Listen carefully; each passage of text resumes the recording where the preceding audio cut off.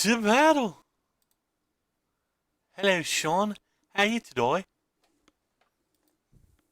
We will battle first.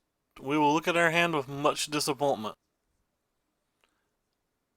I don't even know how many blue lands are in this deck. Or red lands, right? 1, 2, 3, 4, 5, 13, 17. Okay. Goodbye. Keep. This card's a 4th land, but we don't need it for 4 turns and we have an anticipate, so Passerini.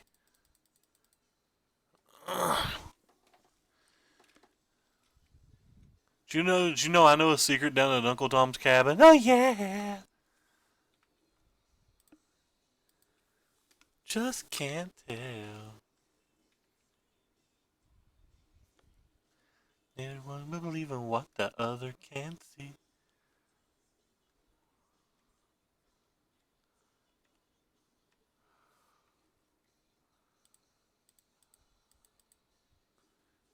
I don't really want any of them. Kind of need the counter spells, but casting the Glimmer seems real important, so clearly punished with that sweet, sweet hub of effort. Can you actually hear the music today?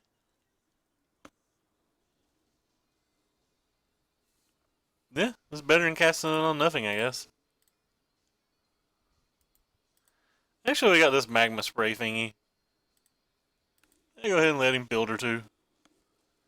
Get some random value out of this.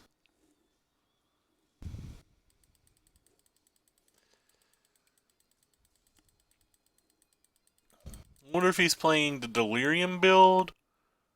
Yeah, it looks like he's playing the Stone Delirium build. I really wish you guys could hear the music again. I don't know what I did to make it go from you guys can hear it all the time to you guys can't hear it ever. Because I've changed nothing on my end.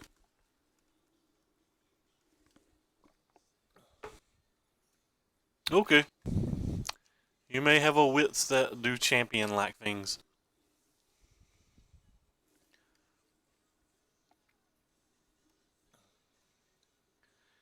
The Eternalize on this card is annoying as the plague, especially since I use my only spray of magma. But I can play my Genius of Glimmer now. But I don't want either of you. Get on out here. Get! I don't want either of them either. Man, there's way too much taco on my mouse. Why is there so much taco on my mouse? That's supposed to be in my belly. Silly, silly, silly little taco. I guess I can play the Spire Bluff Canoe on another turn. Want to hold up, like, both the deals on this thing? No, don't do damage to Ray. Ray don't like it when you do damage to him.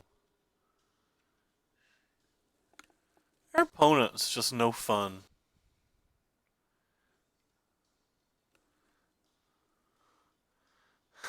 Fingered for lethal. Alright, well. That's the impulse.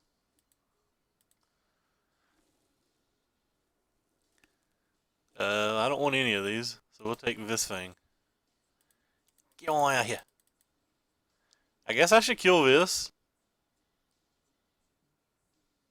But nah. This card's too good, I've already lost. What am I supposed to do about this thing? Man. I had spells to play and the cast and stuff.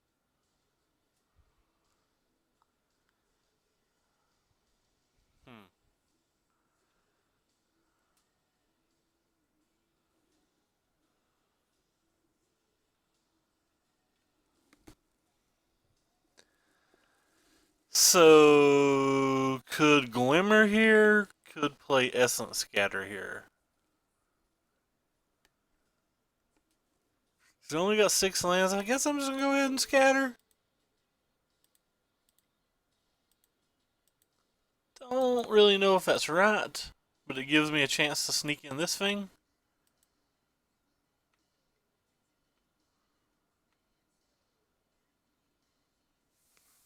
Gives me a chance to play this thing too, I guess. Yeah, we'll play this thing. For some reason, I might want to upgrade later.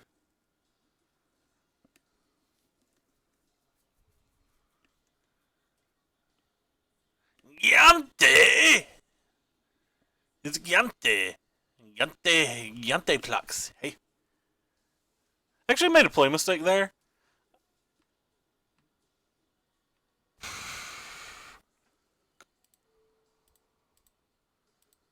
Goodbye, one of my Energize. I will miss you. Okay. Well, onward down this lonely, lonely road that's about to get Champions of Wits eternalized. That's just gross. Oh, happy days. It looks like he doesn't have it. It's just gross that he can get this back. I'm blah blah blah. It's probably worth seeing if I can find another Essence Scatter. Don't want him drawing cards.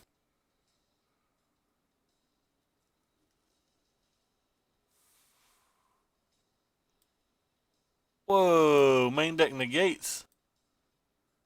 We got wrecked, friends.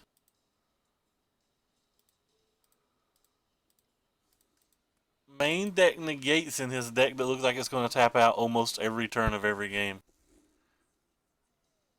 Cause he, oh, I guess that was the one that he got from me. Cause I don't see the cards go now. Sorry about that. That was the one he got from the Gigante, I guess. I don't really care if he has a dude. He can kill it. I don't have any other spells anyway. It still showed a card in this little pile right here. I'd forgot that I'd magma sprayed that, so I wasn't thinking about the Gigante, but it doesn't change any of my plays. I knew he had a random card. Yeah, not sure how you beat this card in a control deck. This card's just way too good. It's a Naga Wizard zombie. Well, you don't beat it with that thing.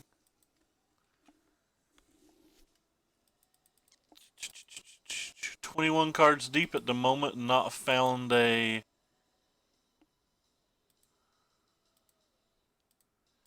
Gearhulk yet.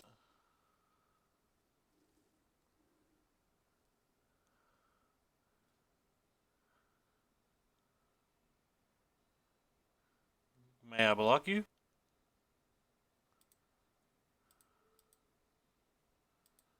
I try to block you.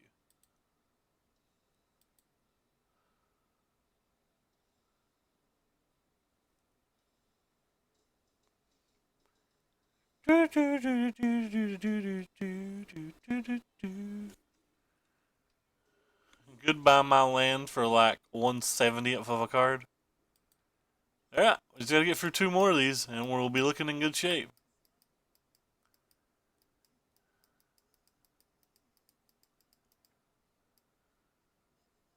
The art on this card should have really been better considering how good the card is. I guess he's just gonna hardcast something.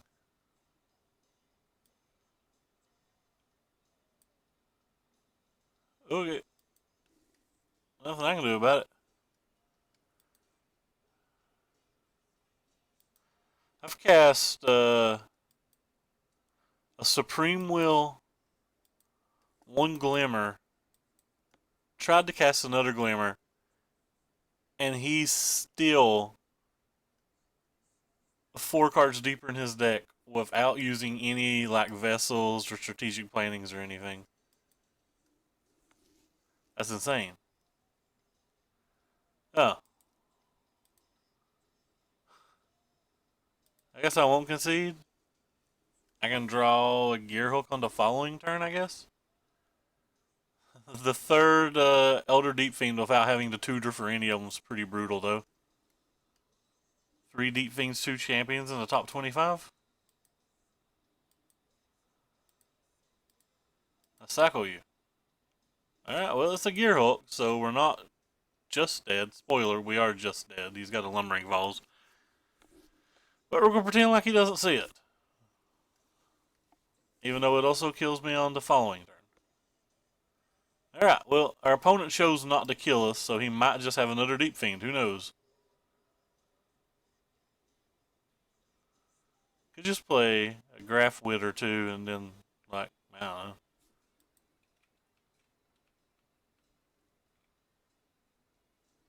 Well, it's cool that opponent decided not to kill us. That always feels fun. 1, 2, 3, 4, 5, 6. Alright, I guess I'm still technically not dead. If our opponent chooses not to kill us again.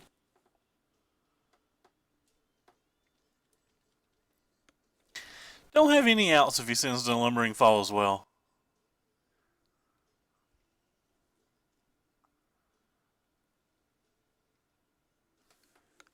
Alright. Well, I guess I can concede to that. So he's got Rogue Refiners and Champions that he showed me, so these Magma Sprays might be useful. No idea. Hour of Devo doesn't seem particularly great. That doesn't seem particularly great. What about this? The game might go long enough for that to matter, but I'm doubting it. Definitely don't want those. Definitely don't want these. What do you do? Counter target blue spell if it was a gem. Definitely don't want those. I guess I don't really want these. I guess I don't really want these. So I'll bring you in too. This deck's surprisingly short on counterspell mana. Huh.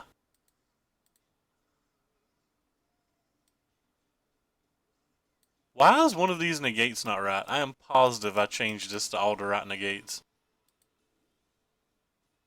I am positive I changed that to all the right negates. That's kind of aggravating me. It makes me want to drop the entire league and restart. I guess he may not have answers for this, but like bouncing his stuff doesn't seem particularly good. I don't want any of these cards in my deck. Alright, we'll bring a random negate back in that I don't want.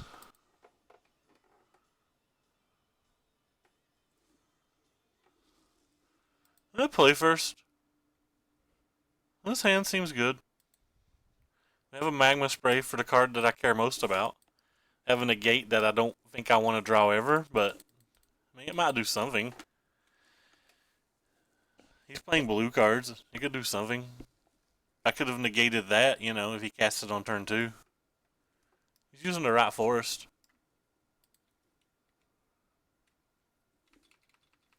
The right forest is a good forest.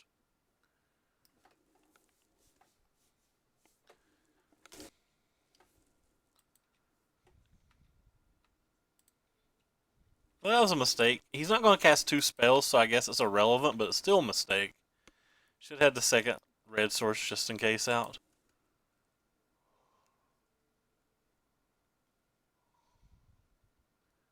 Like, that might have mattered versus different decks. Just not playing the mountain there might have mattered versus a different deck.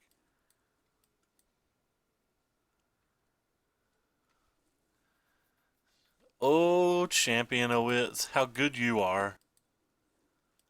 Everyone loves Owitz. Champion, champion, oh champion, my champion. Can I Magma Spray it yet? Come on, deck. Ooh, put an Ishkana in his graveyard. That means this hand's probably pure gas. And our hand's pure speculative. I ate way too many tacos and my stomach's hurting. Well, that's a tracker. Sure. Which means he's going to get some value out of it. There's nothing I can do. Well, he has no energy yet, so I guess I'm going to go ahead and do this before he has the spell up. Well, we don't want that. Don't want that. So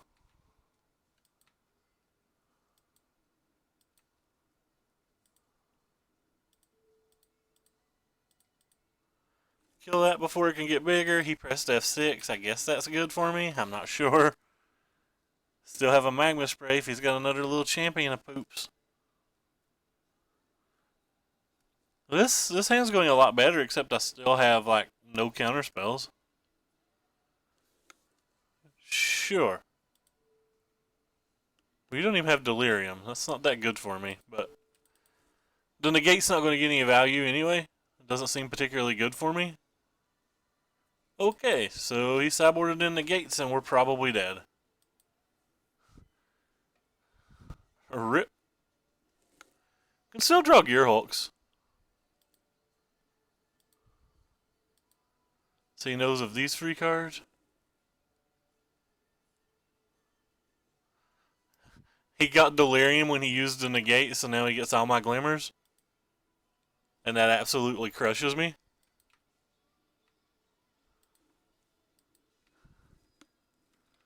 Does this build have hieroglyphs in it? No, it doesn't. Oh my god. Not happy. That's a Gyante as well?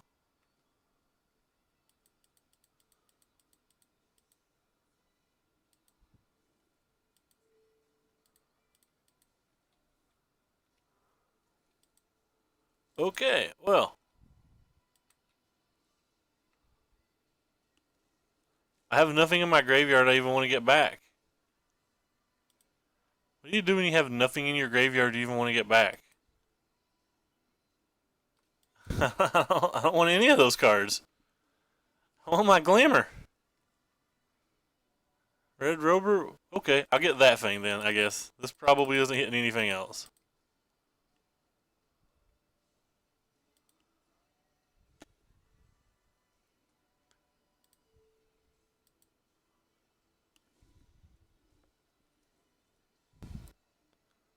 My negates were obviously better than I thought this whole time.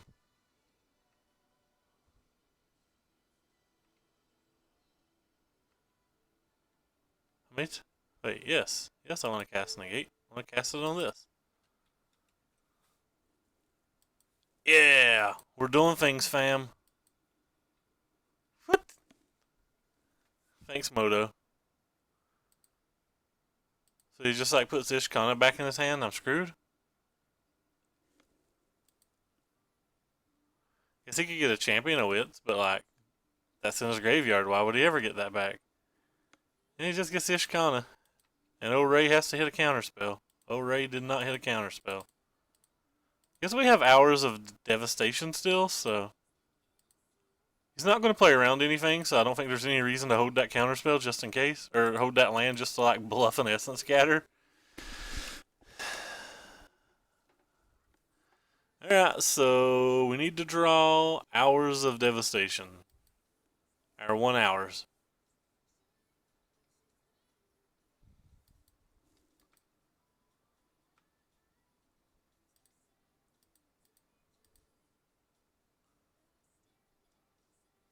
Well, okay, we'll try it.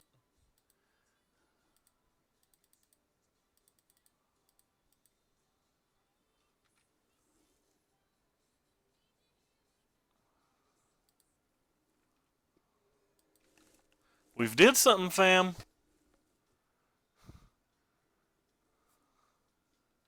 We've did something.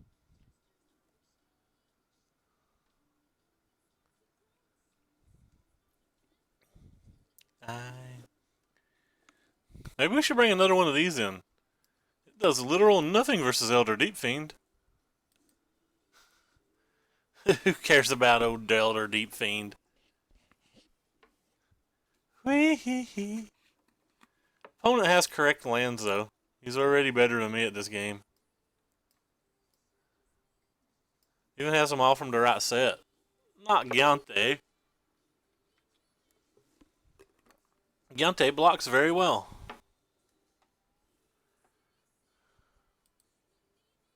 He's still not used either of my cards either. This is our first round and we're kind of getting browned because this card right here is super good versus control. Well, Okay. We will try to cast this thing, I guess.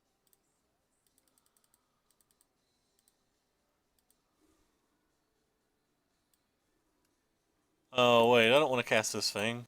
Not on my turn. He's got Elder Deep Fiend mana up. Yeah, I can't do that versus Elder Deep Fiend. Have to just wait and see what happens.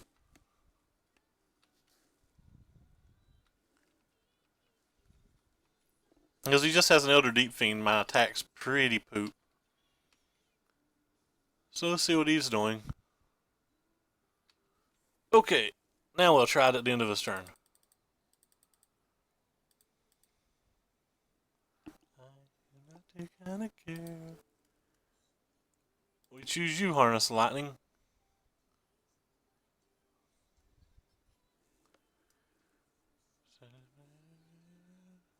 Okay.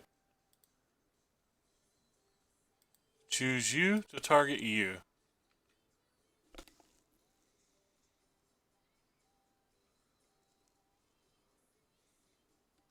He's tapping a lot of mana. Oh, he's got his own Gear Hulk. Rip.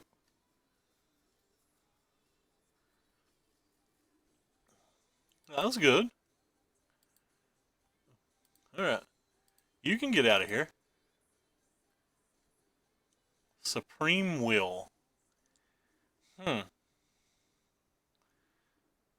I can attack with both of these. And he can Gonti one. And I can kill the other, I guess? Don't want to attack with the Fumarole because I don't have enough mana to Supreme Will afterwards.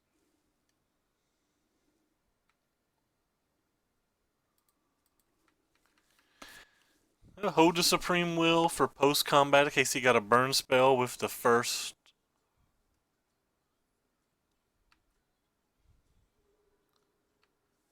Well, we did no damage. No damage is fun damage. Alright.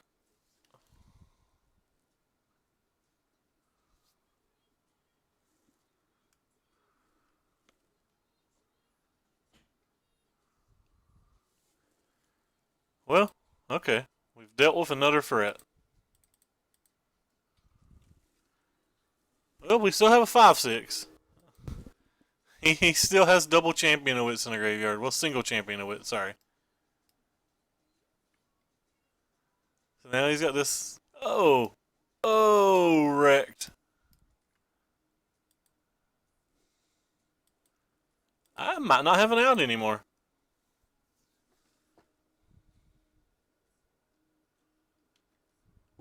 Five, six. Can't even double activate. He still has a Champion of Wits. She's going to gain him like 1,000,000 cards.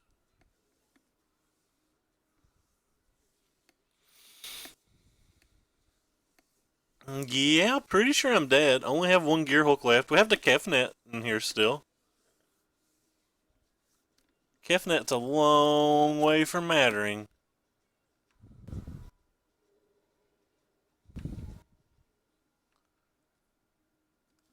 Well, not then.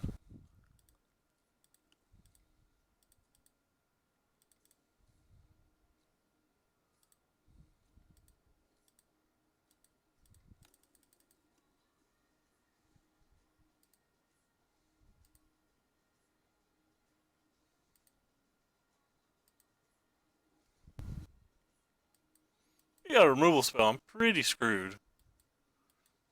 He's literally not showed us a removal spell either game, though, and we've played.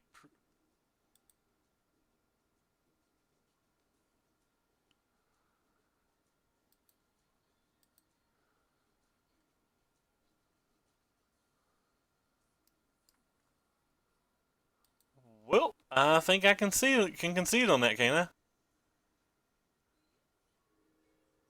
don't think I can win anymore, can I?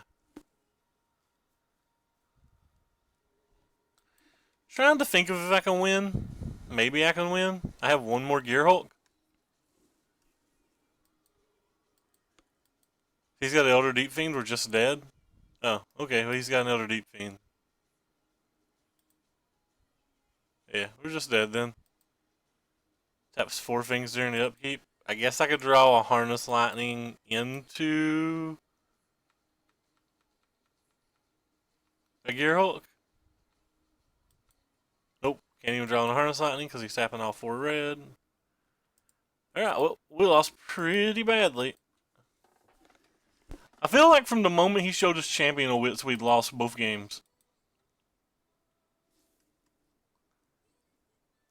Didn't feel like either game was winnable at any point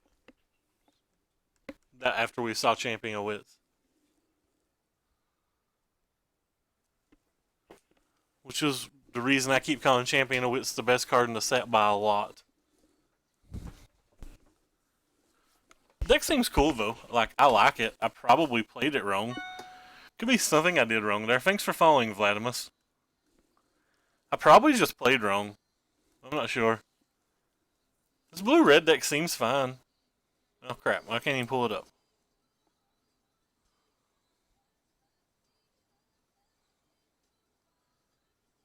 I will have to read what you wrote later, Corey. I guess this hand's good.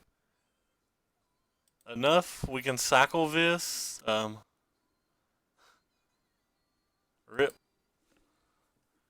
Incoming no prize from the 0-4. This hand might have been a little soft. I'm not sure, but like the Swelter beats a lot of decks right now, and it can cycle versus the decks that it doesn't beat. So it gave us a green desert, desert. If this is desert ramp, yeah, this is desert ramp. Ripperini. So you said the ramp matches felt good. Like, I don't. In my mind, the ramp decks don't feel that great.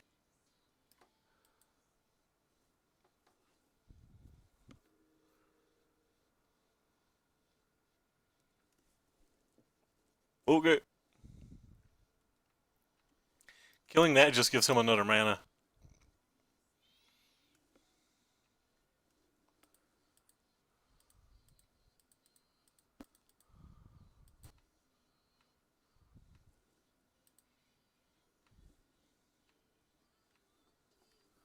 No problem. I'm not sure what deck to go with. I run blue-red emerge normally. Was thinking either blue-red control or T-emerge. I still like all the emerge decks. I think Champion of Wits is stone busted, and that could just be very, very wrong of me. I've not done any tuning or anything, but like, not even done any testing, but I really think Champion of Wits is just ridiculous.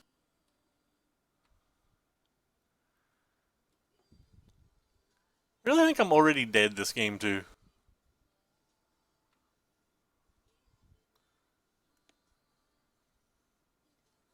I think people are sleeping on this card. Alright, well, we'll go ahead and cycle this. Thank you, Francisco. Well, have a counter spell.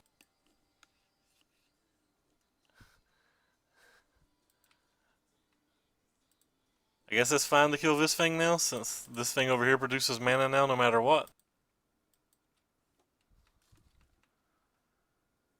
Really hope we don't have to use this on a counter spell. Oh wow, he immediately tapped it for colorless. Well, at least we can counterspell it.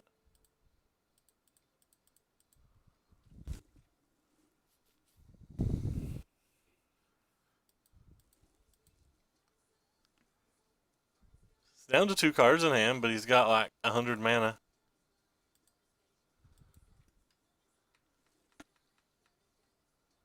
Like, he's got the full 10, he can Ulamog. He can just buy this back for like ever. Our promise. So that's gonna give us 2 zombies. Can I concede yet? Can I concede yet? Please? Please, can I just quit?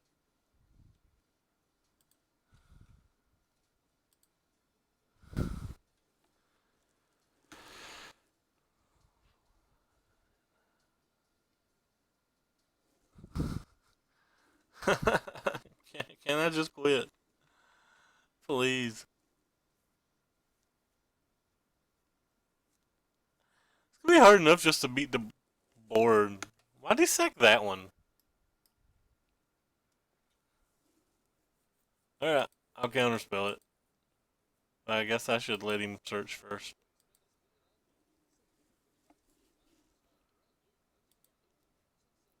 Maybe he'll get an Ulamog that I also can't beat.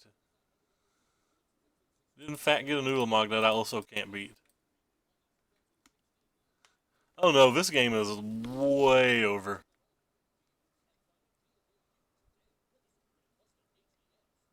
Another hour promise?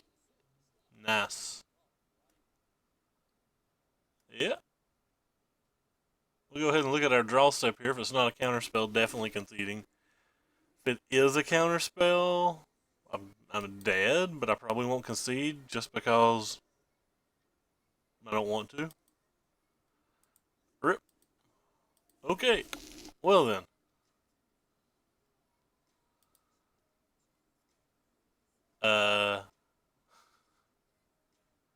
Wonder if those are any good versus him.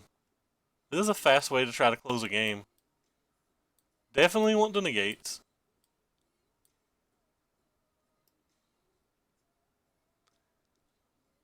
Definitely don't want the magma spray. Definitely probably want the essence scatter. I brought them in. Yeah, I'm thinking they're good. Just looking to see what I can sideboard out. Can't believe I brought in this wrong negate. It is stone tilting me. I definitely think I want them. Oh god, go back. Our Devo can go out. I think I want all these. I think I want all these. I can probably sideboard out some number of these things.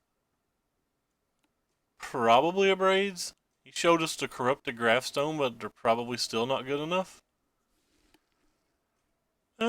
Could take out Swelders, but it might be hard enough just to beat his... Might be hard to beat just his hour promises, but I guess if he's resolving his hour promises, I'm losing anyway.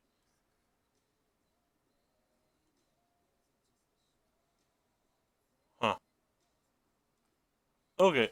I'll leave him to Harness Lightnings, because he could be sideboarding in like Reality Smashers or Fault Not Seers or whatnot. Pretty sure you'd have to have that type of sideboard plan to even play the deck. I'll keep. Harness Lightnings might do something. He had Servants. Hand doesn't seem particularly good. Maybe we can spike something with a Sensor.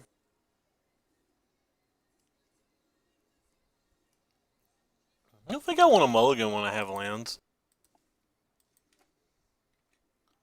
And spells. Attune. Mountain. That was a good draw. If I have to cycle the Sensor now, I don't feel bad about it.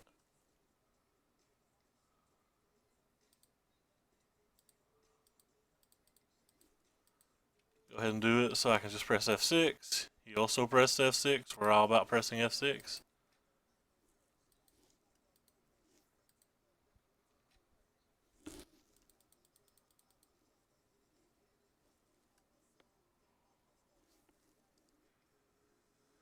Feel like I need to counterspell all of these ramp spells. The Sensor's probably better to use.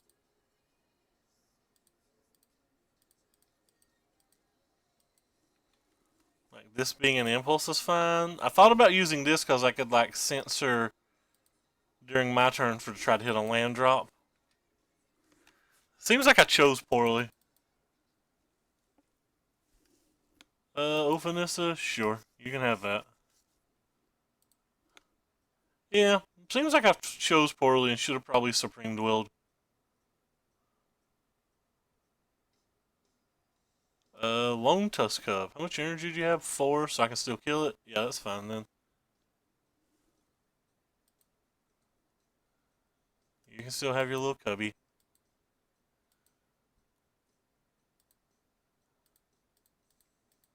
Just looking for a land. Don't want anything other than a land. Sweet. Got a land that I can't really take advantage of. And got another land that I can't really take advantage of. Oh, that's brutal.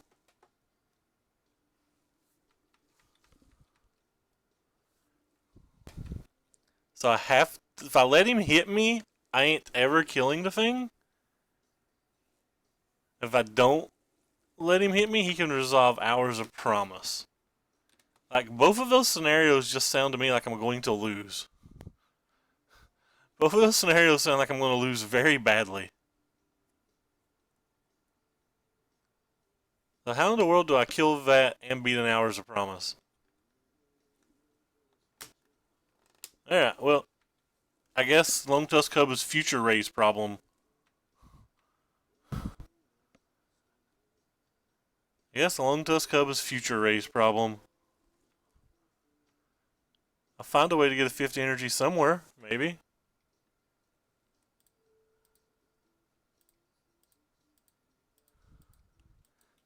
Maybe. Cool. So missing that land drop that turn definitely probably cost me most chances to win this game. So I can go to a 5 to a 6 now. Alright, I guess I'll take it again. If he doesn't play anything I have to counterspell this turn, I can Glimmer into Harness. If he does play something I have to counterspell, I'm in not good shape. Oh, as we said, not good shape. At some point, maybe he'll run out of things.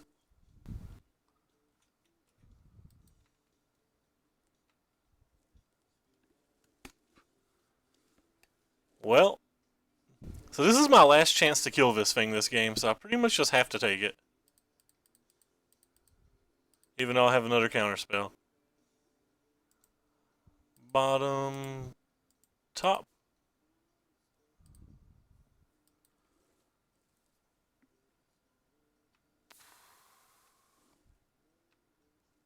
Yeah, I'm pretty sure I have to, because if the cub goes to a 7, I'm not killing it. Problem is now he can resolve anything.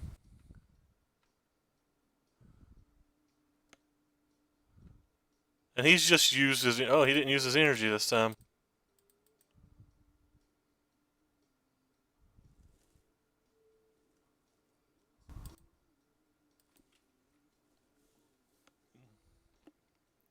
If he resolves any giant threat, we're in not good shape. Hey Stella, what's up, man? No, not that thing. It technically doesn't have the mana for it, I guess. Alright. Well, this game's not over. Well, he will have the mana for it going forward, though. If he doesn't play anything this turn, I get to Gear Hulk into a Glimmer, which is good.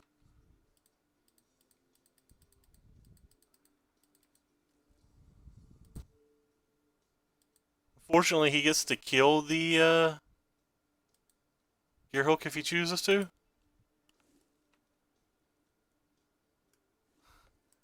I'm trying to comprehend what I'm seeing, so. Ooh, that was a good draw.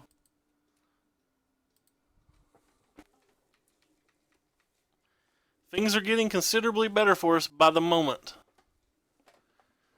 Let's see what he targets. He's going to target that, which means I'm going to go ahead and slam this.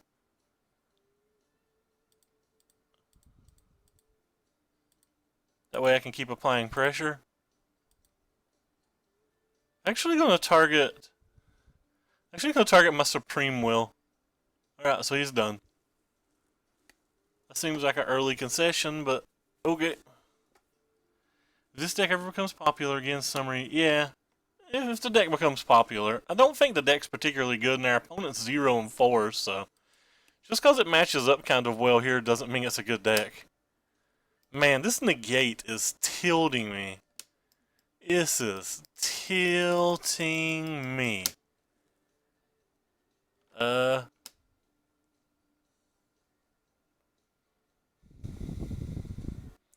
I'm fine with everything that we saw so far.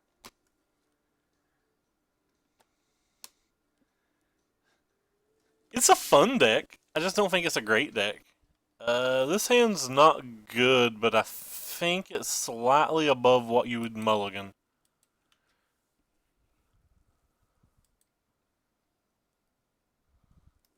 I really like the whole desert cycle. Hopefully this little thing can be a boss this game.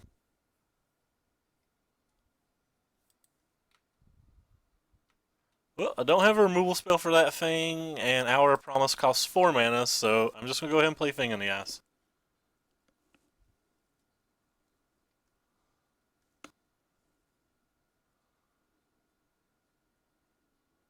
That's fair.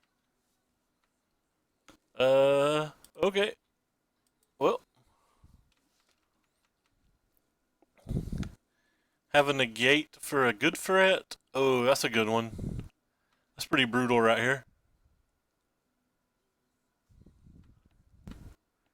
Will block. Yeah, costs 5 mana. You can't do it that turn, so.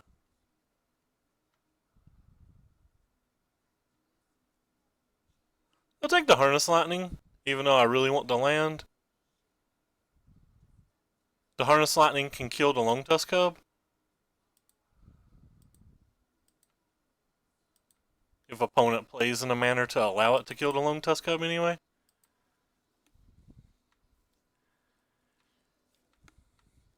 And if opponent doesn't play in that manner, we can Glimmer into killing it. Either way, it's another spell that lets us play multiple spells in one turn. Playing multiple spells in one turn gives me a higher opportunity of flipping my thing. Well, that was actually really, really good. So the lands he showed us. Gotcha.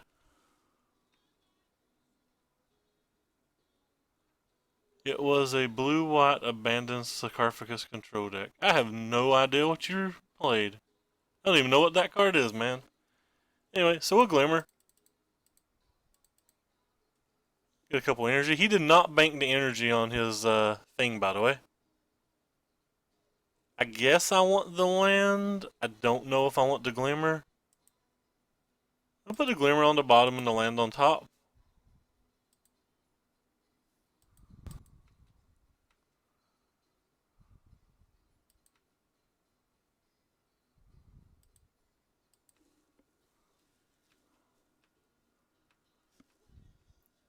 Well, we have a negate to save our dude. We have a negate to get his big thing. We can counterspell Beneath the Sands. I wonder if it's worth censoring the Beneath the Sands just to be able to flip the Thing in the Ice this turn. Probably. Maybe not. Alright, we'll say it's not. I can always cast my Harness Lightning and flip my own Censor if I need, or use my own Censor if I need to. Alright, so we're not blocking.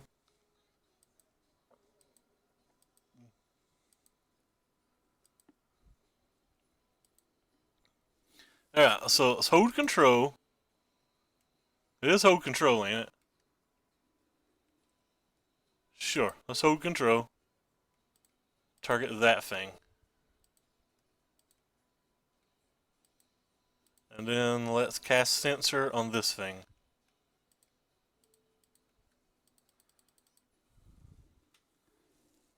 So I'm not going to get any energy, but I'm going to flip both his things, and he's not going to be able to replay the blocker this turn. And then we have like Gear Hulks and stuff for following turns.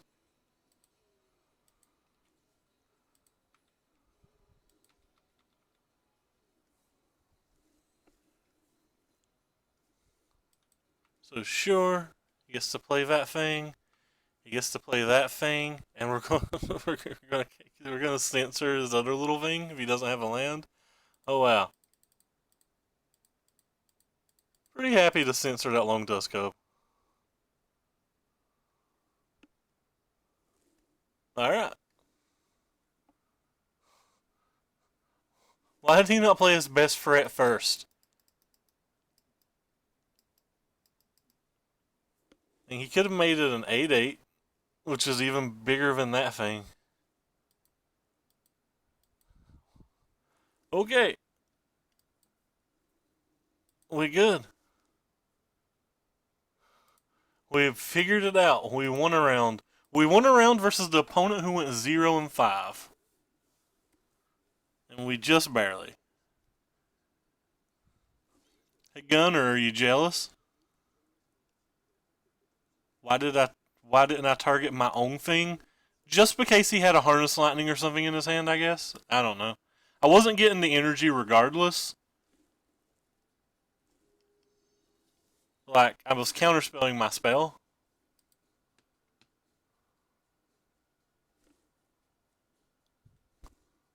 I will play first. So this opponent can't cash either. Am I the only person that drops these events when I can no longer cash? This hand seems reasonable. I'd like to draw a draw too.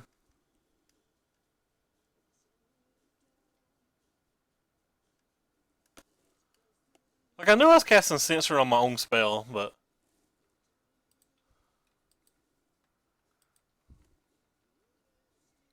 Why, am I the only person that drops events when they can't cash anymore? By the way, let me send you a message, Gunner.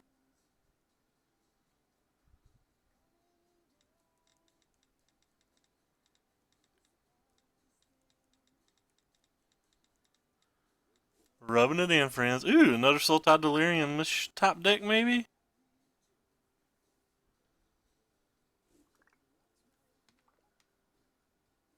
I don't know. Like, I don't play Vin, so maybe I'm wrong. So he's probably going to play some 3-drop next turn, so I think it's okay to hold the Censor.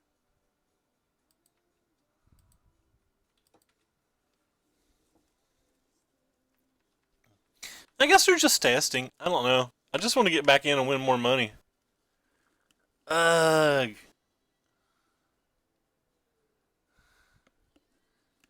Ugh. Ugh. We don't beat these decks, do we? Alright. We'll go ahead and Censor and save the Harness Lightning for a potentially bigger threat. I like to draw a draw two. That's not a draw two. I wish I had the Censor back now. Maybe I wasn't supposed to Censor there?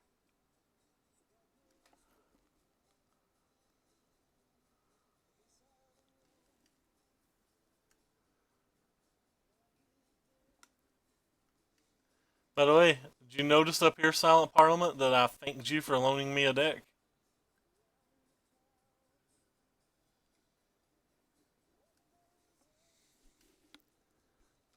Can I just counterspell that? There's not a whole lot of the targets for negating this deck anyway. It's going to be this or trying to peg a grapple later in the game.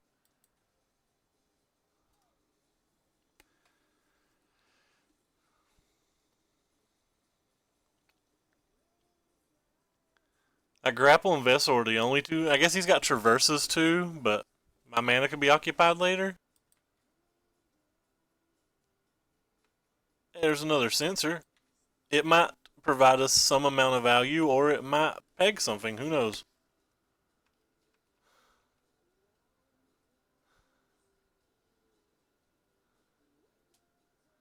Sean knows he's a lifeblood. Alright, well, opponent now has 5 lands, and he has Delirium. Thank you, Sean, for giving me the blood of the poppy.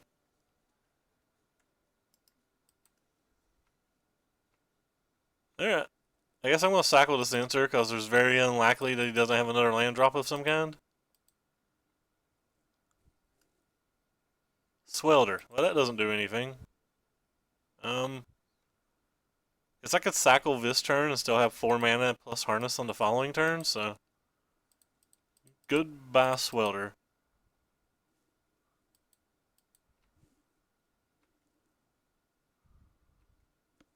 Oh, hello. you do some things, right?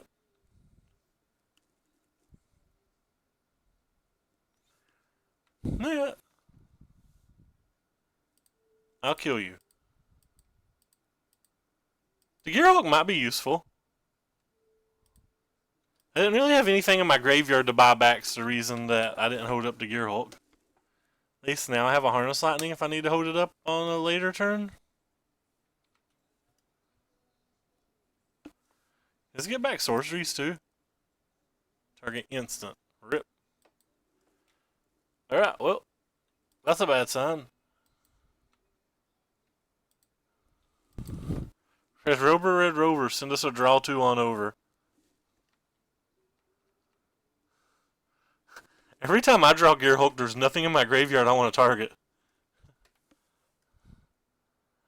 There's just stone nothing in my graveyard I want to target anytime I draw it. Like, I don't want to target any of this stuff. I'm going to, but I don't want to. I pick you.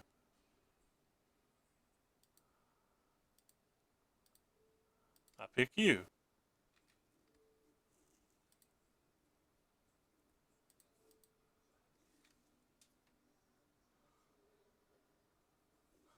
There's just never anything in my graveyard. He's got a Champion of Wits. Well, I guess all of our stuff's getting tapped. And their Gearhulk's dying too.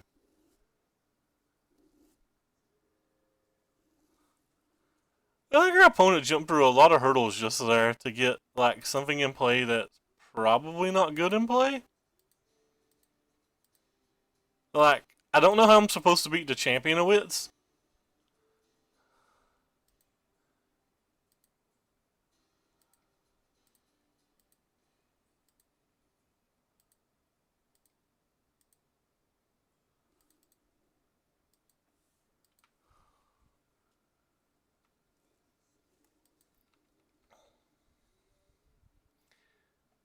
Maybe it was greedy to block. It's probably greedy to block, but Hours of Devastation would be good. So our opponent's done no filtering, he's not cast a Vessel, he's only cast a Traverse, and he is still 5 cards deeper in his deck than we are. Because Champion's that good.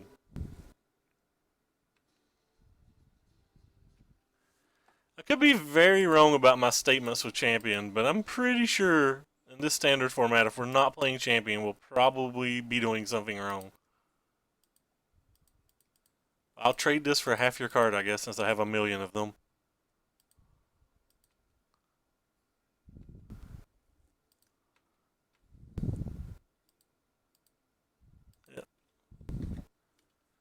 Yeah. We're doing things.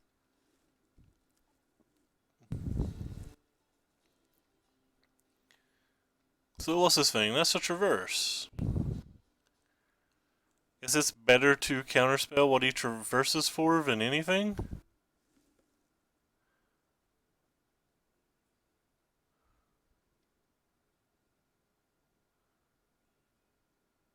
I didn't think the last format was going to be all emerge.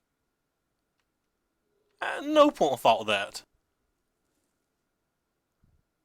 Thought it was going to be Marvel from day one, and I wasn't wrong. I like how if I counterspell this Prized Amalgam, I'm still in really bad shape.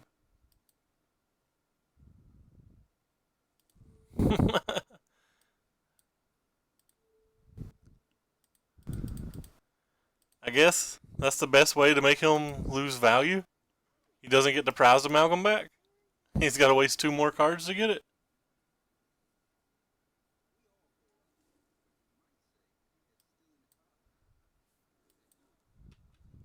Well, I'm not dead, so I guess an Hours of Devastation would be nice.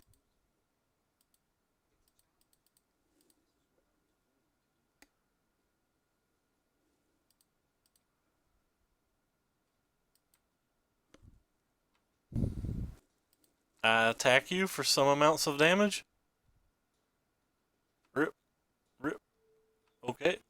why you blocked it with the second one. The second one's not going to do anything, but... Alright, so we can still draw an Hours of Devo. Or we can still draw another Swelter to Suns, I guess. And not just be dead. Alright, well, if I have to get one of those cards, I guess it's better just to take a big pounding of damage this turn.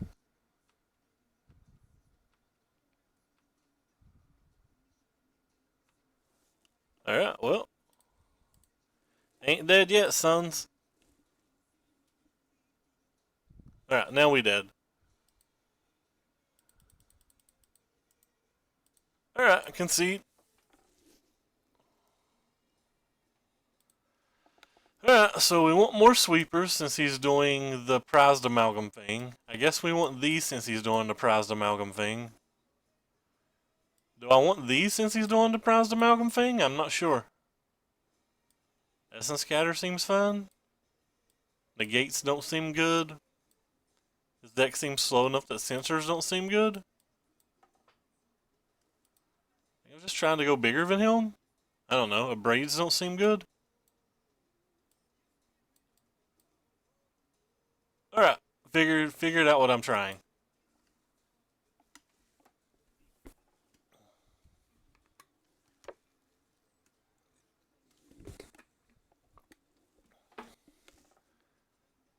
I will play first.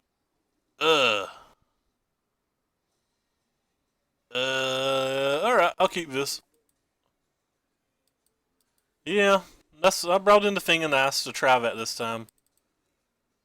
I'm going to have to get a few land drops. Hopefully he doesn't have removal spells. If this comes out on turn 2, he doesn't really have plays on turn 2 that matters, so... Going to hope that, the thing in the ass, backed up with what counter spells we have, will be able to do something. Neither of these decks have showed us removal spells other than K-Return yet. Wonder if it's ever worth disallowing the Vessel Nascency trigger. Probably not when I have 3 counter spells in hand and I can just chain them turn after turn after turn. But I don't know. Alright, so what did he put in his hand? He put a Blooming Marsh in his hand. And he's got a Haunted Dead in his graveyard. That's fun. A Hunted Dead. Hunted Dead? Hunted Dead? I don't know. Whatever. We're gonna cycle this. Really need lands, so... I assume he can buy this back, but, like, that's not a big concern if he doesn't have removal spells?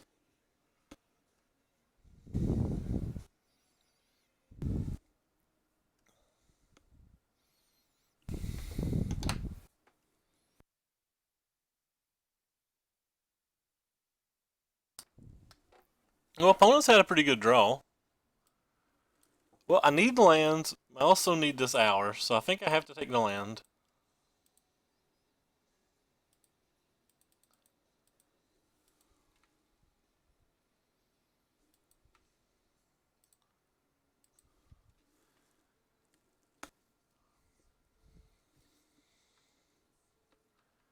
I have a blocker for the prized. Fortunately, he got out the gate pretty good here. Might let him sneak under with a K return.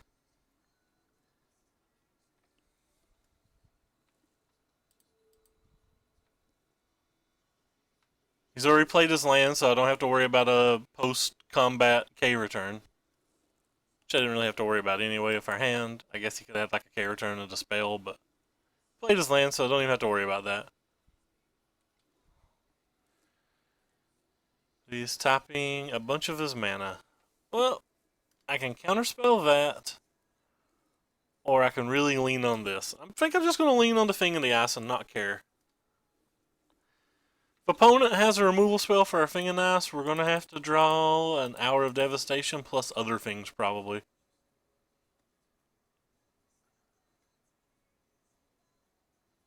Okay. Well, that's a negate. That's a Swelter that kills all of his team instead of putting it in his hand while leaving up an Essence Scatter. Doesn't kill that though.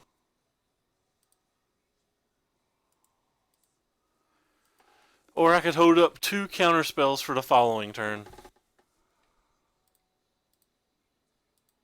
I would rather kill him, I think.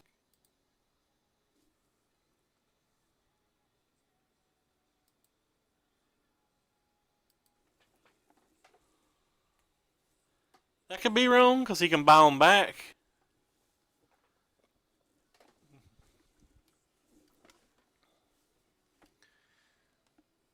He gets cards out of his hand this way instead of putting cards in his hand and just letting him hardcast them.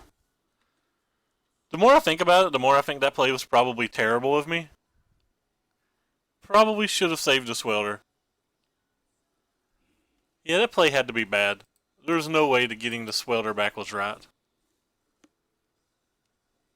Absolutely no way that was right. Just so far behind.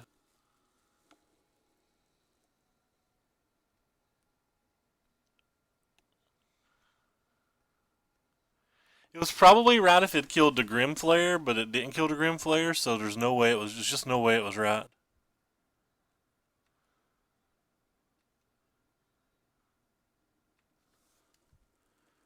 Okay.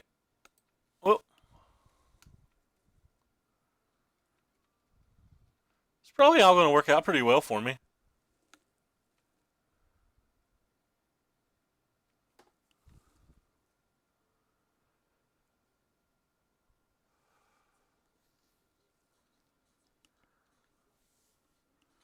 Alright, I guess we'll cycle this now. I don't want to take more damage. Don't want to give him another loot.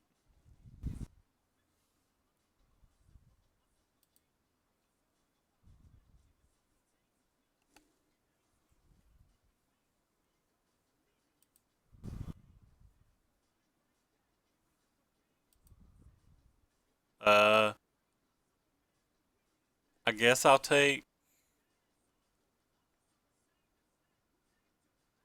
the Magma Spray. Magma Spray handles the Haunted Dead issue for like many turns down the road. Which the Haunted Dead is a pretty massive issue at the moment.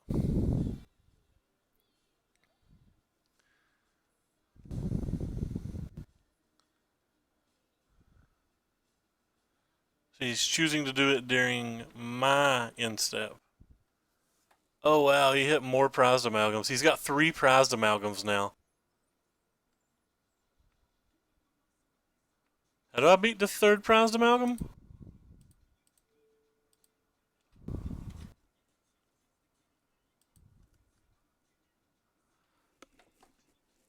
How do I beat 3 prized amalgams?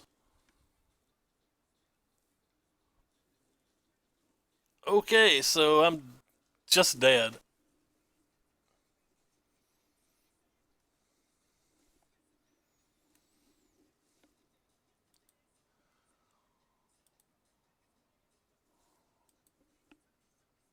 Okay. I guess I'm just dead. Stand here and watch you burn. It's alright. The way you hurt.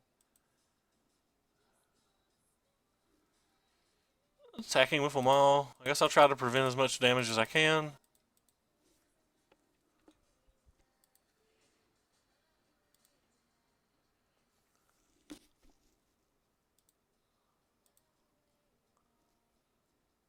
So what can we do here? Don't want either of these. They're not going to do anything in the long run.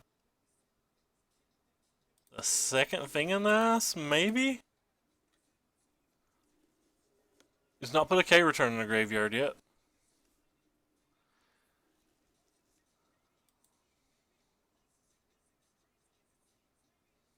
Have a disallow. No, never mind, he's bringing it back now.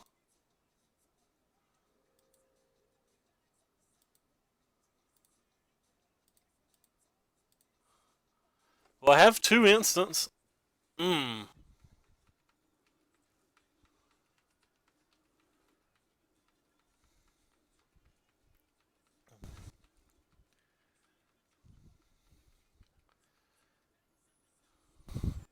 Can block with the Wandering Fumarole if I want. That'd be 4 blockers. Sure. I guess you can cast your Traverse. I probably need my Disallow to beat the Haunted Dead in a little bit. It's another Elder Deep Fiend. Sure. Well, that's strong. That is very strong. Not sure what I can draw here.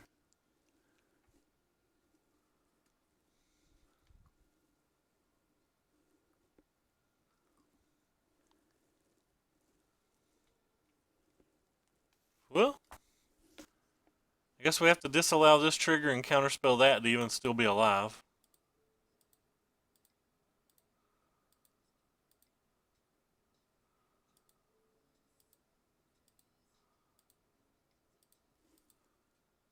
Oh, that's all of my cards.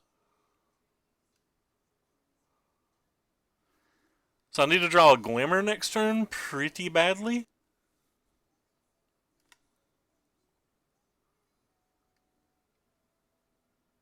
Come on, Glimmer. Are you a Glimmer? You're not a Glimmer.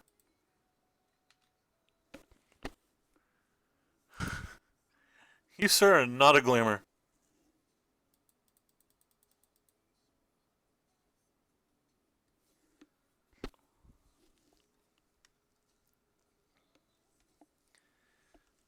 Oh, well, at least it's a castable spell. That's something. I have a feeling this stream's not going particularly well because A, the deck's confusing me, and B, I'm getting thrashed. Oh god, not another one of you. That means you're going to get back stupid Elder Deep Fiend. And now we dead. No outs. We're going to take 1, 2, 3, 4, 5, 6, 7, 8, 9, 10. To get back Deep Fiend? Yeah, he got back Deep Fiend. So we're dead if he does it. Huh. Still dead. Yeah, well, we're dead.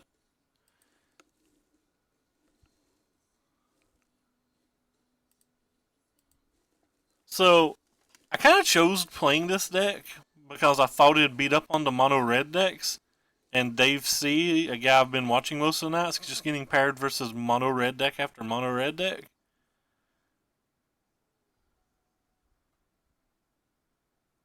But we are in fact not getting paired versus mono red deck after mono red deck.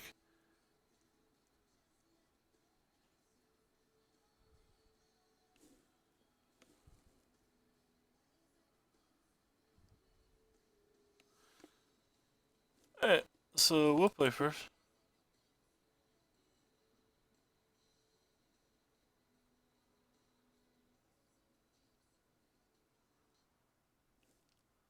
Uh, I'm on the draw with nothing I can play before turn 3 and missing double red. I guess I have to mulligan. Alright, we'll keep this deck and pray that we're finally not paired versus a mono red deck. Because we're paired versus a mono red deck, we've already lost. Oh, is this just some kind of other delirium deck?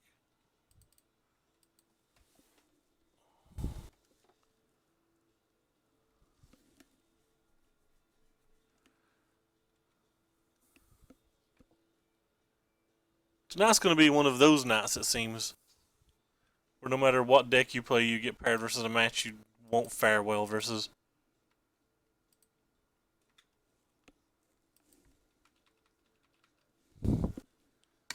Like, okay.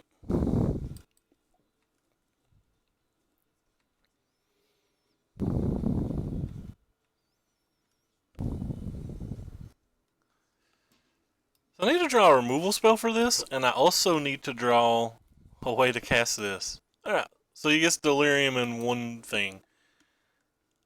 I've played Grim Players in Modern and Legacy and everything, and I've got to be honest, I have never got a turn 3 Delirium by just a Glimfair in my life. Anyway, so I'm not even going to be able to beat Deliliana this game.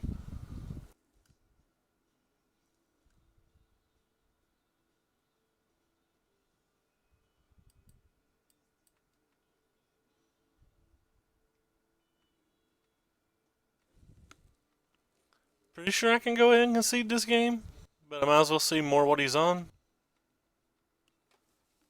I can't imagine a line that lets me win unless he minuses Liliana somehow.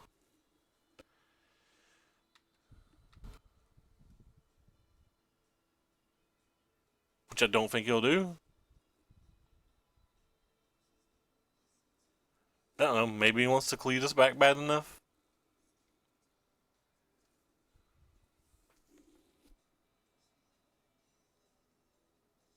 Don't need you. Alright, just waste more time. Oh, it is the Sultai deck. Okay, sure. Hopefully that just means Scarab God and nothing else.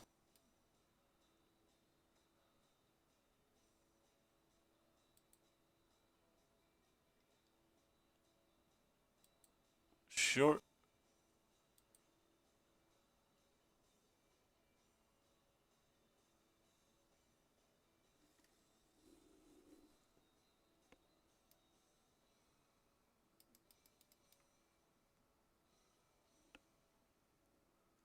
That's Kalatos, which I don't think is even a playable magic card. Dream Stealer? What's Dream Stealer do versus me?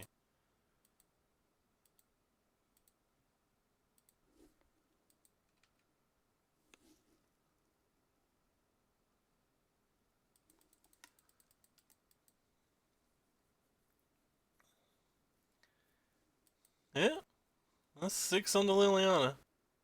Never getting rid of that.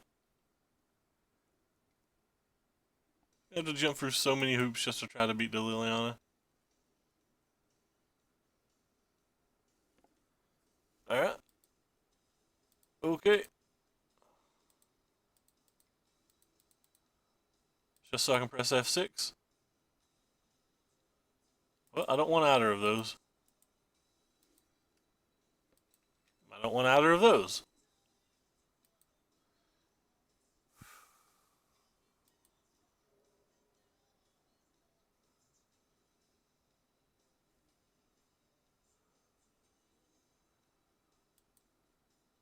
And I don't want that. So, rip. Pretty bad.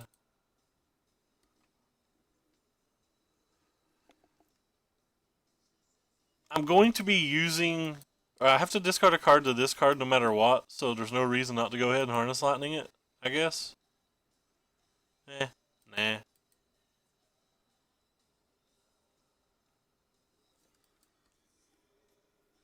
Alright.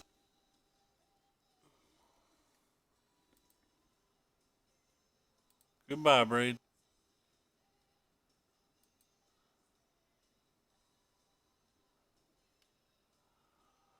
He can just buy back Walking Ballista and probably kill me if just it. There's always some chance that he messes up and takes the Liliana down. Painful Truths. Well, I can't even counterspell that, so.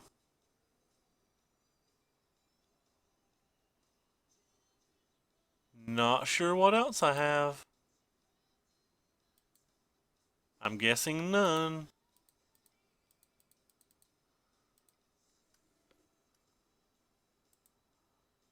I guess I'll put you on top because I want a land drop. You on bottom.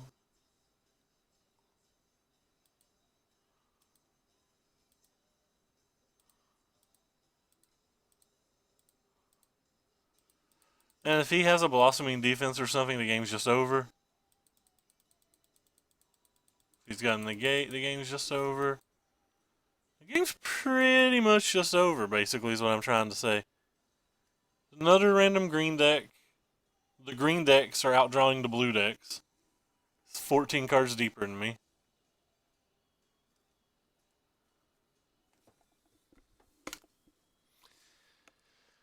He minus the Liliana, so that has to mean he has another Liliana in his hand, right? Or has he just got like double Walking Ballista? I don't know.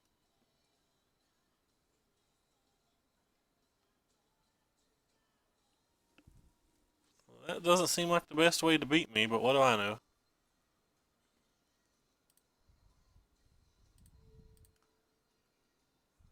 I guess I go to his upkeep.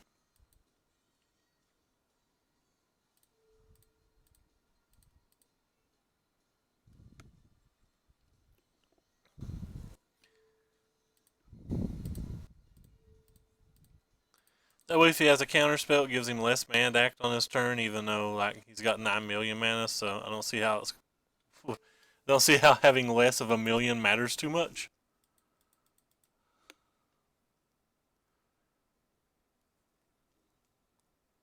Anything he tries to resolve, at least we can try to Essence Scatter it. Well, that's a grapple to pass. What are you gonna get back? You got back another Grim player.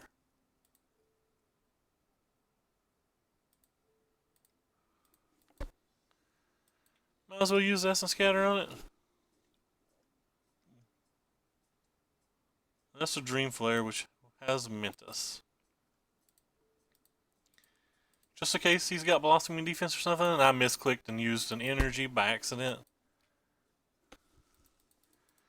Pretty sure our opponent would have easily won had he just ticked up and up and up and up on the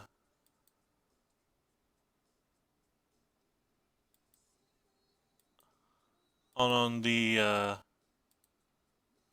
see what he has in his graveyard. He has another Dream Stealer. So we're gonna Gear Hulk. And try to kill this one then.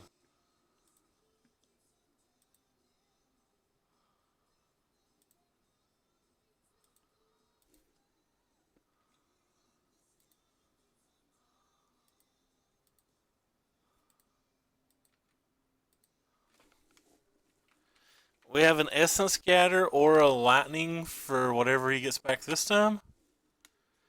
Bonus should have really just leaned on the Liliana. Not into all these other things he's did this game.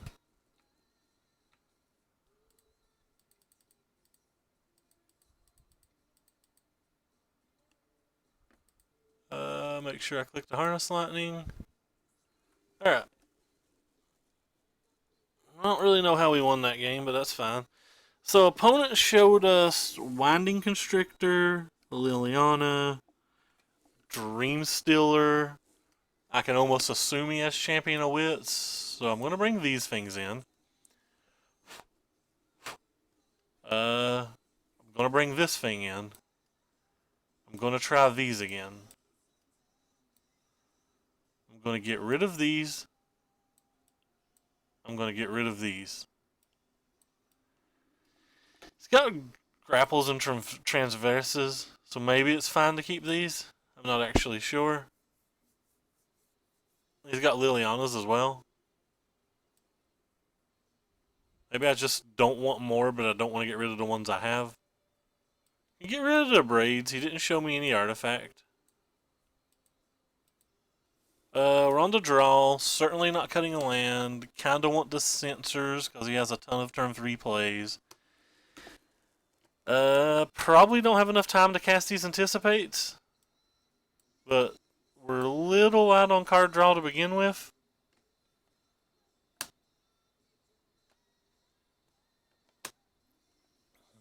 Yeah, we're gonna shave the gonna shave some of the Anticipates and like one Supreme Will. Just try to lean on being able to do turn 2 and 3 things.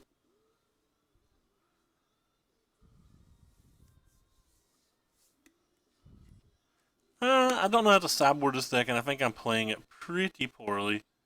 Thank you for following me to set up TV. I'm assuming you're some kind of bot, but thank you anyway.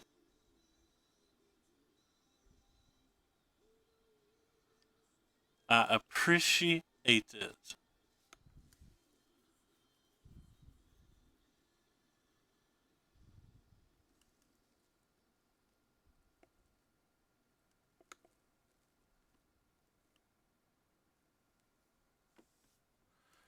Well, we have 2 lands and we have a couple interactive spells and a Supreme Will and 3 draw steps. I think that's good enough to keep. We don't get absolutely wrecked by a Glimmerlayer this game. Still not particularly good versus Liliana, but got some draw steps to try to beat a Liliana. He might not be playing a lot of Lilianas, so. So they're splashing blue and they could have negates and stuff, so, well, never mind. I was going to say that I would have main phased Harness Lightning had he played a Grimflare as a precaution. Yeah. Well.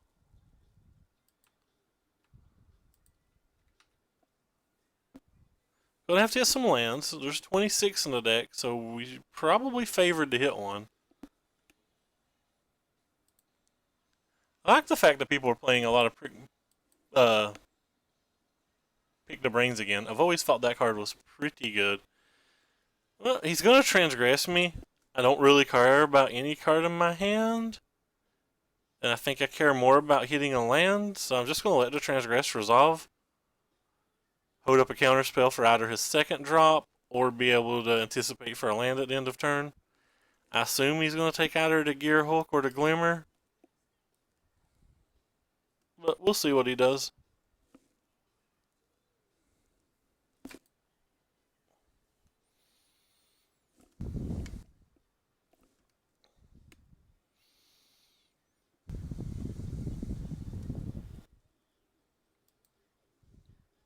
I feel like I'm very boring tonight.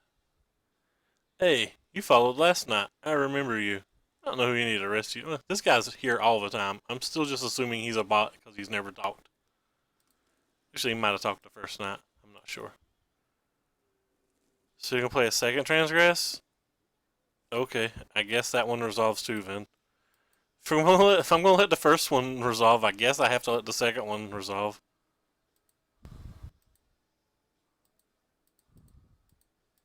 Kind of makes me glad that I let them both resolve. Take the land. So that's a Gear Hulk we'll never see again, so we're down to 2 Gear Hulks to try to win the game.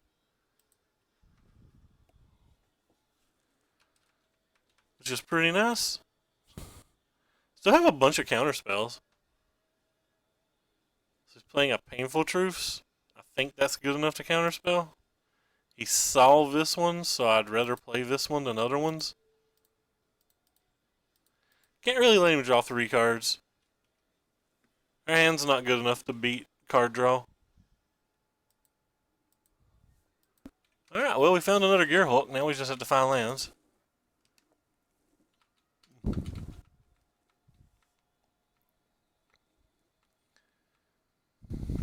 Well, Censor may do something. He didn't play anything on 5 mana, so there's some chance that like his drop is like some random 6 drop, or that he's like looking for a counter spell or something. He does not have.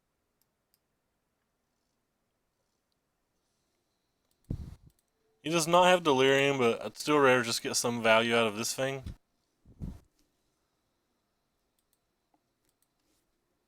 Second Essence Scatter is not bad. Still just want to draw lands. Opponent's not played a Champion of Wits either game. Maybe his blue is literally just for Scarab. I guess that can resolve. We have a variety of different counter spells and a Harness Lightning. This is a Dream Stealer. Okay. Sure.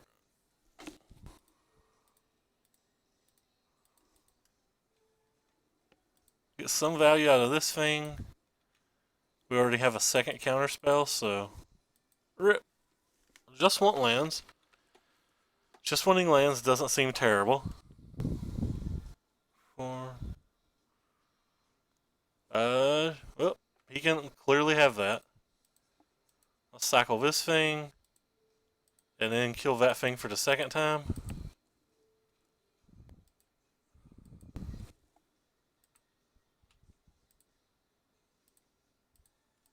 Let's hope he's light on removal.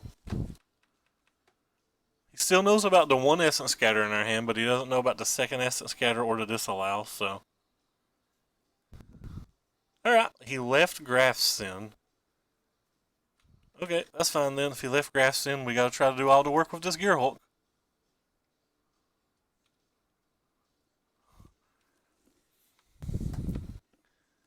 I may or may not have pressed F6 on that turn, and you guys may or may not have saw that. Whichever it is, don't tell anybody.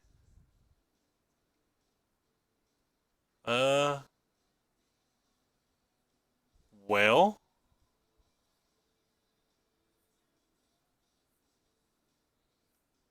I guess I'm just gonna let him hit me.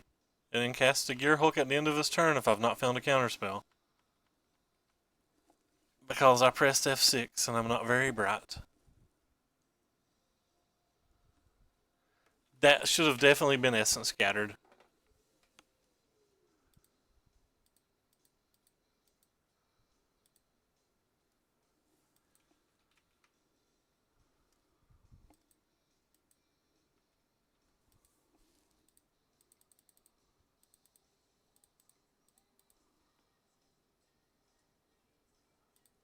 We'll take the Harness Lightning and try to kill his dude.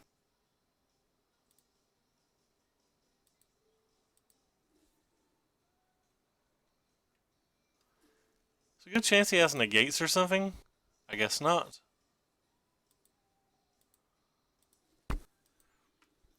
Alright, well anyway, no more F6. Can't attack because he has the Hissing Quagmire. I have a bunch of ways to get around the Hissing Quagmire in the deck, though. Destroy target Planeswalker. Sure, target thingy. I guess we'll counterspell and protect it. He still knows about one of the Essence Scatters.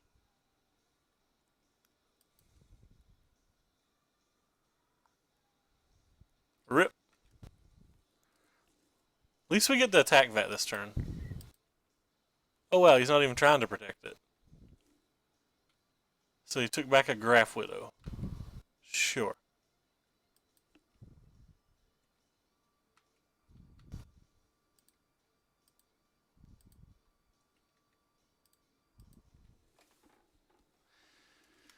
He could have protected the Liliana, I guess, or tried to protect the Liliana. Seems like he tried real hard to get the Liliana to resolve this game and then just kind of like threw it away. He still knows about one Essence Scatter. Alright, so he's just going to attack me and let me attack him? Seems like a profitable trade for me.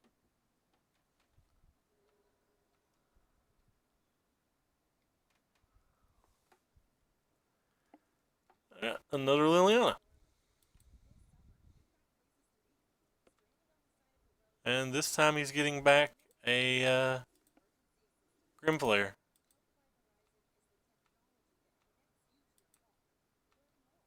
Alright, well, we'll kill the Liliana again. He's got a Grimflayer and an Ishkana in hand that we know about. He's got a Quagmire in play,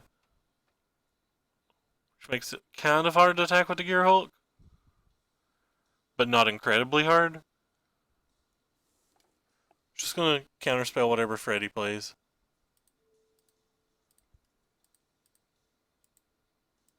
Go ahead and yield to this trigger so we don't have to worry about it anymore.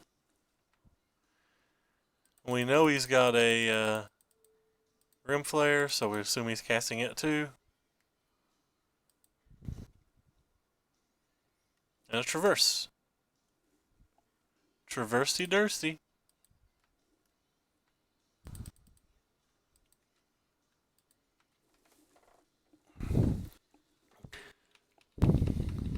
Let's see.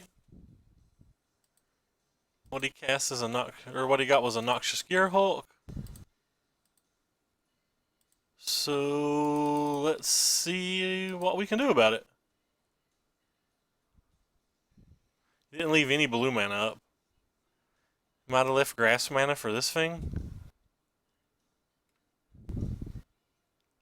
Can put that on the bottom. If we put this on top, we don't have enough mana to kill it with anything. So I guess I have to also put it on bottom and try to see if I can hit an instant.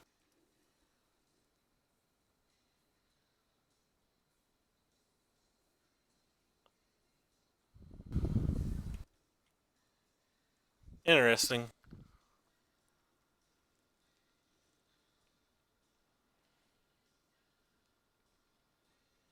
Hmm. I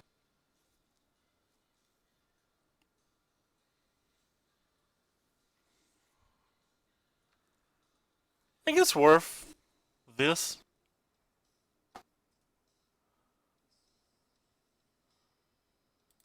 We'll go ahead and target this, which also puts his fang back in his hand, but it may flip the thing of dice if he doesn't have another grasp. If he does have another grasp, I get to kill his fang and he gets to kill my fang, and I don't think I'm in that bad a shape, except for the fact that both of my torrential gear hooks are on the bottom of my library. So I could be dead. I maybe should have got that one gear hook.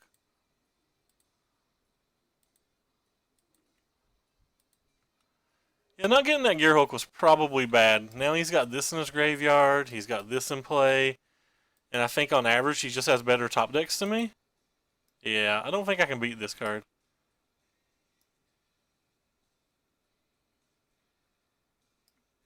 Hmm.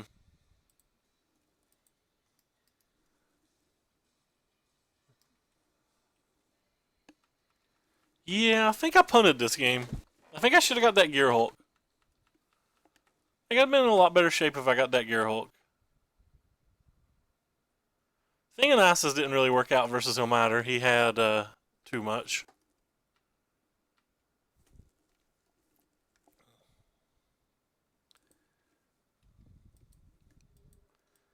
So I would have to jump through quite a number of hoops to get out of this game. Top deck negates not getting us through any of those hoops.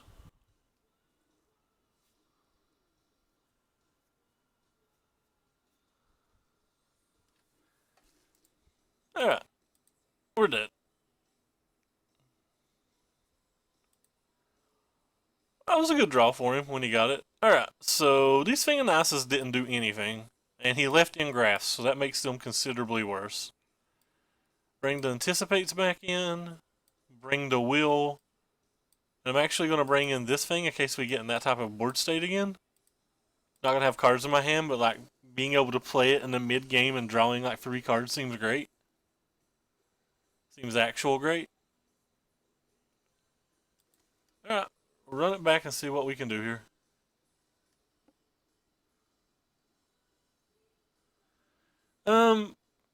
The reason the Gear Hulk was probably terrible was there was one Gear Hulk in my graveyard, one Gear Hulk that I'd already put on the bottom of my deck, so I wasn't even really drawing anything. Like, that was my last real way to win the game. I probably should have thought about that more before I did it.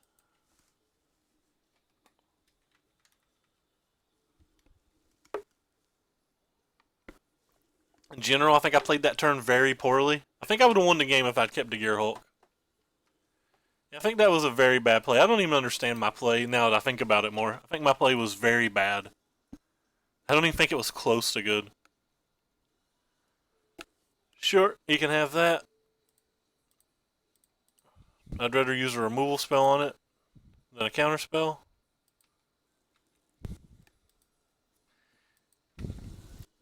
I think my play was super bad.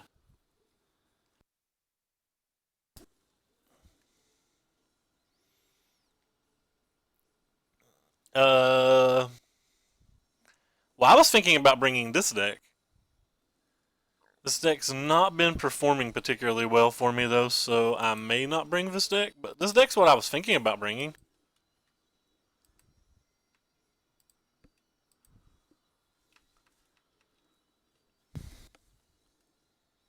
This deck's definitely on my list. Who are you, by the way, since you're one of my locals? Alright, that's definitely counterspellable. I think my hand's good enough to counterspell that one. Don't necessarily think I'm in particularly good shape right now. Not in bad shape either. Liliana. Well, we'll disallow it, I guess. Oh. I like this little blue-white deck. Or, this little blue-red deck's supposedly pretty good. I said white deck, but derp.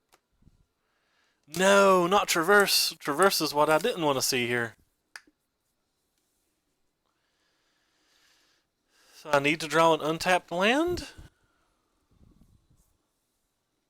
A pretty decent amount. Well, Marvel was the best deck by a lot. I'd still be playing Marvel if they'd let me.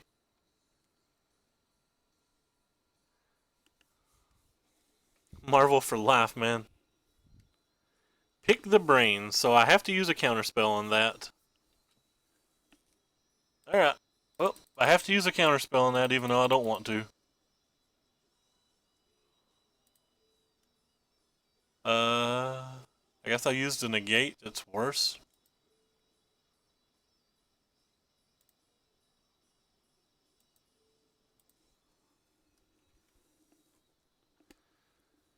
So if he attacks, that means he has some kind of removal spell? Well, he didn't attack, so no removal spell that we have to worry about.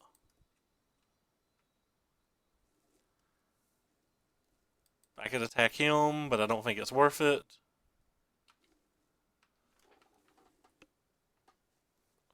Friday Night Magic at page 3 this week's a $10 Friday Night Magic for a foil Scalding Tarn. So he's playing a Walking Ballista for 2, which means he might be trying to trade his entire board for the Gear Hulk. I'm pretty sure I'm fine with that.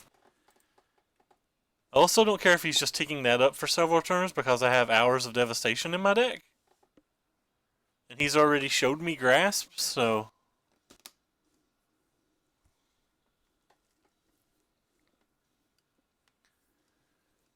So I feel like he's giving me a lot of opportunity to gain value right now.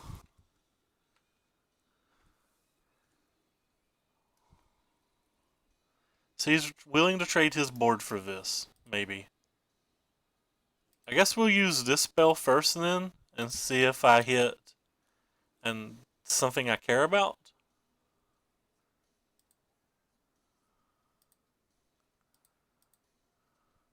Alright, let's keep going, see what other options we have.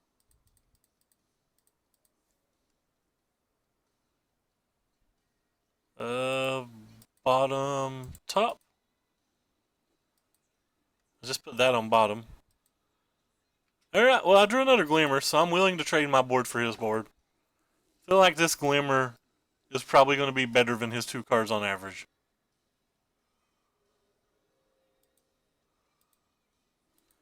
That might be wrong, but I believe on average it's going to be better. It'll probably find me another counterspell. So it's an Ishkana.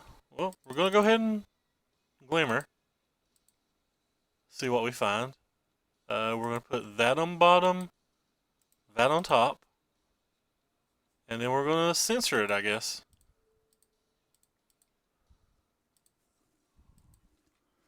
I feel like we're going off right now. Go ahead and main phase this, because we might not hit anything but a land. I'll take the Censor over to Harness Lightning.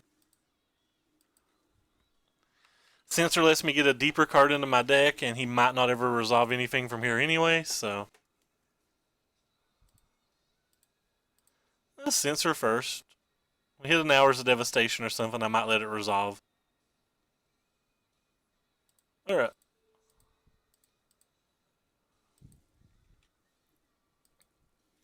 Let's still have a Screamwell. Going to hold it because he seems a little light on light. Definitely cycled through our deck quite a bit there, but still got to find another Gear Hulk or all this cycling's not going to matter.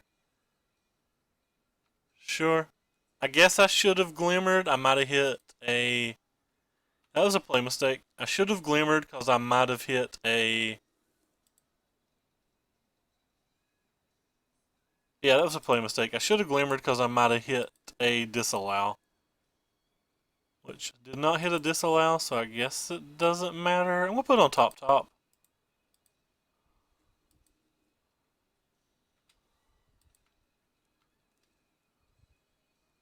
We'll go ahead and play this in case he brought in negates or something. That way he can't negate my dude. I still have an Essence Scatter if he draws a good creature threat. Target the Harness. Cast the Harness on the Dreamstalker. Okay. I'm really glad this guy's playing Dreamstalkers instead of Champion of the Wits. Yeah, and he gets a grapple. Kind of hope he doesn't hit another Dreamstalker. He hit another Dreamstalker. But at least he can't do it this turn.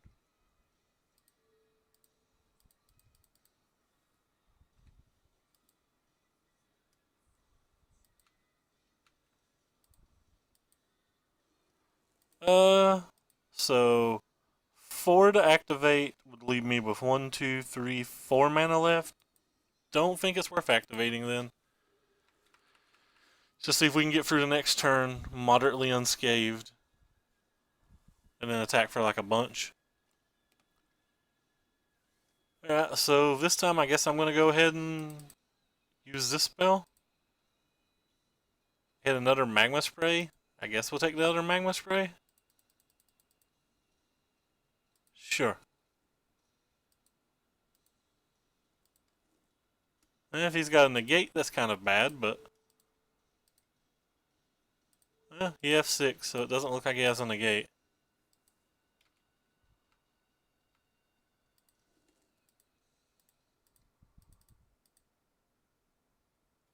And we don't have enough land for the other one. Attack for a lot. With still having an Essence Scatter up. Liliana the Last Hope doesn't do anything. It gets back something that I can Essence Scatter, so... So that should be game.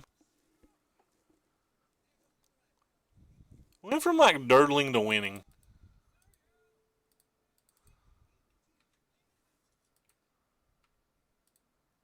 Yeah. Okay, opponent conceded. Well, we finally beat a green deck, but they didn't. It's the first green-based deck that we've beat that didn't have Champion of Wits in the graveyard or in the sideboard. I'm pretty sure if this card was Champion of Wits, we'd have just lost. Anyway, playing one more round to try to win a pity chest. Spoiler of the story, play Champion of Wits. Champion of Wits is so very good. So very good. There's a good mono red deck right now, too. You guys could play it. I know you like to burn things down. Did you guys go to the Cavalier PPTQ?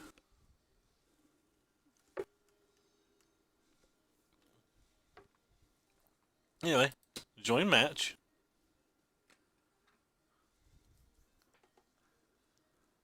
We're playing Tux the Penguin. He's a pretty solid player. I guess this hand's keepable, but not by much. It's got 2 6-drops in it and only 2 lands. I sadly like this hand more than I like the other hand.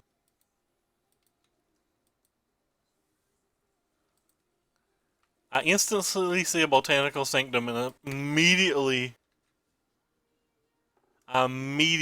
assume that I'm playing versus a deck with Champion of the Wits. And then I see a Swamp. So all 4 decks that we played this round, or tournament, 4 of the 5 decks we played this event have been Sultai Delirium decks?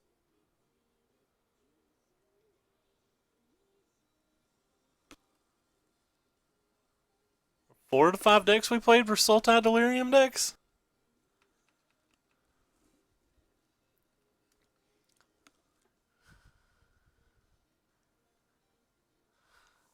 That's the Champion of the Wits.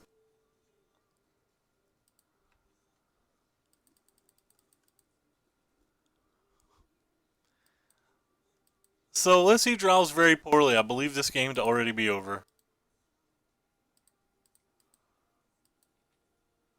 He's got a Haunted in his graveyard.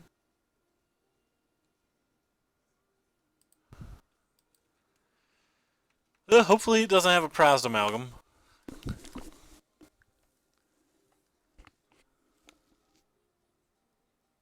Strategic Planning, that's a good card.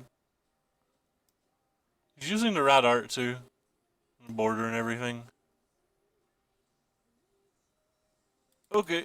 I guess I'll go ahead and anticipate.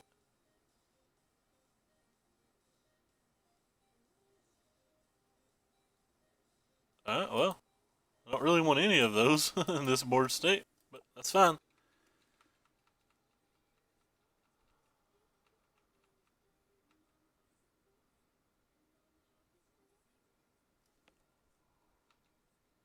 Well, there's a swelter.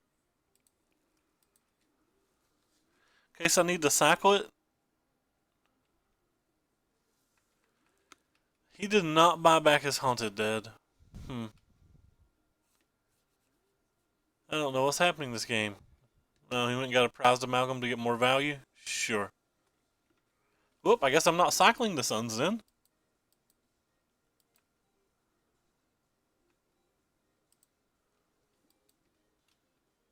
It is unplayable, I feel. I technically have all the cards, I think, but I believe it's unplayable. I tested it for Cav, and I couldn't ever win a match with it. Not one match in a million years. So sure, I let this resolve. I don't know. So I got hosted for 70 viewers on a night that I'm getting absolutely wrecked. Thank you, ZMagic94. Thank you for embarrassing me. Nah, kid, I appreciate you hosting me.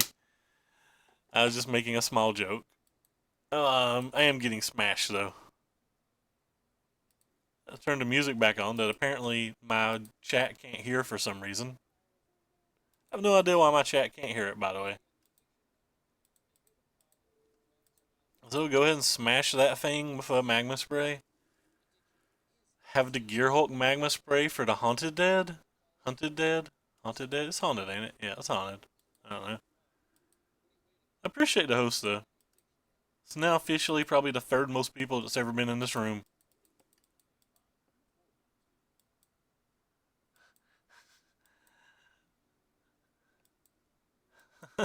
Sorry, Ace.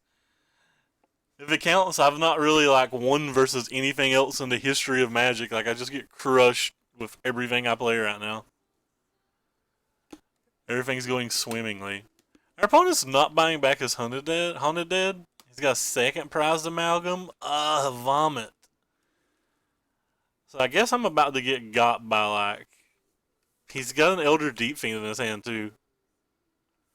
Alright, well, he's still not doing anything to me.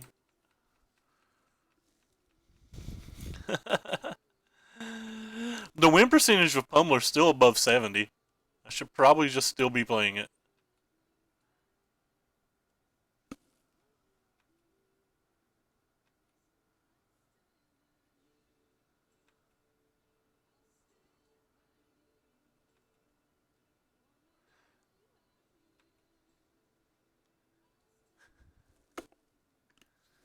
So he's got an Elder Deep Fiend here, which is one of the things that is making this incredibly difficult. I only have one Magma Spray in my main deck, and there's no real spot to get this Magma Spray onto that Haunted Dead. And yeah, I can beat what we see now, but I don't think I can beat like 3 turns from now. Alright. I guess it's probably worth it to do now. I don't know.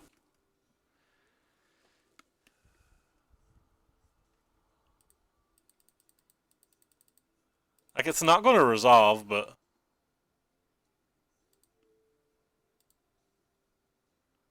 might just be a waste of my time. I might should have got to anticipate back, but this stops him from being able to eternalize at least the Champion of Wits if he's wanting to eternalize this turn. Fling is awesome, Ace. Fling is awesome. You gotta respect the Fling. The Fling's got a picture of a Minotaur on it. So yeah, there's the Elder Deep Fiend that he showed us that we knew about. But really didn't have anything that we can do about it, to be honest. There's just nothing in my deck that can really mess with that. I've got paired versus 4 Sultai Delirium decks this tournament. Spoiler, I can't beat a Sultai Delirium deck.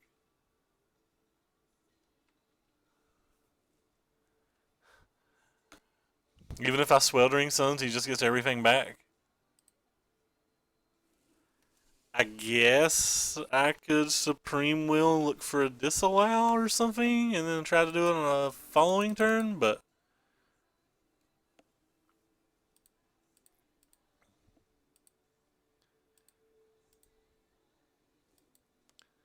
let's see what else he has, I guess. The problem is he's got this thing in his graveyard, and my deck can't beat that thing. I don't have a single spell in my deck that can stop him from just doing the Prized Amalgam stuff every turn of every game. Or, you know, not every turn. He's got to draw 2 cards, but like this is going to be a repeated effect the entire game that I can't do anything about. Now he's got the 3rd Prized Amalgam. Well then. So that's an attack for 12, and I'm dead with the Lumbering Falls. Gotcha. I can't beat that card.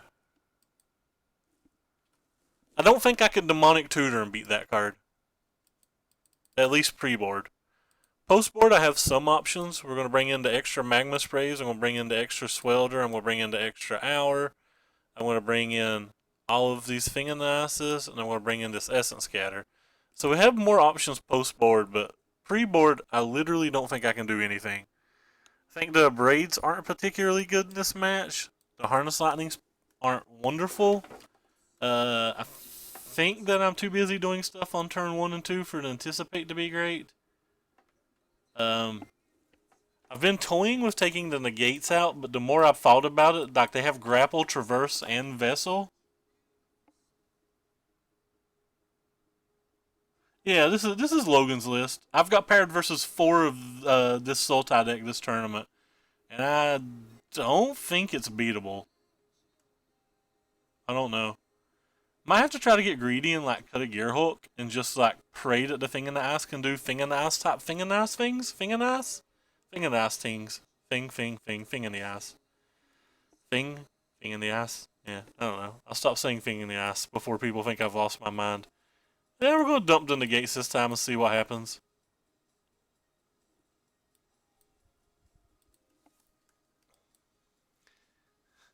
Yeah. I mean, there's tools. I'm just saying with this 75, I don't think I'm going to consistently beat that 75. But we'll see. It just seems like it's a bad match. But that's fine.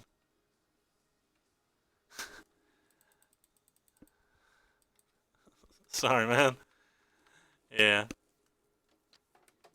I do like the Sultai deck. I think all of the Champion of Wits decks are great. Alright, let's hope he doesn't have a removal spell. He doesn't have a lot of creatures on 2 that matter other than Grim Player, so I don't mind not leaving Censor up on 2. Whatever he plays on 3 is a lot more relevant. What's this thing? Oh, it just mills him? Okay, cool. Well, rip. Opponent doesn't even have to cast spells now. That was good. And a Prized Amalgam on the second one. All that value.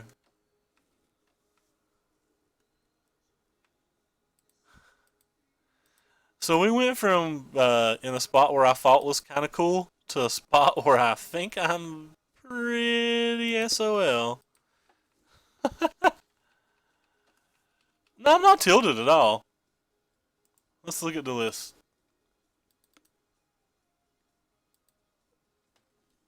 That list is pretty cool, but I don't think I own most of these cards. Aren't Startled Awakes like super expensive now? Let's go back to looking at the list. Where'd it go? There we go. Let's look at this list. I don't even know what Desert Hold is. This deck looks pretty sweet. It's not going to beat the mono red decks ever, is it? I'm kind of playing this, I'll favorite you. We might come back to you at some point. I kind of decided to play this, mono red deck here. Or sorry, this blue red deck, because I thought I was just another Prized Amalgam. 3 activations from his Time Priest has hit 100 dead, 1 Amalgam, then 1 Amalgam. Which seems pretty good. But anyway, the reason that I wanted to play this deck was because I thought this deck would beat up on those mono red decks, and I've literally not got paired versus one. Like, that's all I want to do is get paired versus those mono red decks. Dave was getting paired versus them like 30% or something ridiculous today.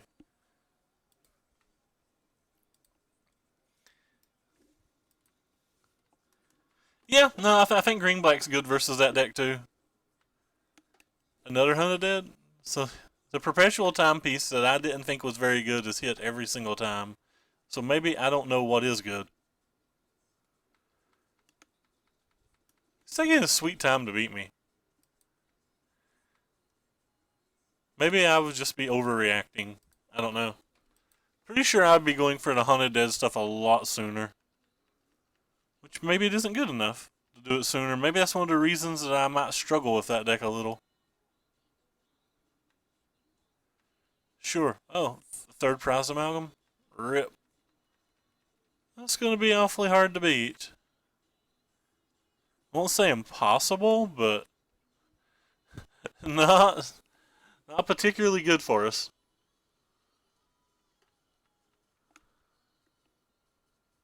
Man, that timepiece has been great this match. I might hit a magma spray. I would cast a magma spray. But neither of those are a magma spray. Alright. I'll block you. I guess I'll just not kill none of you? I don't know. Every turn he's milling 2 cards from his deck. He's just hit absurdly well with it, I think. And he's going to tap all of my red sources, so...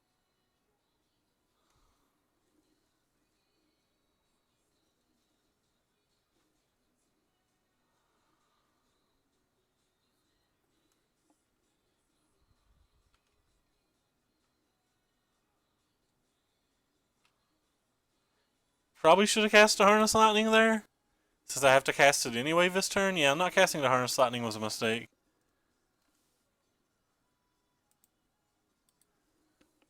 Derek always claimed that these mono or these black-green decks were fine versus it. What happened on the table over here? He's got a Lumbering Falls too. Yep, dead on board. I favorite this too. Lost me defense. I think Dream Stealer's pretty cool. Oh, you're down to one Nissa. Eternalize is pretty good. Pop that back up. What was this match? Oh, so I got paired versus 4 Sultai Delirium decks and 1 Ramp deck. Anyway. What now? Sorry guys, we're going back to pummeling people.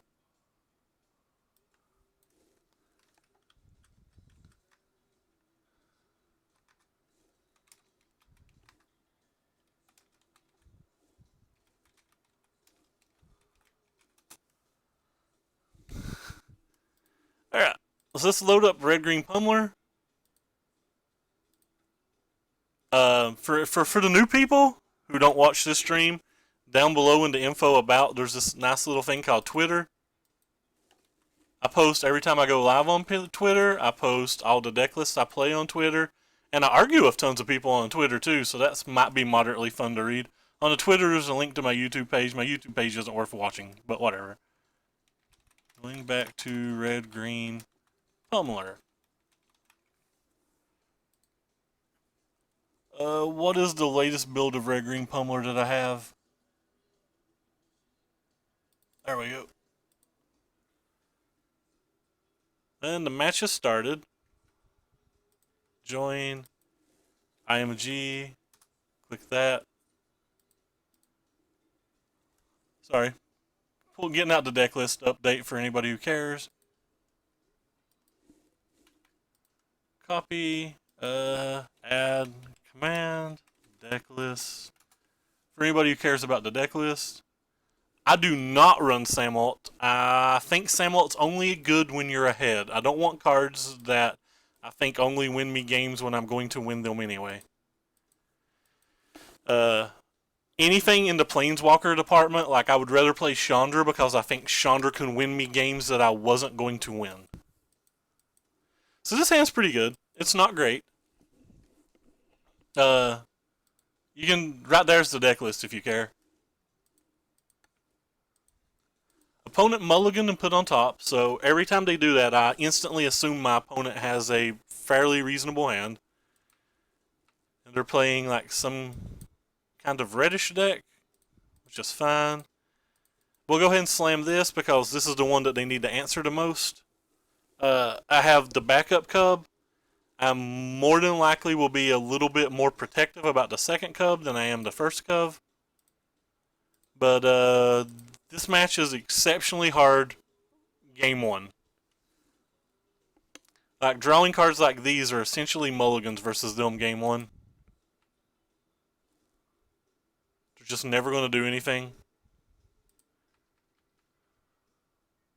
They play way too many removal spells for you to ever consistently be able to beat them with the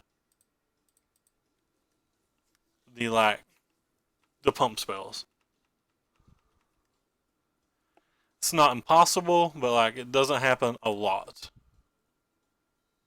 So they're playing Oath of Jace? Well, that's pretty good. We at least get to hit them one good time with these pump spells. Yeah. Yeah, Hydra's the best spell here. Getting Lone Tusk Cub up to 6 to be able to play around the Hours of Devastation is kind of important as well. But in this particular case, we actually don't have a whole lot of stuff going on. Well, while he's tapped out, I'm going to go ahead and hit him for a large amount of damage because these spells literally may do nothing the rest of the game.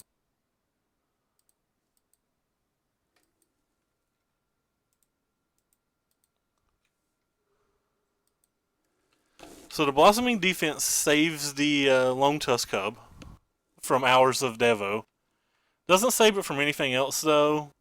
Can get crushed by a Censor here. Just can get crushed by a lot of things here. Alright, so that's a Nahiri. So this is... Did the 4-color deck from Star City today play... Did it play Oath of Jace? I didn't memorize the list well enough. And Oasis is obviously a great draw. Yes, sacrifice it to itself.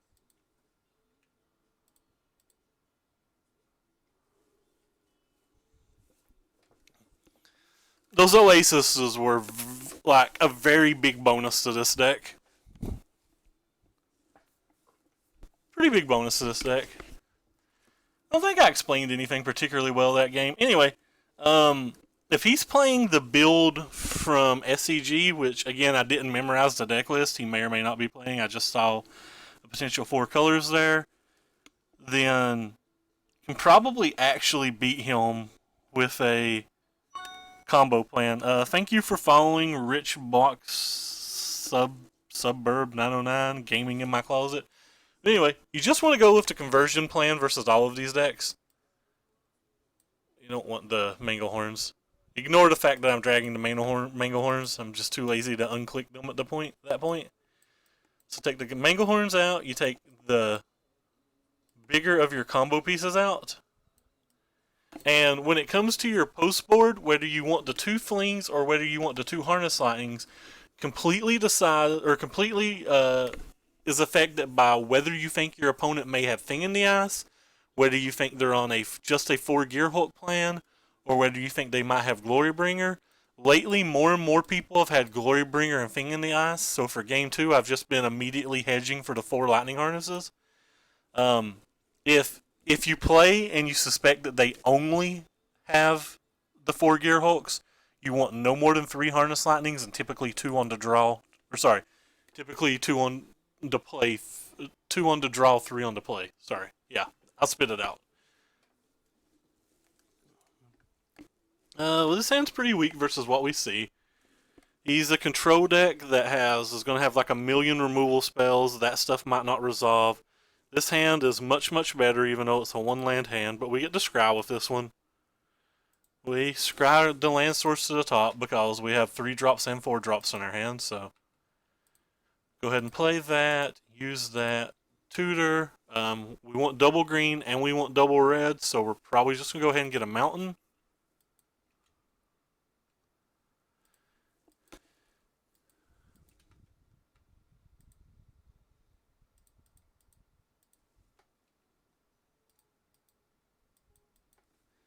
Don't really care if he kills it. The payoff cards are trying to get the Bristling Hydras into play.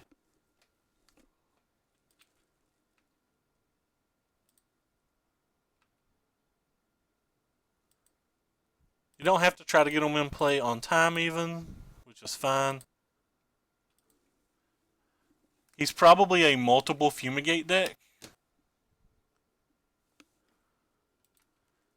So like even if I got the I probably would not. I would not have played a Hydra on this turn. I would have played a Chandra as opposed to a Hydra if we'd got to come into play tapped land.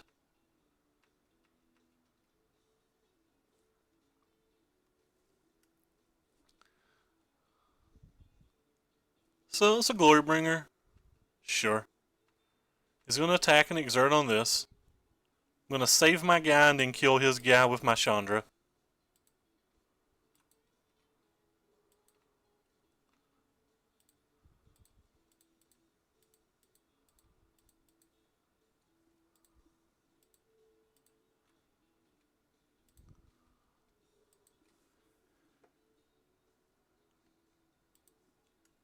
So he draw the second Glorybringer? Okay, no, he drew that. That's fine. If he minuses it to tick up on Chandra kills this thing. We still have a bunch of people here. I gotta thank you again, Z Magic, for the host Reno. Anyway, gonna tick this up. Don't care what we get. I want to kill the Harbinger. Yes, kill the Harbinger, and yes, play while he's tapped out. Play a threat that he can't really deal with. Like, of course he can deal with this. His deck plays Fumigates and stuff, but you know what I'm saying when I refer to a comment like that. He has, I think they have 1 Nicobolus as well. They might even have Blessed Alliance. I'm not sure. I don't know if they play Blessed Alliance. Either way, we're going to attack and see what he's showing us. We can trade even with a Gearhulk, so I don't mind too much attacking into a Gearhulk. Well, just going to tick up on this guy and try to deal damage to him. Not real concerned with playing around like a Gearhulk, or not real concerned with playing around much of anything. Going to cast this guy. If he has a Fumigate, that's fine, but I want to play something that that has a potential to block. So now he has to deal with the Chandra for the most part and the Hydra, and it's pretty hard for him to deal with both of them. So this is Nicobolus. Nicobolus does things. Target opponent exiles cards from the top of his library until sheer. Okay, sure. So you get something. So you get a Voltaic Brawler and you're dead on board then. Alright. Go ahead and kill this thing. Pump this thing up twice. And attack the face.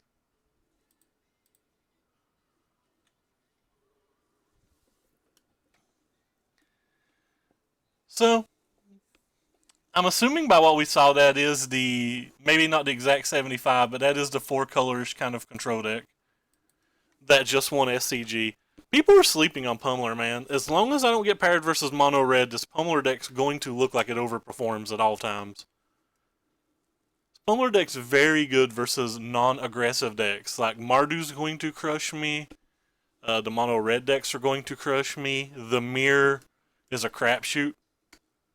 But It's pretty fun. Thank you for following Shooter91B. And I said this a while ago, but to be quite honest, I don't hardly ever get people to watch me, so I feel like I need to say it again. If you look down below, there's a link to my Twitter, and on my Twitter, it tells you every time I go live and every deck list I play. I also argue with a bunch of people on there because I'm kind of a sourpuss. It's worth following, if nothing else, just to make me feel good about myself. This hand's very medium. There's way too many lands, but we have a Voltaic Brawler, which is our second best card versus the mono white decks. It's a reasonable card versus most of the Delirium decks. We have a draw step, and we have a cycle with the Sheltered Thicket, and we have one way to protect the Brawler if he's playing a removal heavy deck. I have no idea what Factor Fiction plays, so like this is a very middle of the road draw, but I do believe it's a keep. I'm from Eastern Kentucky. Eastern Kentucky. So like this is kind of a weak draw, but it's good enough to keep. And we could get paired versus the mono red deck. This draw is not going to beat the mono red deck. There's very little we can do. Our deck loses to the mono red deck anyway, which I just mentioned, so mulliganing probably wouldn't have helped a considerable amount at all.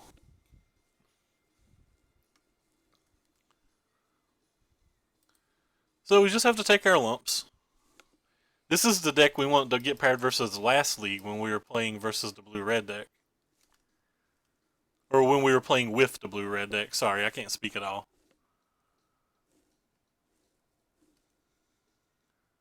Thank you. I've had a few people say that. I mean, I obviously have an accent. Everybody has an accent, but like I don't hear it where I'm used to it. I mean, everybody talks like I talk where I come from here, so it's just normal to us. But yeah, we're kind of redneckish. If you've ever watched like the Kevin Costner, Bill Paxton, Hatfield and McCoy movie or TV miniseries movie or whatever, it's on Netflix. It's actually pretty good if you like things like that. But anyway, if you've ever watched that, I live about 45 minutes from the area that all of that is from. So there's only 2 removal spells in our main deck. It's not worth casting Brawler here. They have just way too many removal spells, and we're dead on board to a removal spell. Well, not dead on board, but like essentially dead on board. So it's much better to be able to cast a Brawler and hold up the Blossoming Defense for the following turn, and just take our lumps this turn.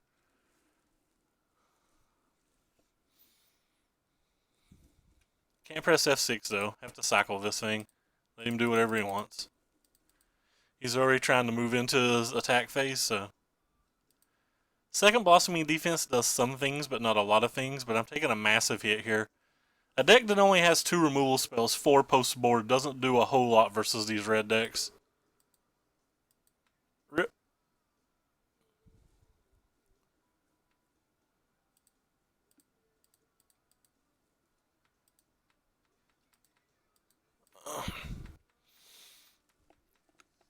Can sometimes stabilize at about 3 life, and then this will just come back and kill you most games. They have some Glory Bringers. These mono red decks are actually very, very good. Especially the ones that are going just a little bit bigger with a little bit more removal. Like, Thundermo Hellcat was on the right track when he was brewing his build with his chat or whatever, but he just needed a bit more removal to get over it.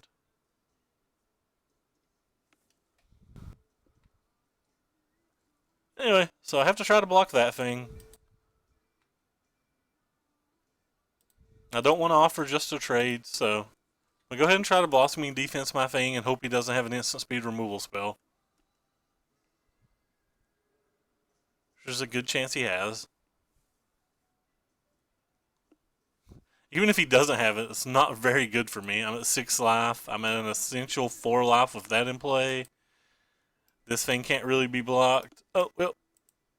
We can pack them up. Can we pack them up? Guess we can block this next turn and take 5, 6, 7. Yeah, we can pack them up. draw exactly Pummeler this turn. Alright, that's not Pummeler. Alright, we can pack them up. But yeah, can't really beat this deck, not even with our sideboard. But this is another deck that we bring to full conversion in because they have like somewhere close to 9 removal spells more post board sometimes. So you just have to try to be as defensive as you can versus them. And you take out the flings in this match because the flings you're always blocking in on the defense, like you're the slower deck. But yeah, mono res the deck you want to get paired versus the least with this archetype or with pummelers. Let's say archetype, archetype, archipelago. Yeah, I don't speak well. That's fine. Oh, wow, people have actually followed the Twitter. That's the first time in a long time. Well, we have some lands here and we have some spells that we can cast, so we'll keep it.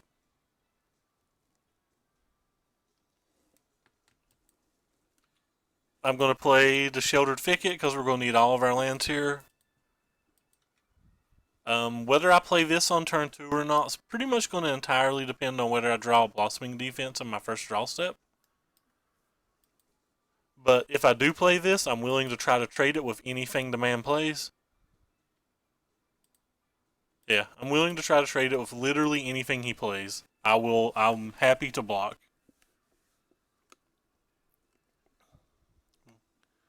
And if he just has a removal spell, he just has a removal spell. That's fine. At least Earthshaker Kavoo doesn't do a lot to that guy. Yes, I called it Kavoo instead of like Kenra or whatever. That's fine.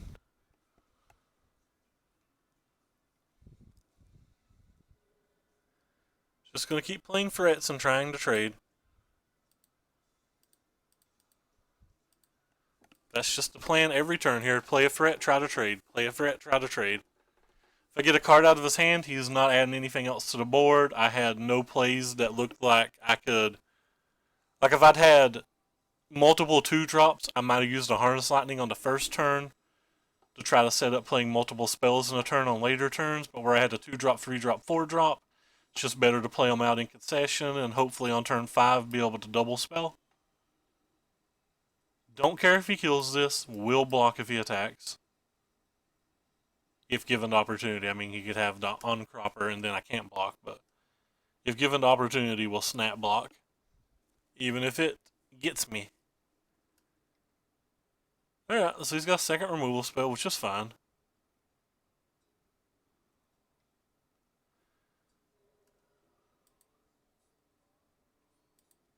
Play this guy to get the extra energy. And then play Mr. Wall and hope that he doesn't play a bigger wall.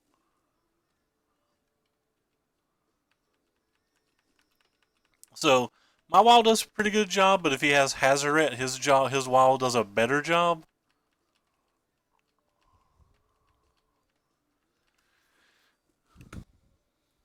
Not gonna let it get me low. So I heard Michael Jacob call this card the Abyss one time. And it is pretty close to it. That was a good spell.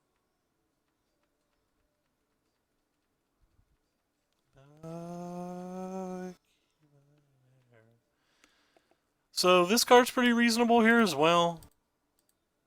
Just go ahead and slam it while playing the Oasis. It gives me a couple of different blocking options. I'm going to hold the Lightning Harness in our hand because he could have Glorybringer.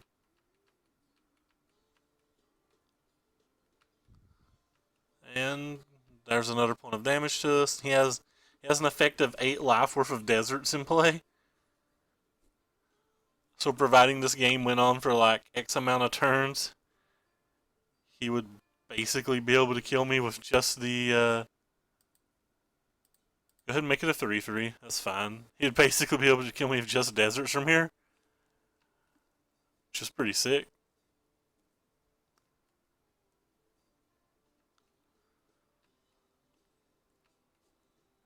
Pretty sick. So he's going to use an Abrade on it. Alright, well, I guess I'll make it bigger and bigger then. Let's just keep playing this game.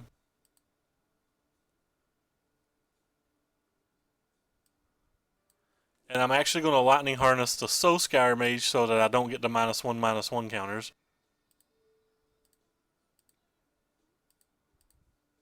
As opposed to the board. In this spot. Which is what he's trying to do. He's trying to just shrink my guy with this.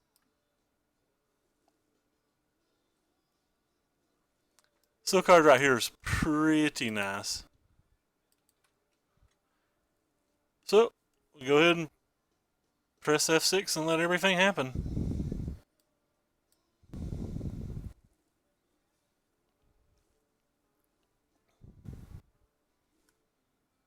So he doesn't have very many good attacks now.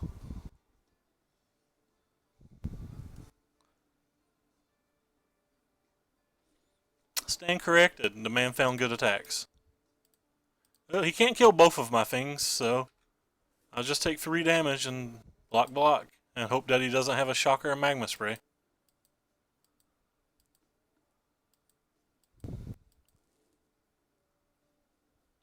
No reason to put this one in his graveyard, because this is the one that he can buy back with Eternalize.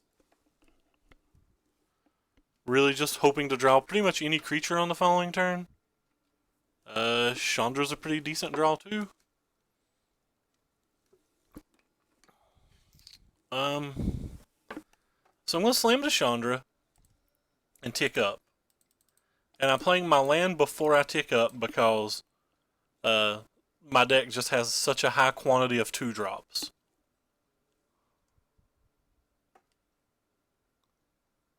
Really need the man not to have a Glorybringer though. So we get to play a 2-drop with that, which gives me 3 energy to save the Bristling Hydra, which means I'm attacking. So I have a potential blocker, and I have all sorts of different lethal attacks the following turn, and I'm not dead to a Glorybringer, so pretty safe attack there. I'm not sure there's a combination of cards that just beats me this turn. Karazev plus a removal spell wouldn't even have killed me. Alright, so that's another little dude.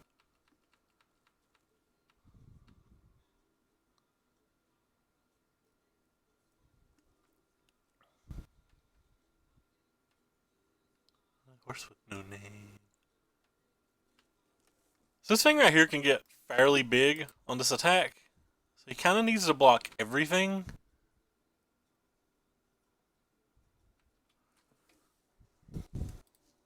Alright, so just gonna go ahead and pump that guy.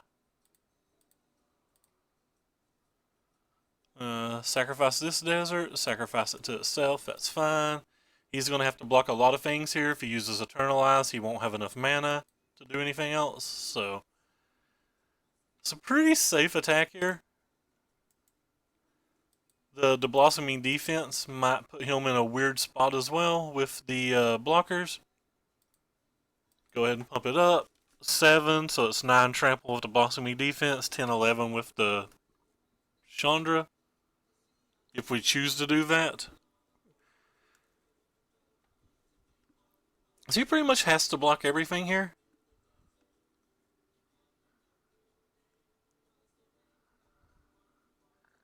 Oh, so he's just going to take it out and die? Sure. Okay. Well, we stole a game versus Mono Red.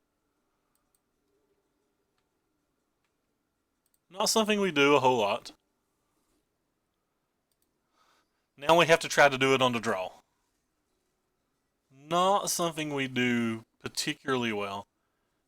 Still the same thing. He didn't show us any artifacts. Some of the decks have Beaumonts and Scrap Heaps and a slight black splash, so if he's not showed us any artifacts, there's no reason for any of that. We just have to hope that the draws line up well again. But this is what I consider my deck's hardest match. So the more and more popular that the mono red deck gets, the less and less popular pummeling people gets.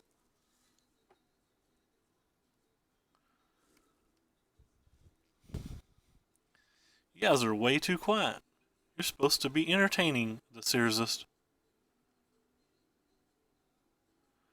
I have 30 people though.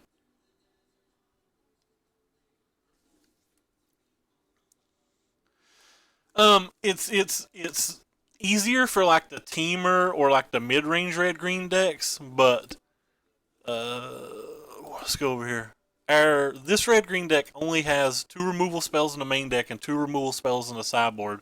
So it makes it just really, really hard because you're like casting your servants and you're casting your Lone Tusk Cubs and you're casting your Voltaic Brawlers and you're just praying that you can block. But between the Earth Shakers, I guess it's Crop Casher maybe, the 8 things that make it unblockable, plus their 2 mana removal spells and their 1 mana removal spells, it's just really, really hard for any of your 2 drops to ever block, especially on the draw. Like even that last game, you saw that we were on the play, and like our 2 drop did nothing, our 3 drop did nothing. We just had to get lucky, and he had a slow enough hand that Bristling Hydra was enough to come down. But like had that been reversed and had he been on the play, that Hydra might not even have been enough. On top of that, when they get to the mid game, that they have all of the Glory Bringers just to go over you. So you're doing everything you can just to try to stall on the board or get a little bit bigger on the board, and then they bring in Glory Bringer.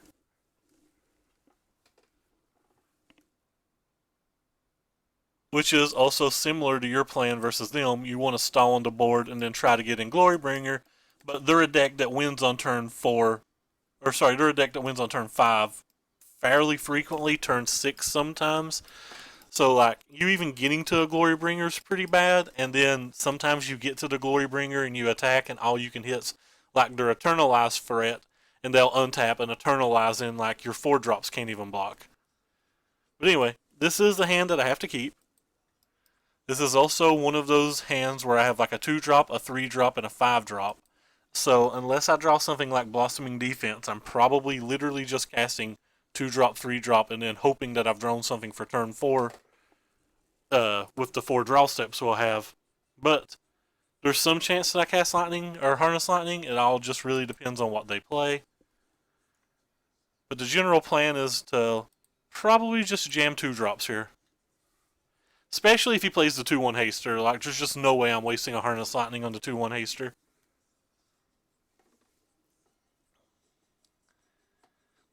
I babble a lot. But, really want the Magma Sprays and stuff to beat their deck? Well, that is something that I can't block, so I will use the Harness Lightning on something that I'm not able to block. She also lets me be able to double spell on turn 4 now because I'm going to play the tracker on turn 3. I'm not worried about getting the tracker value because you rarely have enough time in this particular. I do not have Magma Spray sideboard. The sideboard that I'm using is a conversion board to beat the control matches. Like I'm often bringing in 13 cards post board, so I really just don't have enough spots to play things like Magma Spray. I really wish I could. If the red decks are more popular, I'm going to have to get away from the conversion board and start looking into those type of options. So I'm going to play the Effer Hub this turn because if I draw another Effer Hub next turn, it's going to give me double activation there. Just going to go ahead and slam the tracker and assume it's going to die to something, but not particularly worried if it dies to something. All I hope is whatever he kills it with happens to be sorcery speed because I don't want him to be able to add to the board and kill it. I want him to be able to either add to the board or kill it. Don't want him to be able to do both.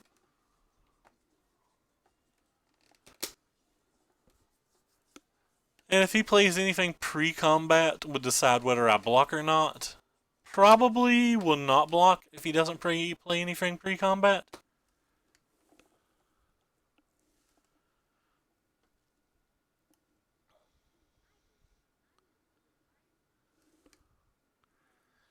Alright, so we'll take the 2 damage because he didn't play anything pre-combat, so I'm going to assume that he wanted to give me the option to trade, and if he wants to give me the option to trade, it's probably bad for me to want to trade.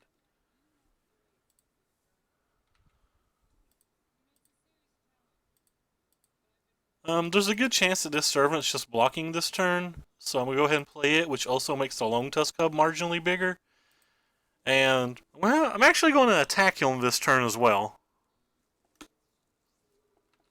Because the Tireless Tracker is very unlikely to be blocking a Hazoret or an Earthshaker Kenra. So we're just going to hope that he doesn't have Glorybringer here. If he has Glorybringer here, things get pretty bad pretty quick.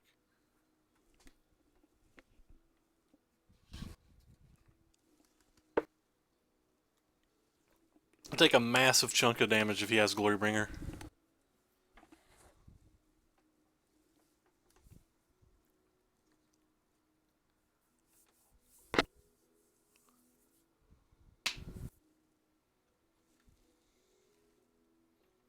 I have no idea what this song is. I really wish I knew how to make it spam you guys with my music.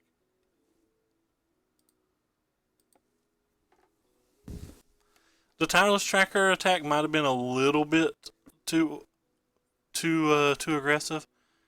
That's fine. Now he can discard a card to deal 2 damage to me and attack for like 1,000,000. Not sure how I beat that. Or you can just play a spell. Doesn't even have to discard the 2. Well, he did discard the 2. So I'm not really sure how I beat this now. Huh.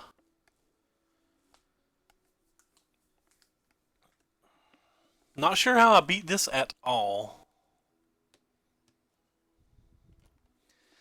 So if I block to preserve 5 damage, I can't play the Glorybringer. Unless I get lucky. I guess I don't have to play the Glorybringer. It's probably better just to save the life as long as we can because of the deserts and stuff. Really want to draw just something I can cast. Another 2-drop would be perfect here. I don't even care which 2-drop it is. Be pretty happy with any 2-drop.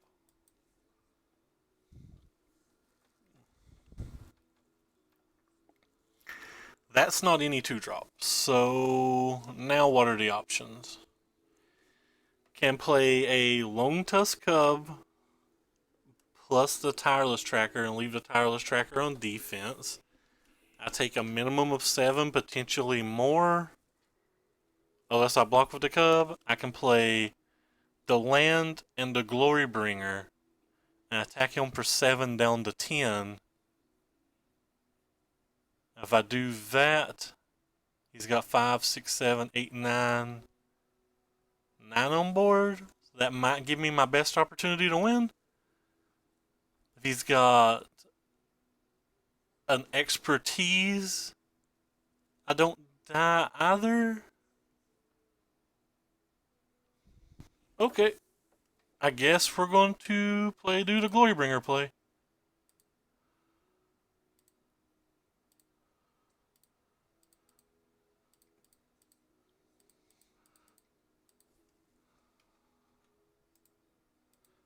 This is a pretty risky play. He could have a lot of different draw steps here. This is the only way that I can even potentially get lethal damage for the following turn, though. And I don't think that he can kill me with any one spell. I think he has to have 2 spells to kill me. I think he has to have like an expertise and a burn spell or an expertise and a haste spell. So I don't think that if I just played something willing to block the Hazoret that I could have won.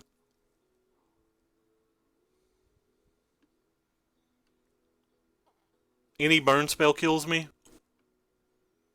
So like, this was the more risky play, but I don't think I was going to win this game by trying to put something in front of the Hazoret every turn of the game. Well, that wasn't good for me. That wasn't good for me at all. Yeah, we got crushed with the blue-red deck. We got Powered versus Force, Sultai Delirium decks. So, what are we on now? We can play the Chandra, tick up, play the Lone Tusk Cub. And what does that do? That doesn't do anything, does it? we'd be able to chump block here, and then we'd take 1, 2, 3, 4, 5, 6. So I have to leave the Glorybringer on defense as well.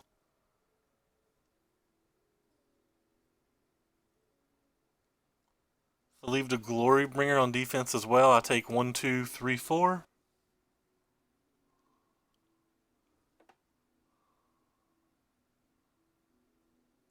No, it doesn't. Okay, so best opportunity to win, I think, is play Chandra.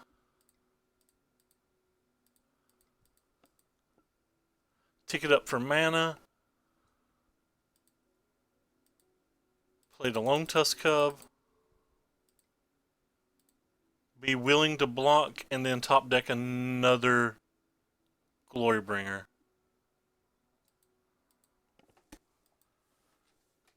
I think this is my best way to win. Like, I'm not dead on board to just this.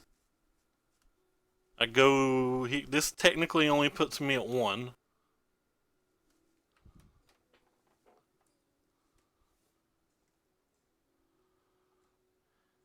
Guess I could have also attacked with a Glorybringer there. And prayed he didn't draw a land. Oh, never mind. He's got... It's this zombie. I didn't realize it was this one. I thought it was the one that did 1 damage to me, so I'm just dead on board. Alright. I'm dead on board and I'm stupid. I'm stupid and I should feel stupid. Because I didn't know which one it was. Well, that makes a lot more sense to play in this deck than the other things. Rip. Would we have got there? We would not have got there. Well. So it didn't matter. Wasn't going to get there anyway. But yeah, this is our hardest match. Can't really beat it. I didn't know which desert he had, but neither play I made beats that desert.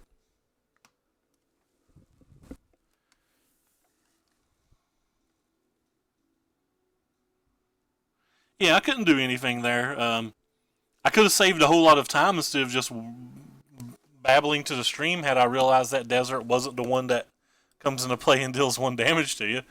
Instead of just sounding stupid.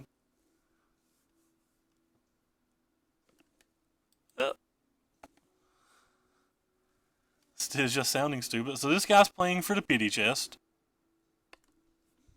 We're trying to ruin his night.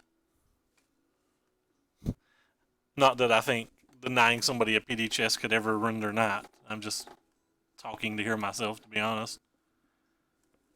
This hand's very reasonable. Go ahead and keep. It's not perfect or anything, but it's very reasonable. And this is mono white. It's what I consider my best match, but this hand isn't particularly equipped to beat it.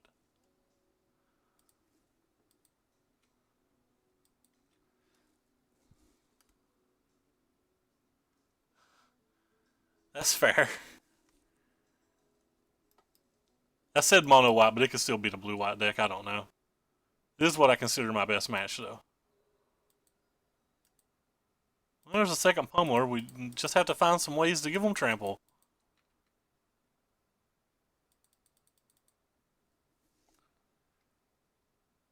And that's the version with blue. Alright, I can hit F6.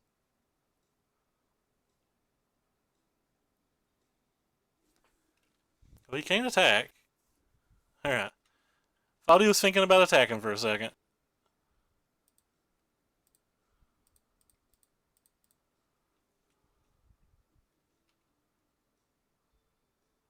Yep. I still want to be on defense, so... Just need a way to give my Pummeler trample. He may have to take a turn off and stasis snare it, just in case.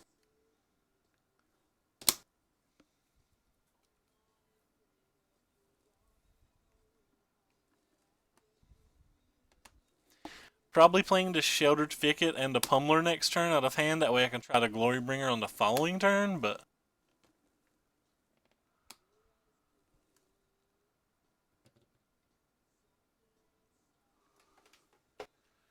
the play he's making tends to make me think he has a counterspell in hand already. There's probably a counterspell over there, which isn't good for me.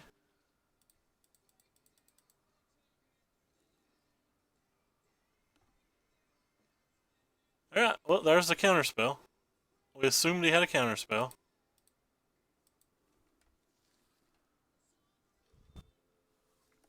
So that's kind of bad for me. I still need to draw something with trample, or I am literally as dead as anybody has ever been dead. Safe to block on this turn. I can block that thing the following turn. Yep, and we're dead. Rip. Yeah, happens. So the Manglehorns come in. The Glorybringer's too slow and it comes out. In general, on the play, I don't particularly, or on the draw, I don't like the Hydras. On the play, I like the Hydras a little bit more. I don't really like these Servants, and I generally bring in the Harness Lightnings in this match as well, because the Harness Lightnings can stop the Selfless Spirits, which really can let the Cubs and the Brawlers and the Hydras do a little bit more work. On the draw, I'll probably take out a second Hydra. Potentially all three Hydras, depending on whether he shows just Dusks or Dusks and Fumigates for the Servants. Alright, this hand's what we wanted last game. This hand's very good. This hand's essentially everything you want versus their deck. They have a Stasis Snare or a Fragmatize. That's bad for me, but this card alone actually generally gets in quite a bit of chip damage versus them. It's probably the second best card in the deck after Electrostatic Pummeler versus the white decks. It's just really hard for them to block, especially in the early game. It typically gets between 6 and 9 damage in this match. Yeah, this hand isn't a tune off of being the literal perfect draw for my deck. That Electrostatic Pummeler is actually a pretty good draw. The second one lets me not have to play around Stasis Snare with the first one. It also lets me be able to waste energy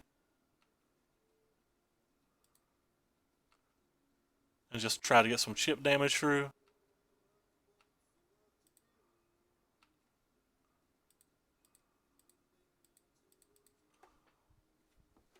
And he could have Metallic Rebuke or Essence Scatter there, but like I said, and he can untap and just have Stasis Snare or Fragmatize. But none of that matters because we drew multiple Pummelers. And if we draw an Effer Hub now, the game's over. We did not draw an Effer Hub, which is unfortunate, but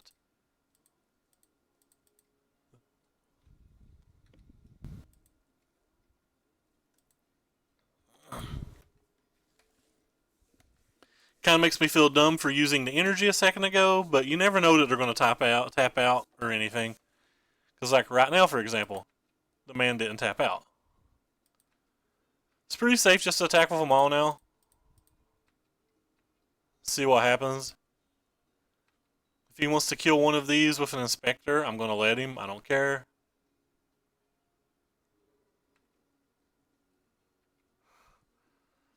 Mostly because we're going to pummel for days. And he's going to have some kind of counterspell, so there's no reason to go for just trying to kill him there because you know he's got a counterspell in that spot. You can just try to kill him later if you really want to. Absolutely zero reason to rush it. Yes, we drew the fourth Pummeler. That's hilarious. So that means he has another counterspell almost assuredly.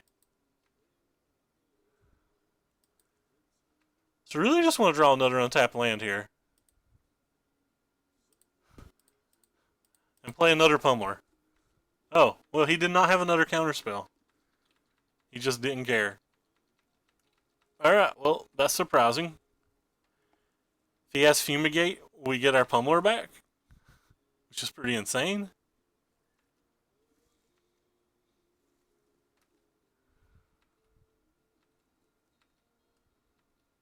Alright, well, we'll battle with one of these things and see what happens.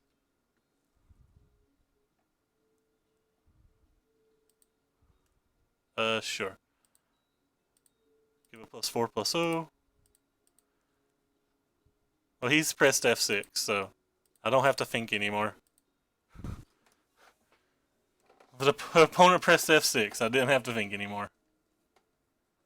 So he showed us no Fumigates and no Dust of the Dawns. He still has the Spell Quellers in his deck, so he's unlikely to have Fumigates. Didn't see any of Angels. We just saw like just a bunch of cards in his hand, and these cards weren't counter spells, weren't removal spells, weren't creatures. So our opponent drew about 1,000 lands, and we got pretty close to zero information post-board versus him. Anyway, so I don't think the Hydras are particularly good in general versus them. So I'm just going to swap it.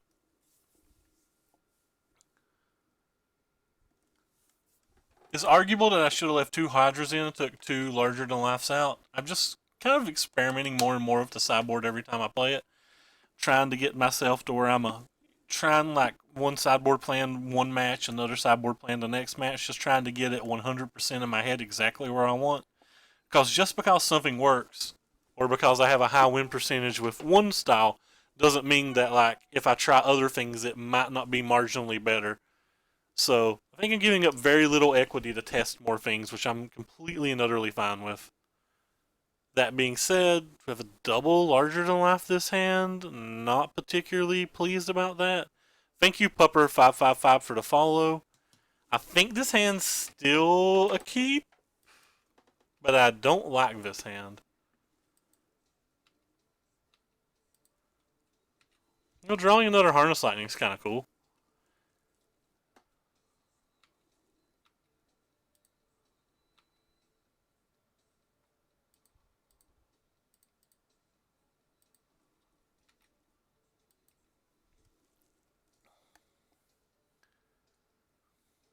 Selfless Spirit, that's a good one. I am not going to play the Electrostatic Pummeler because of the Blossoming Defense in my hand. Don't think that. Oh wow, he let me get energy off that.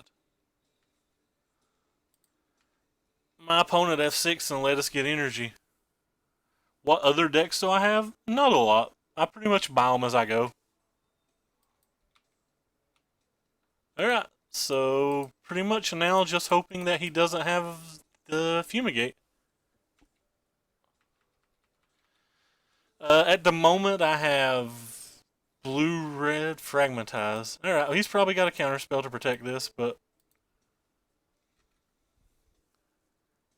rip. That was great for him. That was great for him. Trying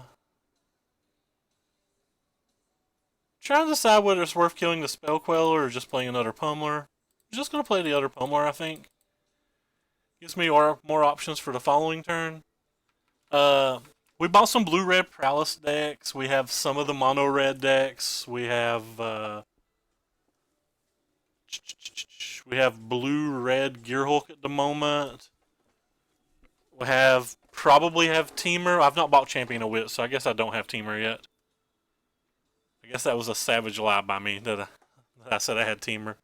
Anyway, I'm going to cast Larger Than Life on this thing. See what happens. He's got another Spell Queller. Sure.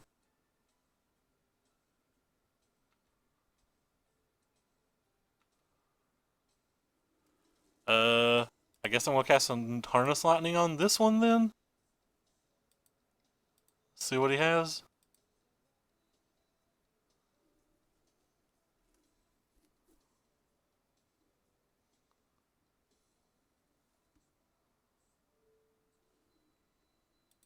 Okay. And opponent scoops. Opponent wasn't dead. It's just 20 damage there. Opponent could block, but whatever. Anyway. Your top 2 decks were beautiful. The mono red and the blue red prowess. I had a lot of fun with blue red prowess decks last night.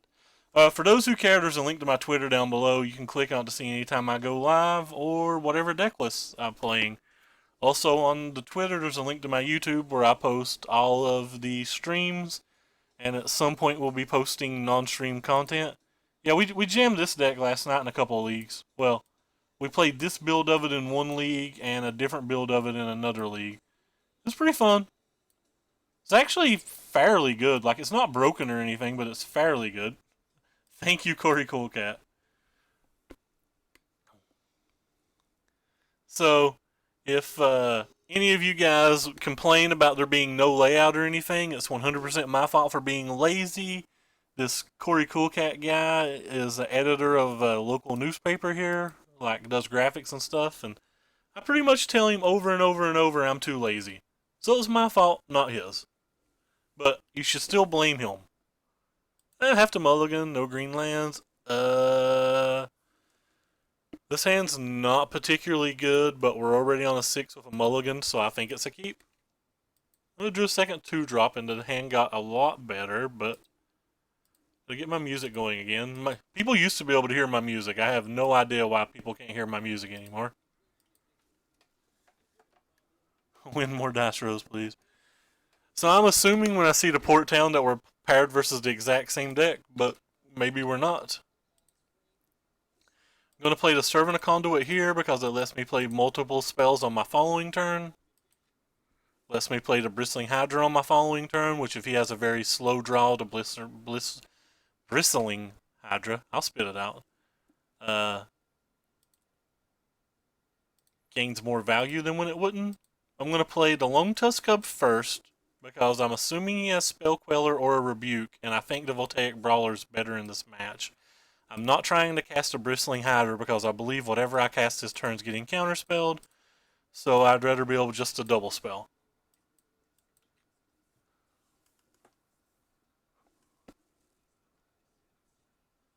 So we just have to see what he has.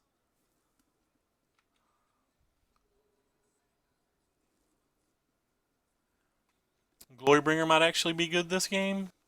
It might not be good this game too, who knows. Anyway, gonna attack pre-combat with the Voltaic Brawler. We're going to give it to trample into point of damage. I'm going to go ahead and play the Bristling Hydra into a counterspell at this point. Don't really care if he counters it. Sure. He probably won't have another counterspell for the Glorybringer itself, which is good.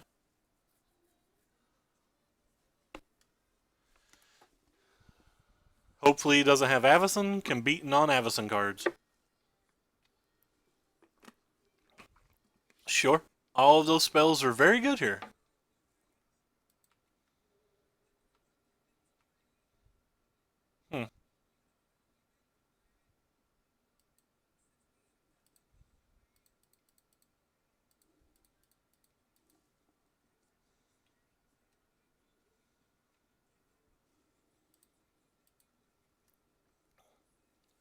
I guess it's better to get the Hydra back on this particular turn. I forgot to attack with the Brawler because I meant to attack with the Brawler. That was pretty bad. That could be a game costing type mistake. Yeah, that's very potentially a game costing mistake.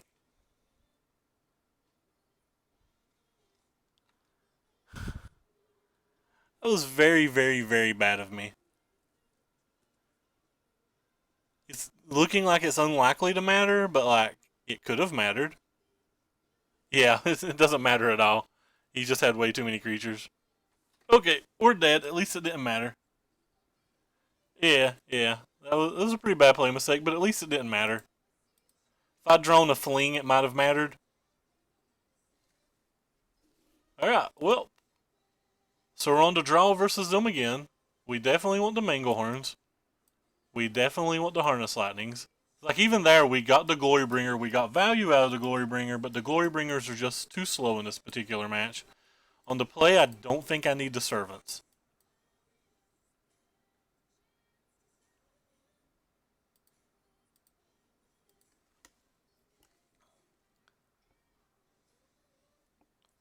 I think the Servants might just always be wrong, though. On the play, I think it's kind of easy to get a Hydra and get a Hydra attacking early enough for it to matter. Let's try this. Let's try this setup this time. See if we can get a Hydra going.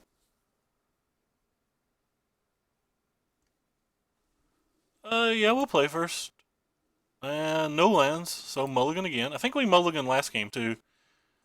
Well, these two servants immediately look terrible. Sure, I'll put you on bottom, Mr. Moto.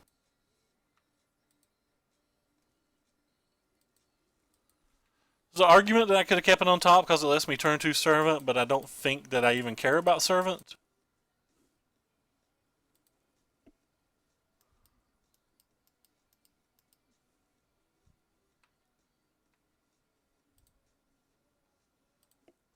I could have played the Attune first and brought that into play untapped and represented Magma Spray.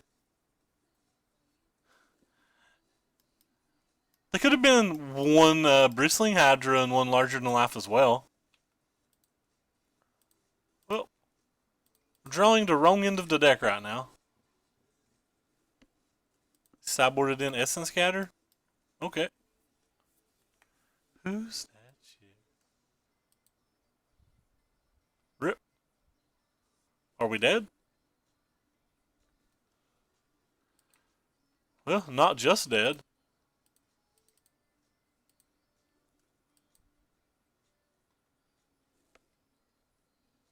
Man, if he's Spell Quelling a Servant of Conduit, I am absolutely afraid of how many counter spells are in his hand.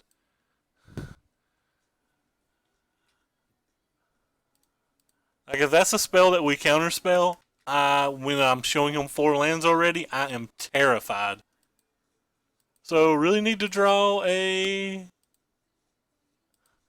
really need to draw a Manglehorn pretty much this turn. That's not a Manglehorn.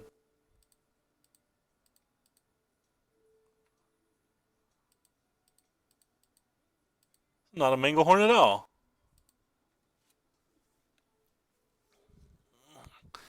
That was supposed to be a Manglehorn. Rip. That one's going to be a rough one to beat.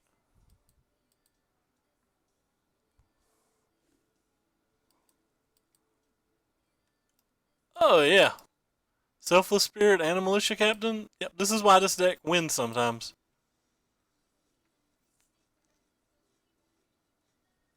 I guess he could play bad enough that I could win, or make a bad enough block that I could win.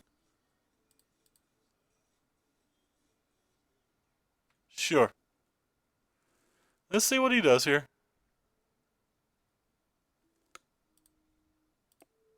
This guy +4/+0.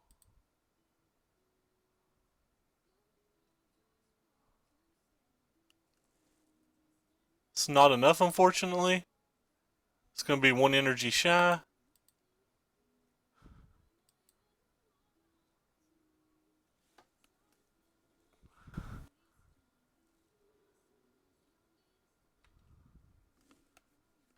Alright, well, I guess I will not sack it and try to make the exact same play next turn. Have 3 more Invigorators that we can draw.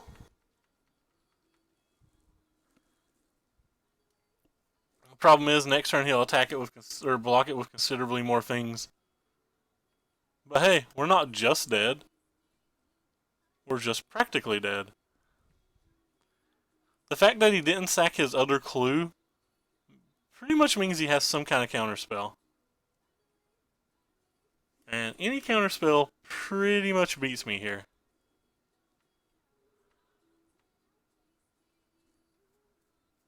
Alright, not another counterspell, sure. Alright, so we have 3 cards that may be outs depending on how much he blocks.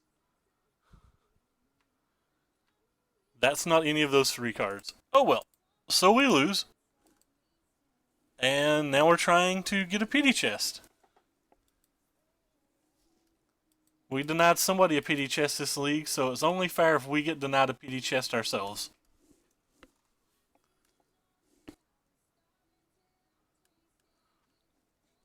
The Sown that just come on my computer has the lyrics, "Didn't know I was starving until I tasted you." I have no idea what I'm listening to, and it scares me.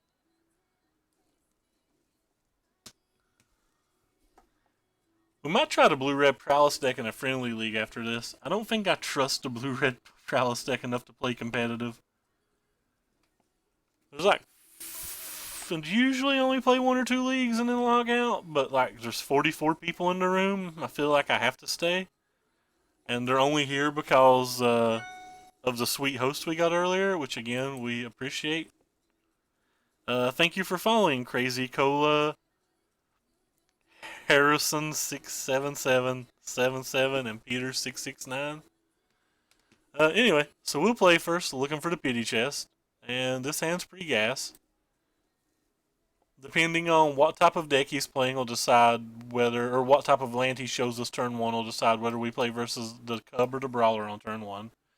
Do I have anything for Mardu vehicles? I do not. I don't think so. I think we sold our Gideons to play Dredge in Modern. I think we sold our Gideons. Let me double check. Yeah, we sold our Gideons. Can play Commander. Do people actually like watching Commander? I have never played this deck, but I put it together the other night. I don't know if people like Commander though, so. Anyway. Okay. Lead with this thingy. I don't know if people like Commander at all. Rip. It's a red deck. What'd I say about this being our worst match? Because this is our worst match. How come I get paired versus the red deck twice when I'm playing the deck that can't beat the red deck, and get paired versus it none when I'm playing the other? Oh well. It just happens. Moto's out to get me, man. I'm not whitelisted. I've complained too much. Goodbye, Voltaic Brawler. We will miss you. Hopefully we get an Attune here. That's not an Attune.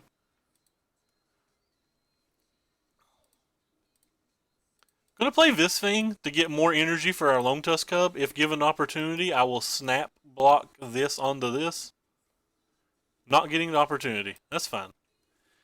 Well, anyway, an Incendiary whatever won't kill this thing now, so I guess that's something. Probably just play the Bristling Hydra if we draw the land, though. Oh, rip. And it has haste. I refuse to think the builds of Cartouche are any good. But it's even faster, and what's the one thing it takes to beat my deck? Being fast. Literally the only thing it takes to beat my deck. That being said, if I draw an untapped land, I technically have an attack for 20 next turn. I'm exaggerating. I don't. I have an attack for like 16, but I like to exaggerate. It makes me feel better about myself. Oh, stop hurting me. Stop it. I guess we block this thing, and our dude's probably going to die, but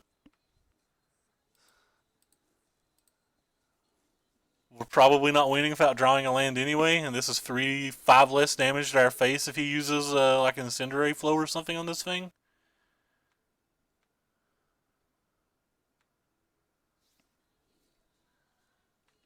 Okay. Well, at least they're not flipping this turn. That's something. Hey, we did draw a land. Interesting. So, we're not just dead then.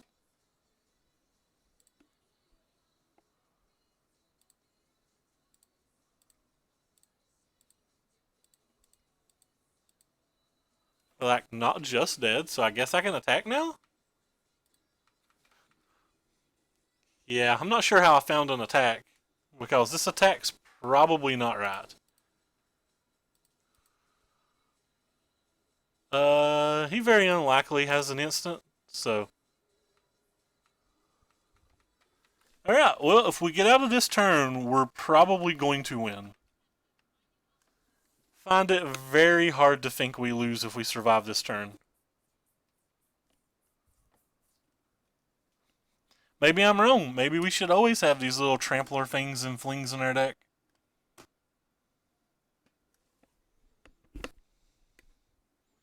Did we win this Astro? I don't think we won this Astro, did we? Nope, we didn't even win this Astro, and we have some opportunity to win.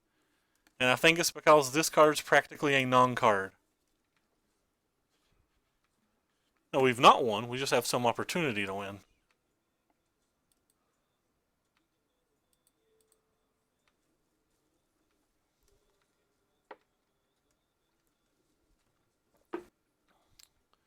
Okay, opponent's not played spells. Sure. Sure. I guess it's better to just do this then? Make this guy like a million?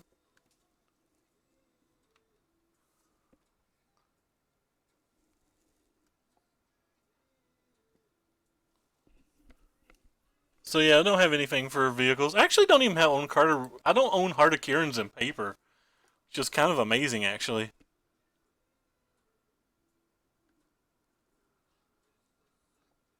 All right. Well, opponent conceded to that.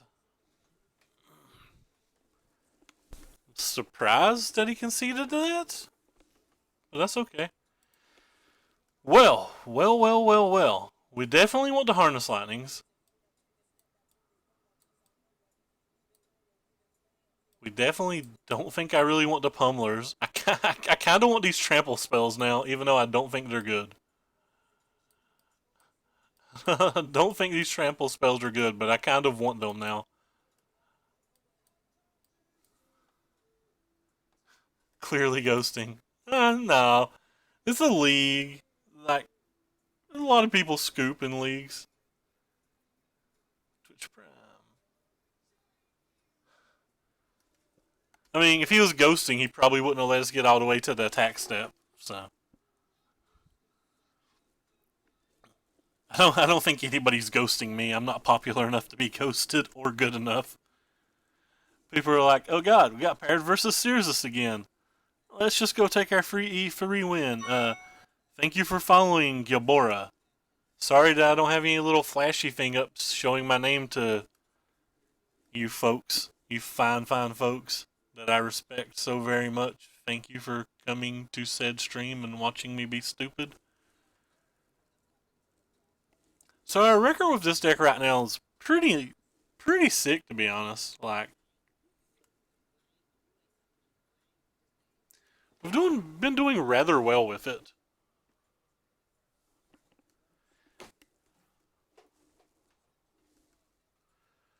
On the YouTube or in the Twitch VODs, there's like tons of leagues of us just going 4-1 of this deck pretty much over and over. Even though I play miserably. We did have a 6-4 night the last time we played it. We went 3-2, 3-2, which was kind of medium. Actually, I might have went, yeah, 6-2, 6-2, I think. I think the win percentage right now, not including mirrors, is around 72. Obviously going down after this league.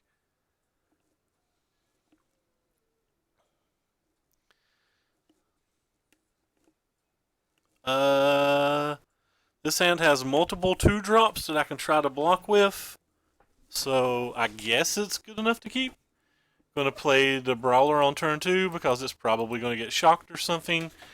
Which means on the following turn I have an extra for the Cub. I'll try to put the Fear in him with the Magma Spray that's not in my deck, but whatever. He didn't play a 1-drop, so that's a little frightening, and that card's so good. How dare you play good cards versus me? Listen, you're over there playing rares and stuff, and I'm casting Voltaic Brawlers. Is this really a fair game? Is this really a fair game? What's that thing? No, it's just a 3-1 haste that you don't have the energy to steal my guy with yet. Which means I throw this guy under the bus as fast as this guy can be thrown under a bus. Goodbye, friend. We will miss you. I think it's better to play this thing this turn. It's got 2 tough. It's more efficient with the mana. It still survives shock and it can still block the funky monkey. And then we have the Bristling Hydra for the following turn. With re-energy up that beats an instant. This little thing right here is just pecking away. The art on this card is very nice, by the way. I'm a huge fan of that art. I like that art a lot. So I'm going to play the Effort Hub because it gives another energy.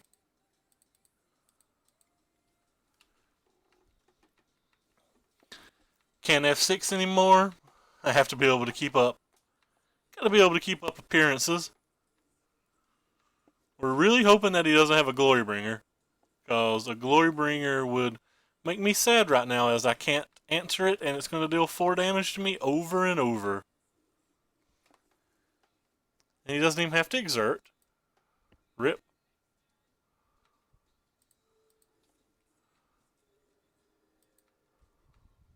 Unfortunately, I do have to exert on my end.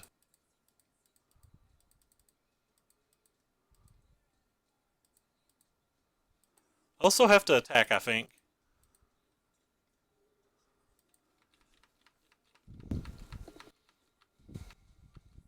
So I really need to draw a Harness Lightning before it's too late.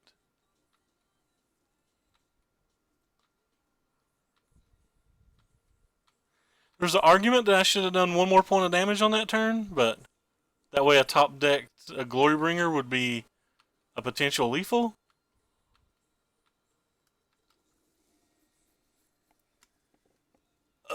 Well, now he's got blockers, so I pretty much have to have exactly Harness Lightning to even... Oh, Lord, I have no chance. I'm just dead on board. Well then. Wrecked. I thought we were doing well that game, and then we just died.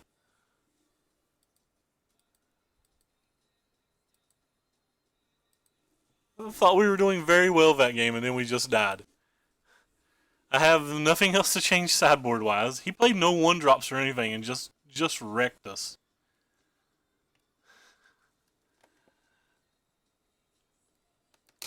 I didn't feel great about that game, but I thought we were doing well.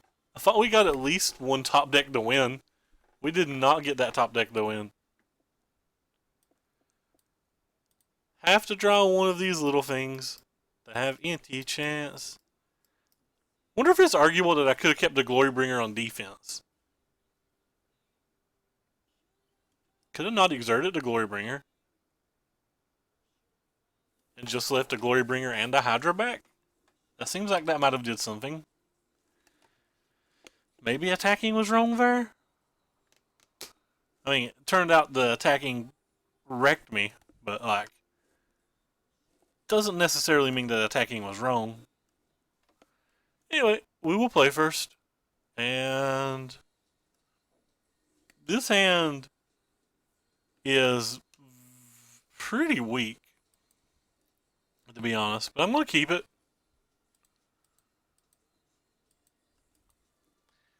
I'm going to assume this hand can't beat their deck, but I don't really think I can mulligan when I only have 4 removal spells in the entire deck. You only have like a 44% chance to draw a removal spell in your opening hand to begin with, if it's like only a 4 of or something. I guess I technically don't need it till turn 2, potentially turn 3, so that increases my odds, but I don't know. Maybe because this isn't a forest I shouldn't keep, because this little thing is going to actually deal a fairly decent amount of damage.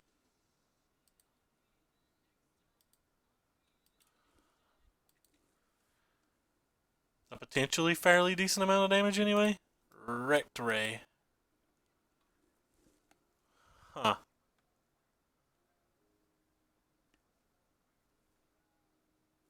I think it's better to try to block.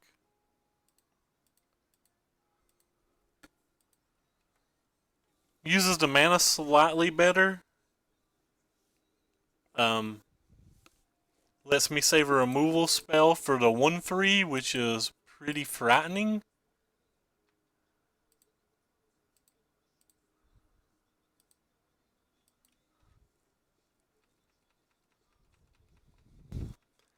Think it's worth holding this just in case he plays the 3/1 haster instead of playing the second attune.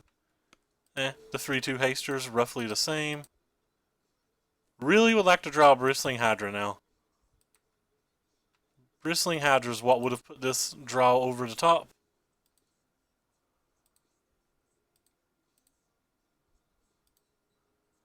The another land's obviously not what I want here at all.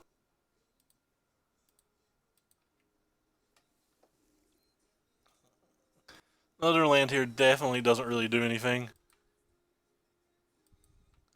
I think it's still worth just jamming this thing and attacking for 4. He has to use 2 spells to kill it at instant speed, and if he has his own Glory Bringer, it can't kill my Glory Bringer. I take that back. I do not have to use 2 spells. I stand corrected. 2 spells were not used. Oh, God, these cartouches are absolutely wrecking me.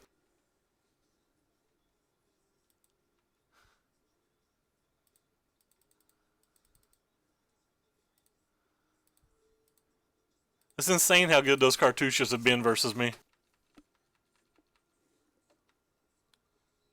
I would have snap sideboarded out the cartouches in this match, so that beyond shocks me. But anyway, he's down to 1 card, and we have a lot of good draws. I think our draws on average are better than his draws.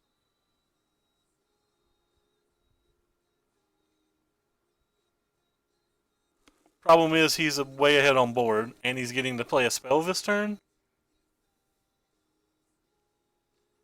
Well, that's peculiar timing to do that spell, but whatever.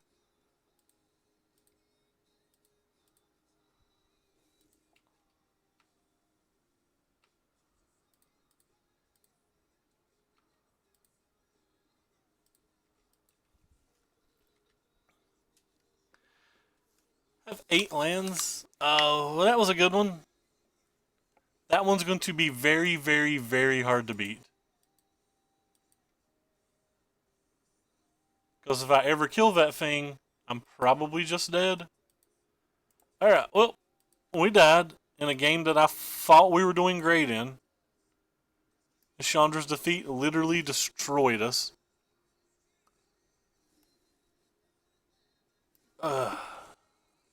The drawing 10 lands and 19 cards kind of hurt, but I don't know. Maybe that was a mulligan. Not actually sure.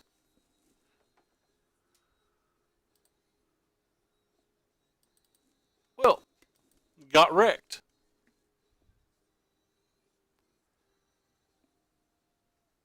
Continuing to play this deck when there's all these little red decks doesn't seem like a wise decision. It just does not beat these red decks.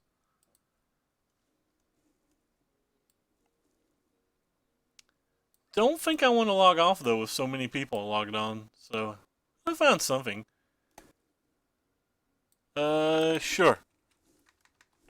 I think this is updated. I think that's updated. Let's see. Yeah, that's updated.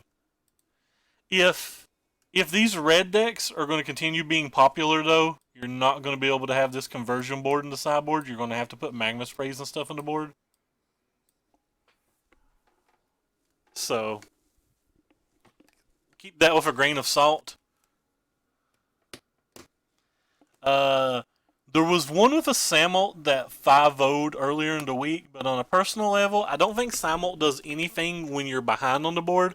I think Samult, for the most part, only lets you win games you're already winning. And I'm not really interested in a card like that. I would just rather have Chandra than Samult, because Chandra can win games that you aren't winning. And like, Samult doesn't really threaten any of the control decks either, so it's like I'm just slamming 4 mana on a Planeswalker, but if they're able to kill my creatures, the double striking portion's not really doing a whole lot, and if they're not killing my creatures, I'm probably winning anyway. I think we could try to fire up the Prowess deck again. The Prowess deck was pretty fun the other night. Unless somebody actually wants to watch Commander. Does anybody actually want to watch Commander? I'm assuming Commander's a hard no.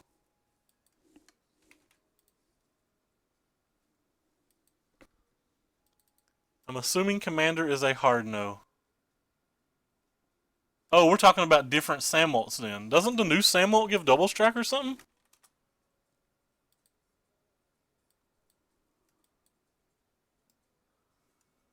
Yeah, no, it gives double strike. We're talking about different Samwalts. Oh, you're talking about this Samwalt. Sorry.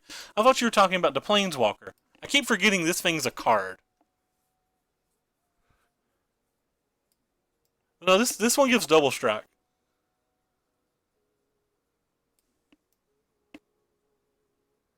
To be honest, that Samwalt's not bad out of the board. But no, I'm not into this card at all. I might be willing to try one at some point, but anyway.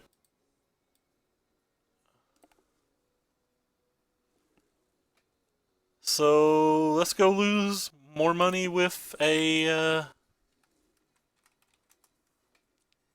this little prowess thing.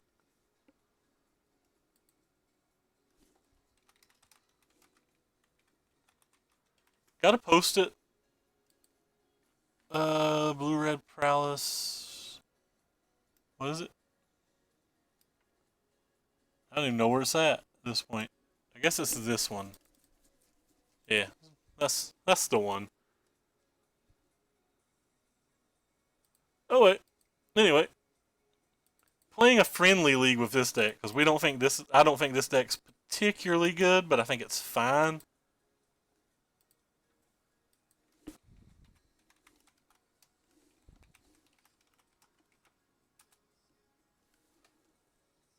I guess I have to go over here.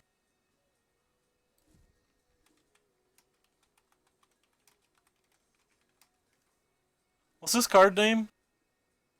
I don't even know what this card name is.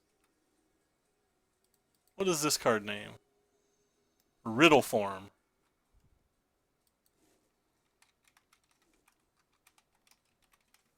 You gotta get that updated thingies in there. Wait, I clicked join, didn't I? Yeah, whatever. Close this one. And we will play first. It does seem good versus that deck. It doesn't seem good very many other places though. I sadly actually think this hand's a keep. I think there's enough decks in the format that just having a turn 2, turn 3 removal spell are good versus. Go ahead and cycle our Crash Through on turn 1. If you watched last night, it took me more than one day to figure out that that thing was a sorcery.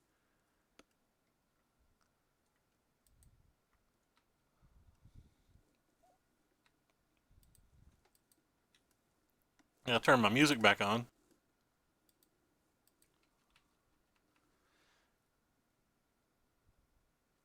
But yeah, in general, if the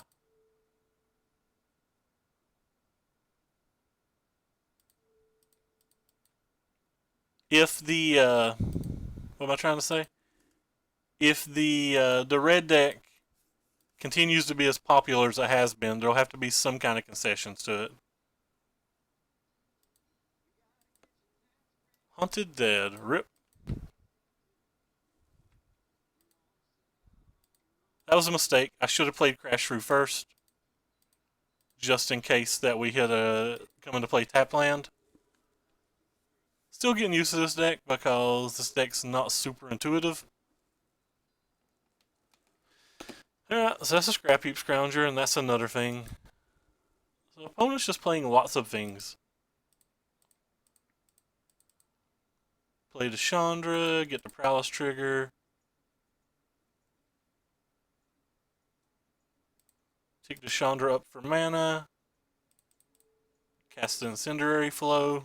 Get the Prowess trigger. Attack for 3, down to 16.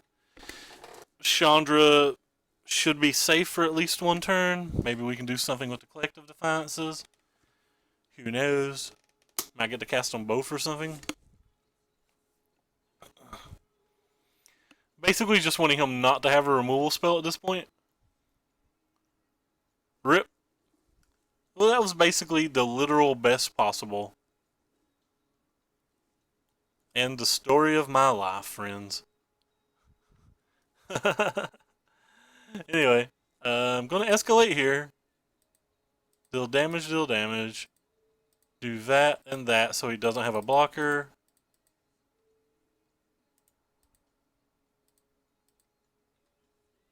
Get a Prowess trigger, and if he has a fatal push, this game's over. Pop that back up. Well, no fatal push yet, so we still have some chance.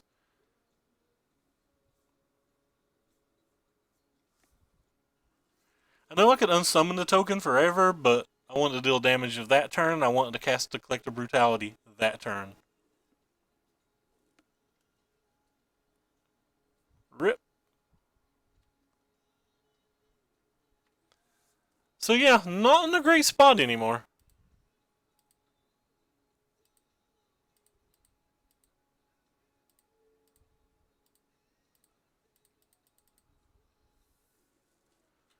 Go ahead and get rid of that before he has enough to pop it over. Still not in a great spot though. It's down to one card in hand. That curved out actual perfect. You can buy back this Dread Wanderer now, which puts me in a pretty rough spot. I need an untapped land. Well, I hit an untapped land, so.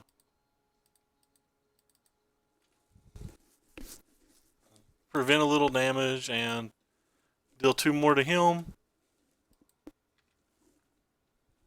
This game's going to be a close one.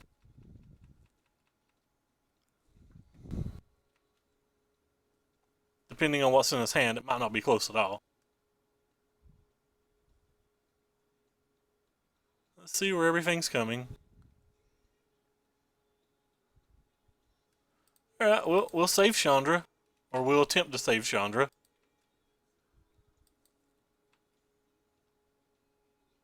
We'll go ahead and play this pre-combat. Because we may hit a way to give it a power. We did not find a way to give it a power. It's probably impossible to think that I can block, so I'm just going to go ahead and attack and put him at 3. I have enough incendiary flows, and I have enough, I have a few cantrips, and I have a few collective defiances left in the deck, and I even have another Chandra left in the deck, so trying to get him in a low life total seems to be something that's fairly important. So if he doesn't have a removal spell here, then we'll technically have some kind of lethal play next turn. So we have one lethal attack on attacker next turn, and any spell in the whole deck gives us Prowess to give us a second lethal attacker. We were not going to get a spell, so we're glad that he didn't have a removal. Anyway, so versus their decks, I've had quite a bit of problems because I don't have Magma Spray. By the way, Magma Spray is quietly very, very good in this format again. A lot of people haven't noticed that yet. The Weaver of Lightnings are great here. The Swelters are great here. The Braids are pretty good here. And this is good if he has the Bowmats and the Hearted Kirans and everything, but he looked like he was just more of a zombie list. So I'm going to assume the Bite of Force isn't particularly great versus him. I personally like the Favored Visions still in this match, but yesterday I was told to take the Favored Visions out, so we'll continue to take the Favored Visions out and just see how that works out. Also, don't think the cantrips are particularly good, even though they were good on that particular game. So if I'm taking the cantrips out, I might as well take out the last cantrip too and put in a spell to try to get around some of his removal spells. I think this hand's pretty reasonable. I have a Storm Chaser Mage, I have an Unsummon. If I need to, I have a Swelter. And I have Chandra. Yes, I have a nice, sweet, white border favored. Is that how not how you pronounce it? I don't know how to pronounce it. I'm sorry. Favored, a favored vision. That sounds weird. I'm not feeling favored. Get that favorite out of here, son. I'm sorry if my pronunciations and stuff are so bad. I can't help it. I'm a fever. Fever sounds like a word. It's fevered visions? Okay. I'm saying fevered, ain't I? Yeah, it's a fevered visions. That makes sense. Is it more cowbell? Because I gotta tell you, I'm into cowbell. I'll cast this thing and hope he doesn't have some kind of shock effect. It has a shock effect. We're going to be sad. Rip. Okay, it wasn't a shock effect at least. I mean, it's not good for me. He's got a Scrap Heap Scrounger and a Prized Amalgam in his deck that doesn't produce blue mana. But it wasn't bad for me. Could have been a lot worse. Well, that's disappointing.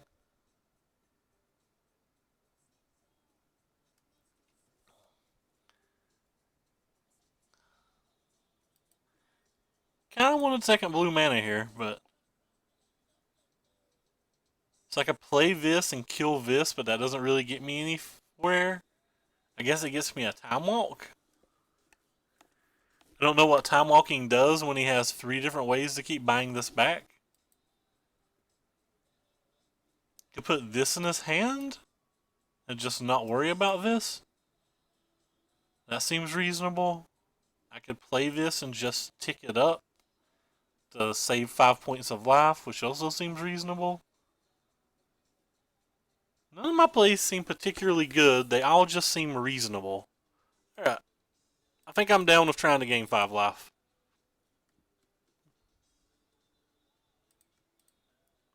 Think I'm down with just trying to gain 5 life. Get a Spire Bluff Canal, which is fine. We didn't want a Spire Bluff Canal. We want a literal basic island, which there's 4 more in the deck, I believe. Is that right? Is there 4 more in the deck? Yeah, there's 4 more in the deck. But anyway. So he's probably going to kill that thing. And he's got Distended Mindbender. Good God. Alright. So I'm completely wrecked. I have no outs. This Distended Mindbender beat downs. Yep. Just do not have an out now.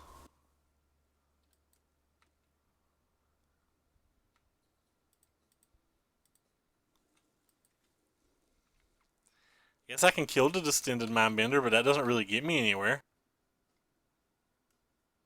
What is this thing? Sure.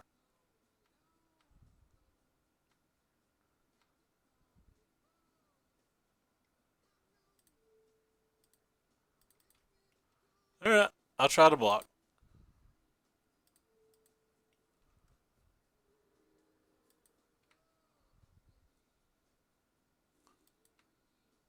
Not really sure how to win.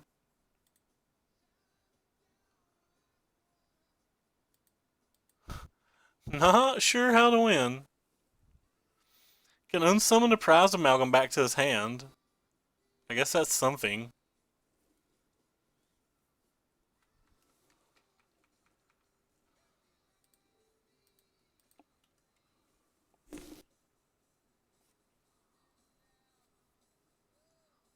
Take 1,000,000.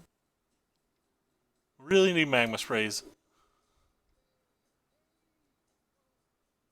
Well.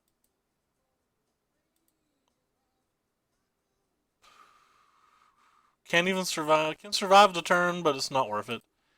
Just go ahead and go to the next game. Huh.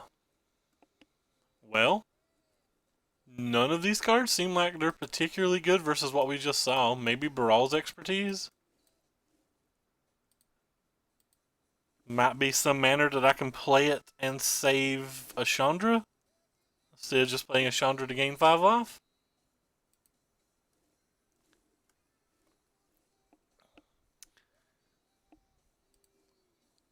Well, this hand's pretty good. We'll keep this hand.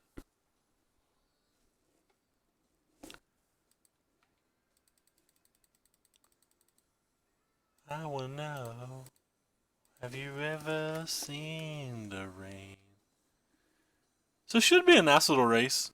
I'd like to thank all 32 of you for watching tonight, even though I'm assuming the majority of you are not here and are just from Z Magic's host and now have gone AFK. I don't care. It makes me feel good about myself to see people's. I should tell Corey that we're playing Prowess. Oh, it's 5 a.m. Good golly. Good golly, Miss Molly. It's 5 a.m. O'clocky.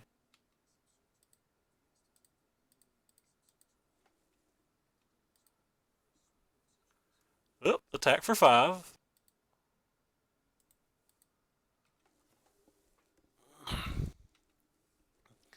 Untapped land would be good for the following turn. Transgress. Alright. You can see the pain, son. I kid about the pain. It's pretty good, though. So he's still attacking. He is not attacking now. Interesting. He's going to block the mage that's going to have prowess? Okay, I didn't think he was going to block the mage that had prowess. Well, I'm going to use this spell because it uses the mana slightly better. That's probably the Moto bug that we just got hit with there.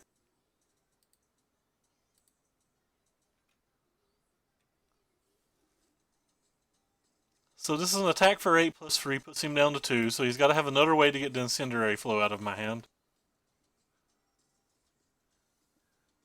It's Fevered Visions. Okay, yeah, thank you. Sorry.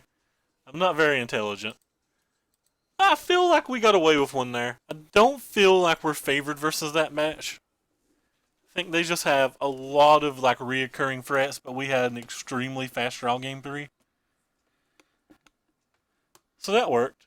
It's good to win a game tonight, even if we had to go down to the friendly leagues to do it. I had to go hide in the friendly leagues to find a win. I think we've locked up like 20 play points, friends. Can we get a pity chest open, though? That would be fun. Thank you for following Kenski and Bruja. I appreciate it. It's time to spam you guys with more information. I should pull up the deck list after every match. I'm not good at this. Not good at this at all. Get on over here, cards. Get on over here, cards. There you go. Favored to favor. No, God. Now you're just trying to mess with me. We don't play that here. But down below there's a link to Twitter. Twitter has every deck list I play with and every time I'm live. From the Twitter there's also a link to my YouTube. The YouTube has every video from Twitch, even the ones that they delete. It also at some point will have content that is not related to the stream, but I gotta be honest, I'm a big fat sloth, so that's probably not coming anytime soon. It's probably coming about as soon as I put up a overlay on my stream, which if anybody's been here more than one night, is not likely going to. Which one? There's 2 different split cards. Which split card do you like? This one does damage, and in combination with the Riddleforms and stuff like that, the first ability is insane. The second ability is just a nice little removal spell. And this one right here, it's pretty good versus like the blue-red decks and stuff like that because they can cast a Gear Hulk and you can just play it and deal 6 damage to them. Or the like the ramp decks, you can just like Ulamog them. Like they do all their ramp thing, you can't really stop them. They put Ulamog on the board and you're like, well, take 10, friend. And then they take 10 and you're no longer friends. We have to mulligans. 23 land deck. We didn't really have any lands. This is a keep.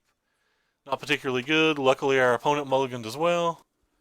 Land. We need at least 1 land to play all of our spells, so we'll play the land. Or we'll take the land. Obviously, we'll play the land when we get a chance to.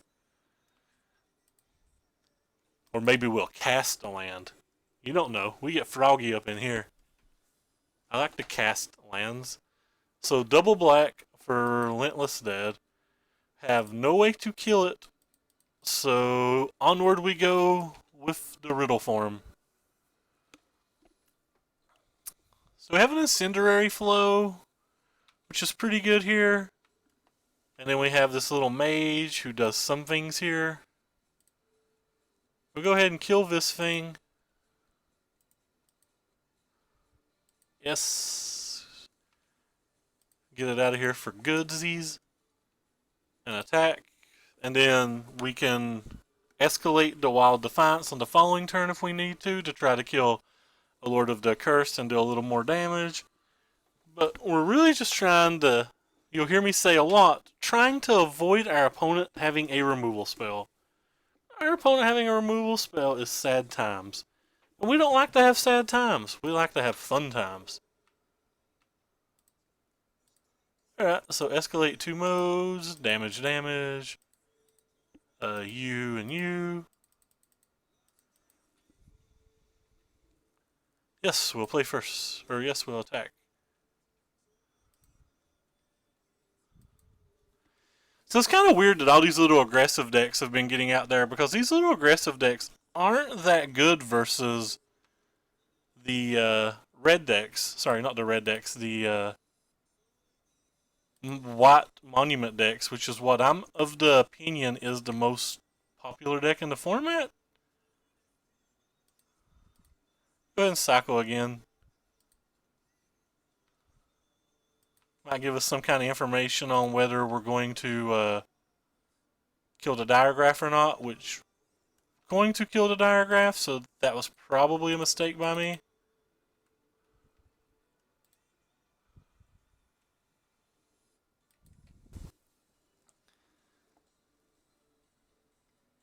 Uh-oh. So Liliana's Mastery, and we're dead to any Lord. Well, that's not fun. Cycle during our upkeep. We can cast anything but blue spells. I guess we don't want that. We just really want a spell. Well, that gives us the highest opportunity to win, I think. Sure. That gives us the highest opportunity to win.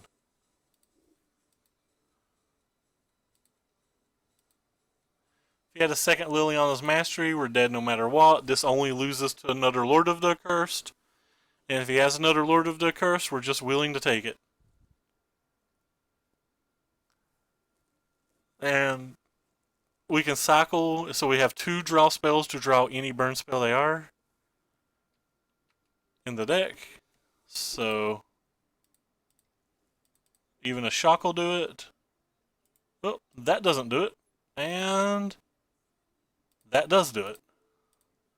Alright.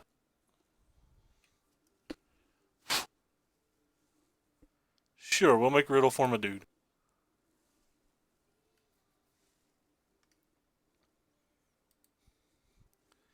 Alright, well, that worked out pretty well. Again, I don't really win very many games that I sideboard out Favored Visions, but people told me I need to sideboard out Favored Visions in this match. So I'm willing to sideboard out Favored Visions in this match. On top of that, even though the Crash Shrews were incredibly good, in that particular match, cycling us to what we need, I'm sideboarding in more spells, so I don't think I necessarily need these Crash Shrews. And I think the Baral's expertise fine versus tokens and the like. But basically, he needs to not draw removal, and we need to get down. And then sometimes we even need to get up to get back down. I think this hand's fine. It's not particularly great. We have 13 blue sources in the deck.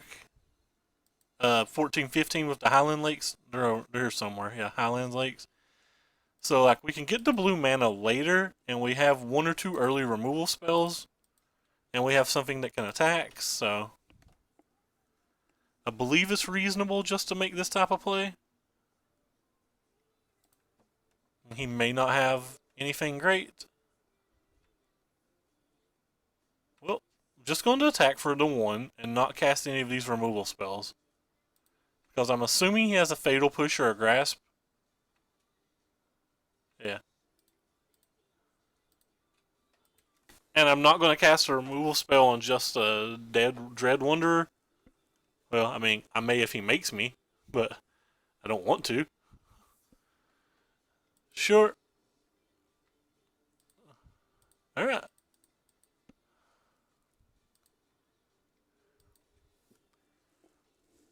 Let's just keep on going this way. We really want to hit an untapped land so we can use this. The second Dark Salvation's probably going to lock it for him, but it may not. It's going to be pretty hard to beat. I think we were fine versus the first one. It's the second one that was so dangerous.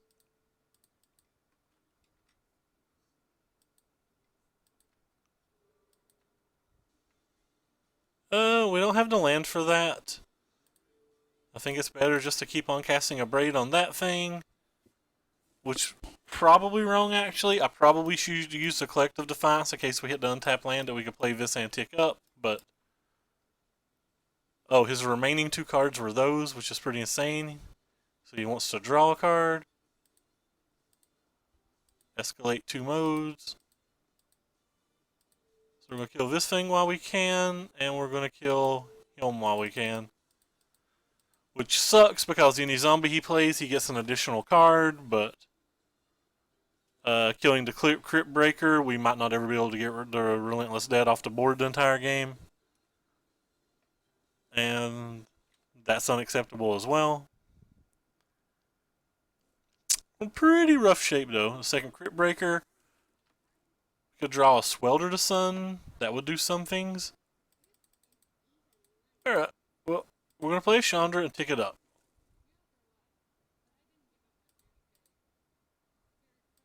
So maybe he'll discard to the Crypt Breaker and not draw a card and attack the Chandra, which means he doesn't draw a card on the following turn as well. So this is really a play about just trying to prevent life. Lets him draw 1 less card on the opposing turn if he attacks this. Oh, well, he just draws that and we're dead, I think. 1, 2, 3, 4, 5, 6, 7, 8, 9, 10. Yeah, dead. Anyway. Could have cast a Collective Defiance there, but it doesn't really do anything. But it gave us 1 more draw step. The 1 more draw step's not likely to matter. Still don't think I want any of these cards. I think it's just run it back and we have to try to get a creature out early. Preferably a Riddleform because he can't Dark Salvation or Riddleform. This hand's keepable, though it's not great. It has a turn 1 play and it has a removal spell, so...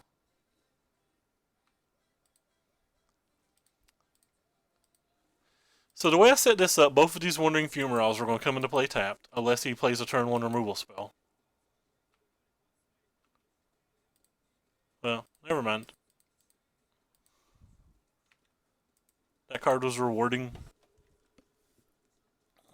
But where I had 4 come into play tap lands, one of them was going to come into play tap no matter what.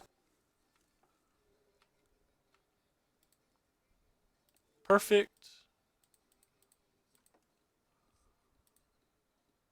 Always yield, always yield. Attack for 4.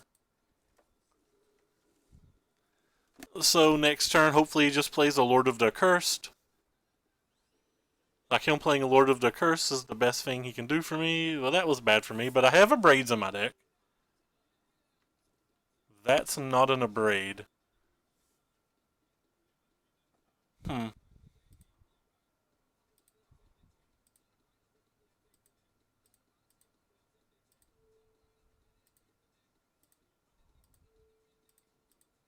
Still have 3 Abrades and an Unsummon in our deck.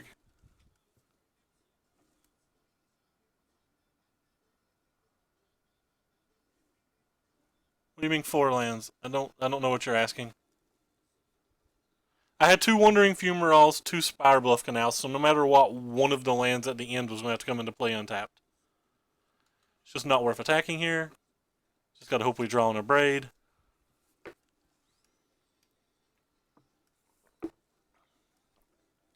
There's some chance he doesn't have a creature, but very low, very, very low. Oh, I wanted the 4th land always for this thing. And we have Chandras in our deck too, so we definitely want the 4th land for that stuff no matter what. Hmm. Well, and we have Wandering Fumaroles that can attack as well, for that matter. So I don't think there's anything that he can play that matters here.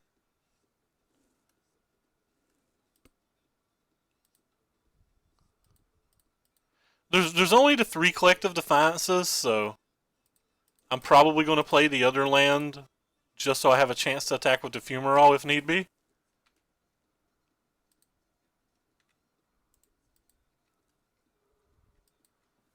Um, just in case I need to be able to attack with this thing. There's only one more Collective Defiance in the entire deck. So he kills that, and then the Wandering Fumarole can win the game.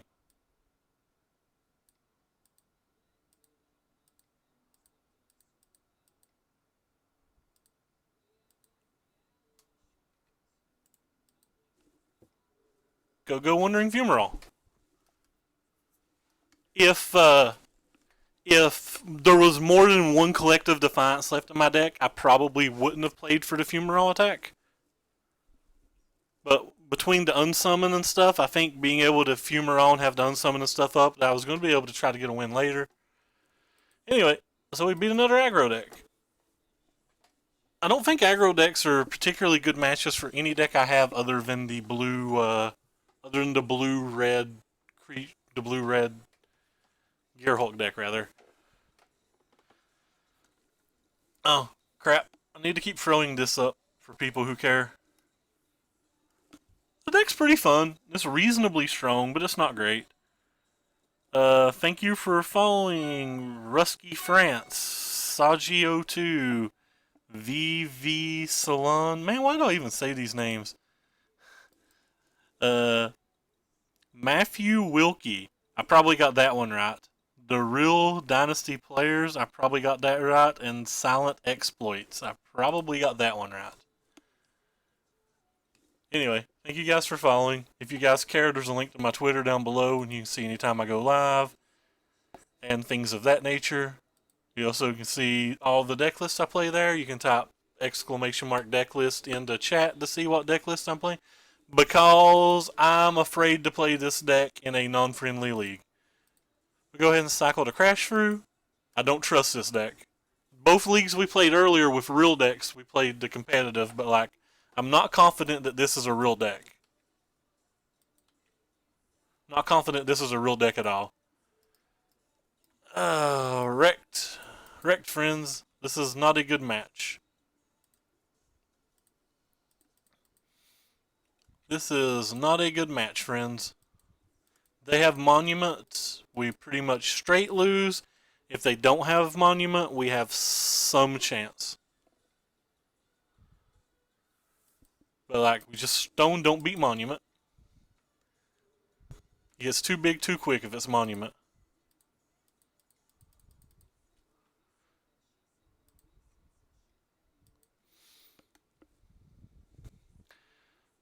There's some argument on that type of draw to just cast Incendiary Flow on the Hanawar Militians, but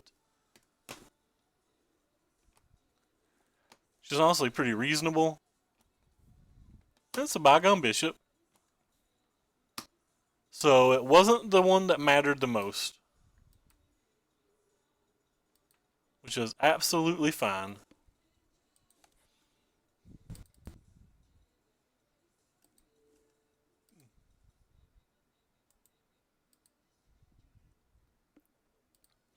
Don't too much care about that little guy being on the table.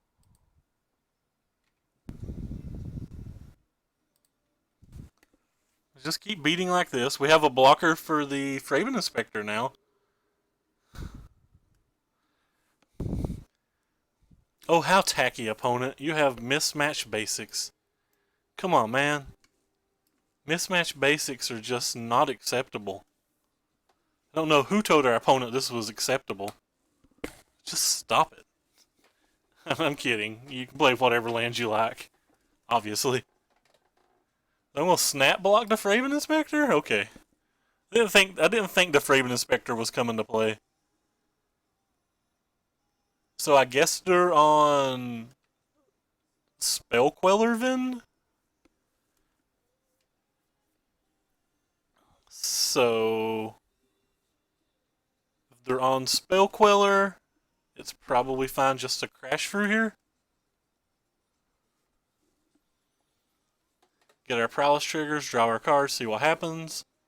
Doing it in this manner because if he spells Quellers to crash through, we can Incendiary flow the Queller.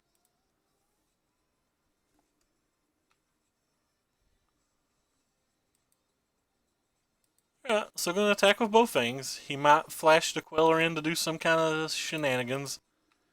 And if he does, we have the shock still. The like Rune Days. So he's going to block something here. Then we're going to kill this thing. Which is going to make the... this thing's going to go to 4 power. So...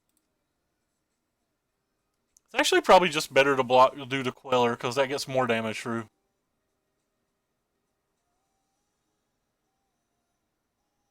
But I'd rather clear his board. I'd rather do my best to clear his board.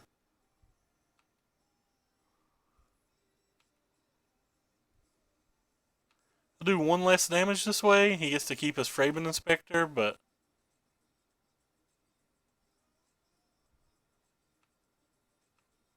I don't have to worry about that other card just crushing me now.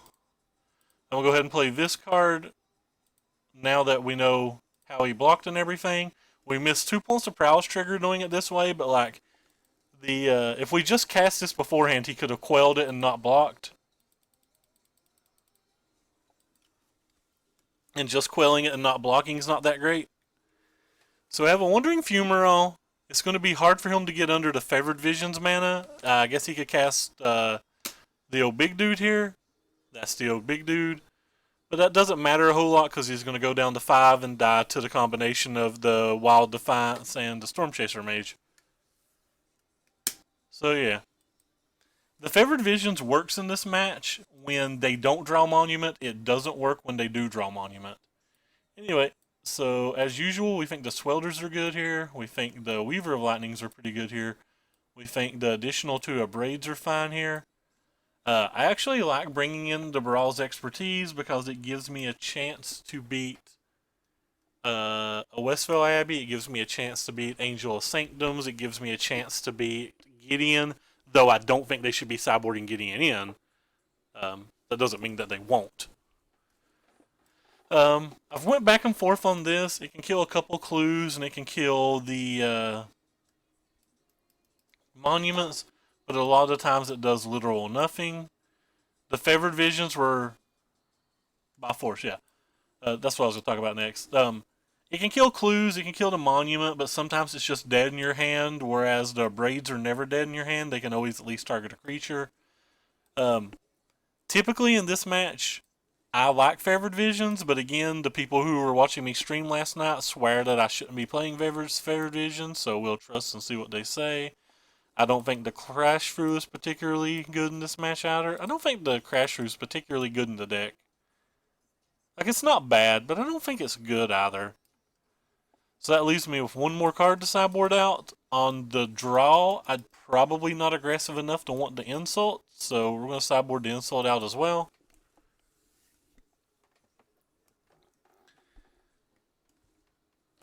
So this hand's pretty good. It's not great or anything, but I feel like I need the Favored Visions in just every match, at least on the play. Really might bring the Favored Visions back in just in every match on the play.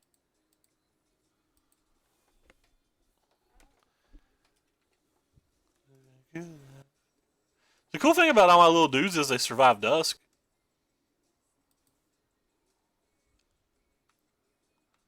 Surviving dusk is fun.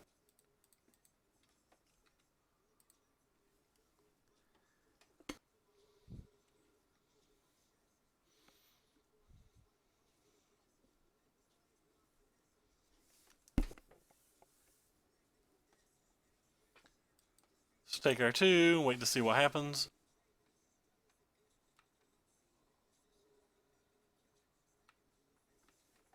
So the way he's playing, he's probably leaving up Spell Queller and or Essence Scatter and or Rebuke, which is fine. Could have attacked, but I actually want to be a blocker now. We put the least valuable card in my hand out first in that spot.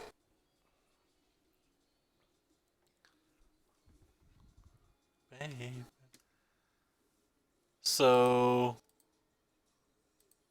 not really sure what he's representing here. That's going to pump this guy's toughness, but we're going to find out. Don't really care about my mage. My mage isn't going to deal a lot of damage in this match. It's arguable that it should be sideboarded out even. And I'm moderately afraid of that card, so go ahead and play the second worst one. There's a good argument that I should probably just sideboard my mages out on the draw. So that's a Metallic Rebuke. That's fine. Play this thing. And we're just saving the Collective Brutality as long as we can. We will not be playing any more lands on this particular game because we already don't have a Wandering Fumarole. That was a good draw. Double. That was insane. That was very nice.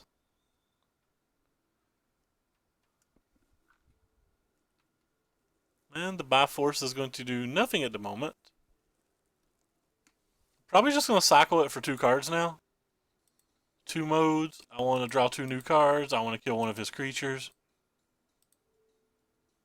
So I cycle. I'm going to target this creature because I'd rather kill it. Choose target. Oh, I misclicked. Sorry. Escalate 2 modes. Deal 4 damage to target creature. Some guy cycles 2 cards. So I cycle. Deal the damage to that. Go grab 2 new cards. He's going to obviously use a Selfless Spirit, but I would rather...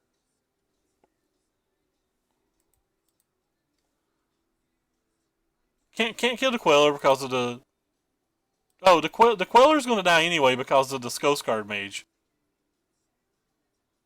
Like, I don't think people realize that when this is in play that these things do negatives.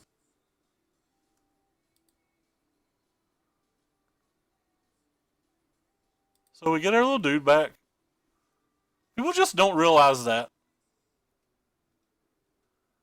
I didn't even realize it. I barely caught it before the chat reminded me. I barely caught it. And I play this deck, so. Card secretly amazing.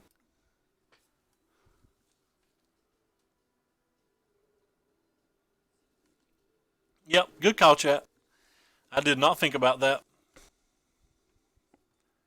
So there's a monument. There's a Frabid Inspector. Doesn't have any good blocks still. So we're probably just going to cast a Riddleform and go to town.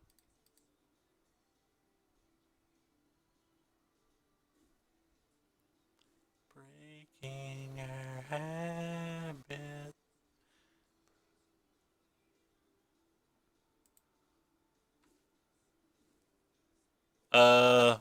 He probably has to block this turn, so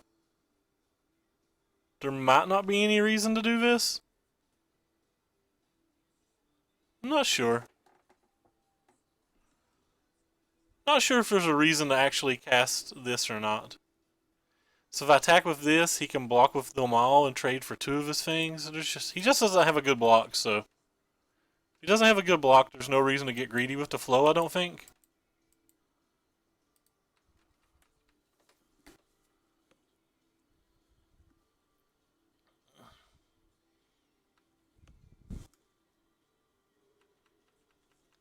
Just save the flow. He might play something else that I need to kill.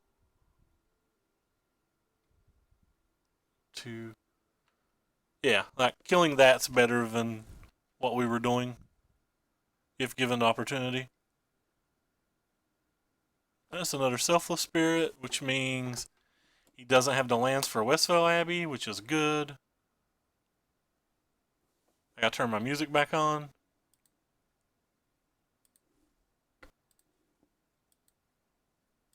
He's not attacking this turn, which is fine. We go ahead and escalate twice here. Do 4 damage to this, 3 damage to him.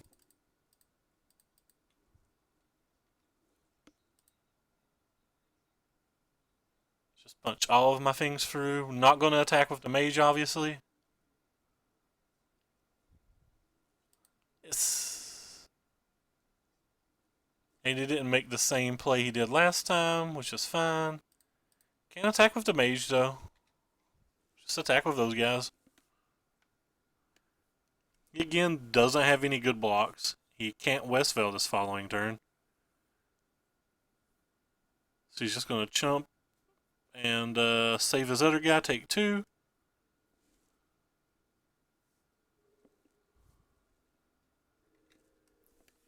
I'm going to save the Flow and Abrade for this turn, which should be lethal. Alright. So Soulscarred Mage won a game. I guess that's the reason that it should still be in the deck on the draw. Hey boys, we figured it out. We can cash a friendly league, but we get crushed in competitive leagues. Man, that card is surprisingly exceptionally good. For anybody who cares, you can click down below to find my Twitter to see all the deck lists I'm playing. Ooh, we're playing versus a 4-0. We're trying to deny a trophy. It also tells you every time I go live. I think this hand's a keep. It's incredibly slow. We have 3 coming to play tapped lands. But I think the card quality is good enough to play it anyway. Even though we're going to be 1 turn behind the entire game. Let's be interested to see what he's trying to 5-0 with.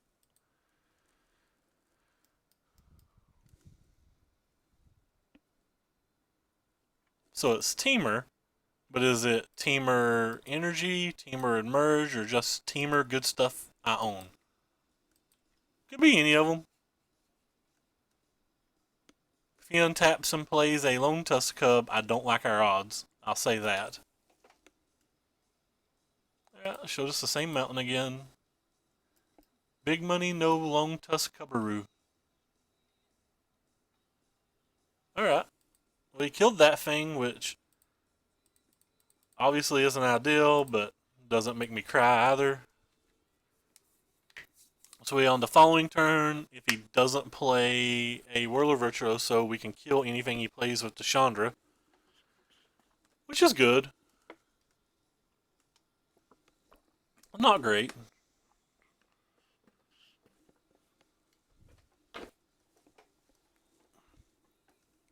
So there's the mountain he showed us. If he has his own Chandra, that's kind of sucky for us. If he doesn't have his own Chandra, this isn't that bad.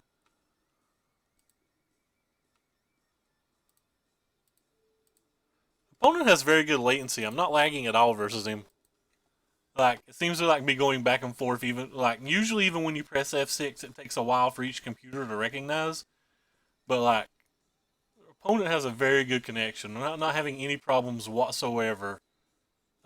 Staying in contact with whatever he's doing. Well, hopefully, opponent doesn't have another 2 mana deal 3. He's got a second Attune of Effort, so he's probably just an energy deck at this point.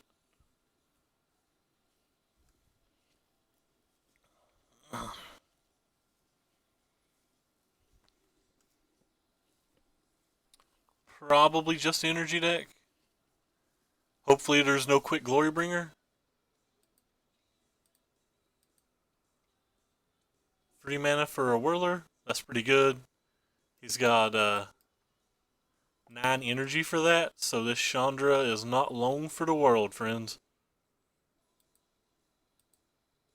Well, I guess start with digging up.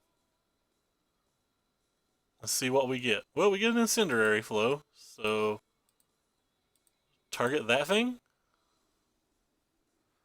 See if he wastes all of his energy. If If he wastes all his energy and trades with the Riddlestorm, that means he won't be able to kill the Chandra at least.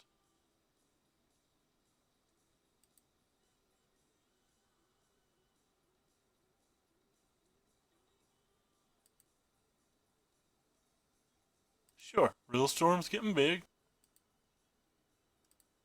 We go ahead and cycle the first one of these. Might find a shock, which could save Chandra in a manner. If he triple blocks, that's really bad for me. So he's not blocking with any. Don't know how I feel about whether that's bad for me or not. But I'm imagining that I'm pretty far behind this game. The old turn 5 Soskarge Mage is a pretty sweet card, but not typically where you want to be. At least he has no more energy for like a Bristling Hydra to get massive or something.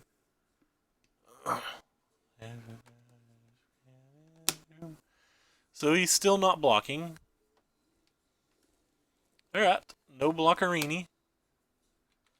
Goodbye, Chandra. Chandra did good work this game. Pretty happy with the work Chandra did, to be honest. So he's got like a million cards in hand. He keeps playing the land that he's tutoring for with the tunes, so that means it's probably spells in his hand. That's his own Chandra, which we can kill, so that's good. But I guess we can't necessarily kill it if he kills this. Yeah. We can draw a removal spell and kill it, I guess. We can draw an untapped land and kill it, or that kills it as well.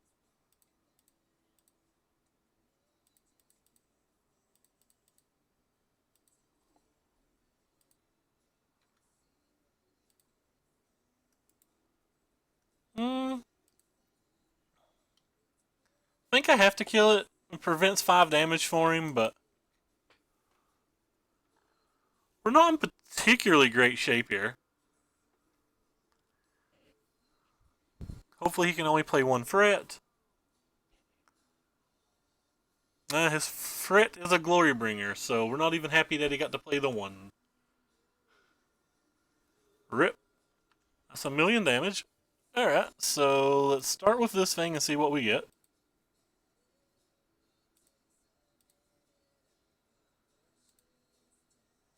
And we got an island. So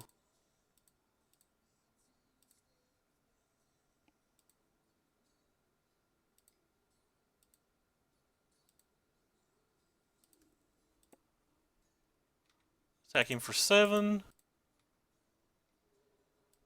We drew an Incendiary Flow, so if he can only play 1 spell this turn, he will die. 1 spell blocks.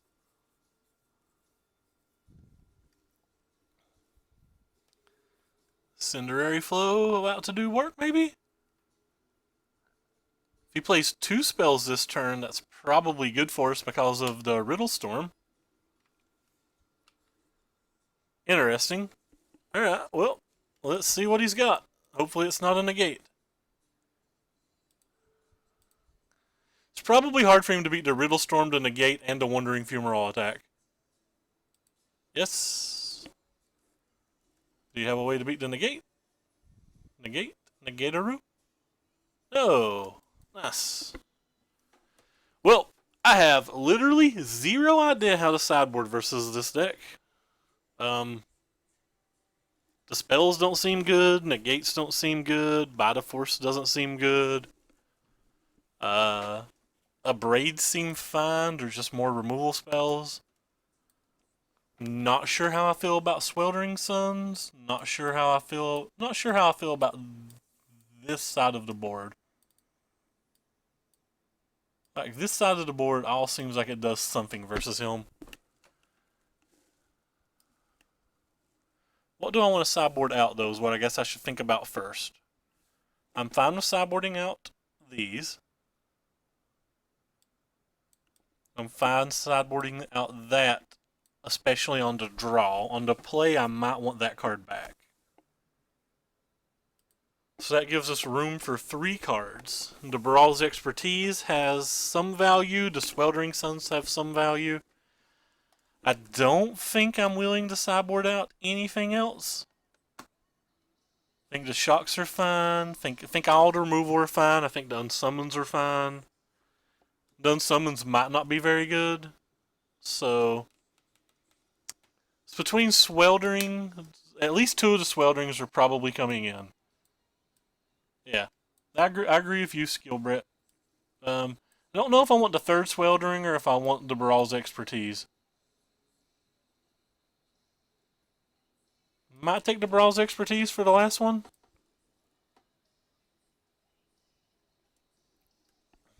Hmm.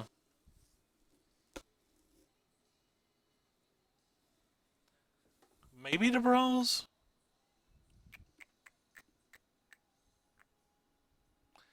And Brawls is probably too slow on the draw. We'll try it on the play, maybe, if we get to take another turn. Or if we get to play another game. Not exactly sure how to play this deck, obviously. Pretty new to this deck. This is just the second day we've played this deck. I think this hand's weak, but I do think it's a keep.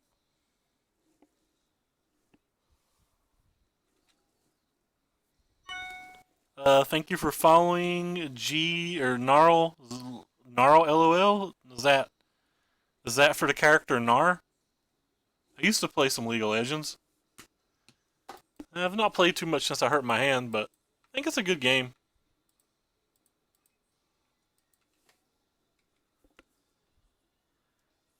I think it's a really good game, actually.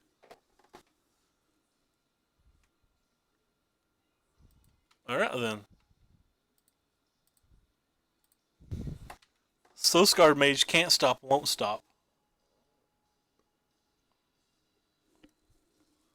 So he doesn't have any creature to play? That's not good for me.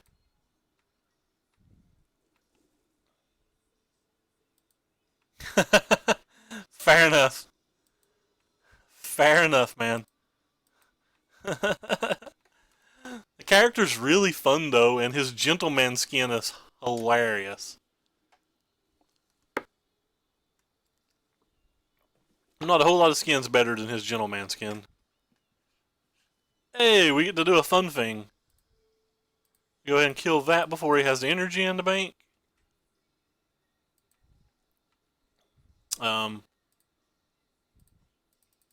Play Chandra.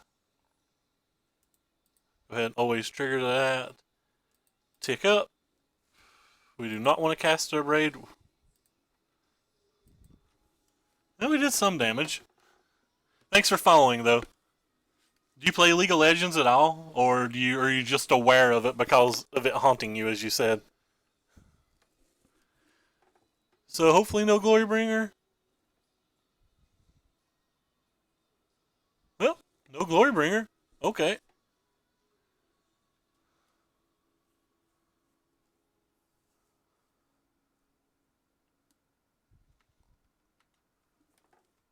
Well, we don't have any 5-drops in the deck, so it's safe to go ahead and tick up. I guess I won't shock. Actually, I will shock. I'm going to shock this thing.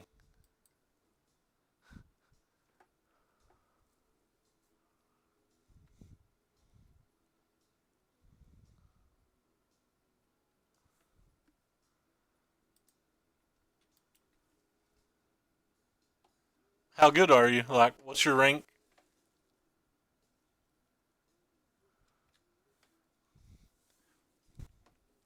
I was hoping that he wouldn't protect it, not realizing it gave it -1/-1 counters, and just been like, oh, well, it don't kill it. Why do I care?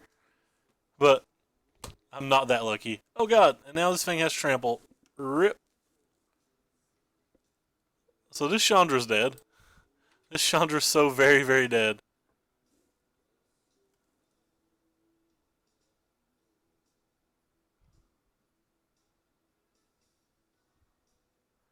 Pretty sure we're dead, team.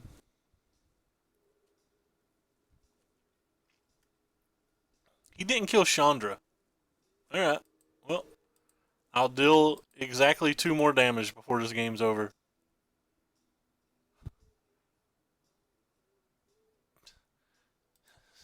JK. We'll play the other one. JK.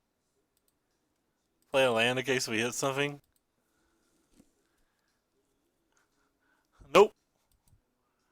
Okay. Well, we're dead. Yep, we're dead. Fair. That's pretty strong. I've never been higher than gold.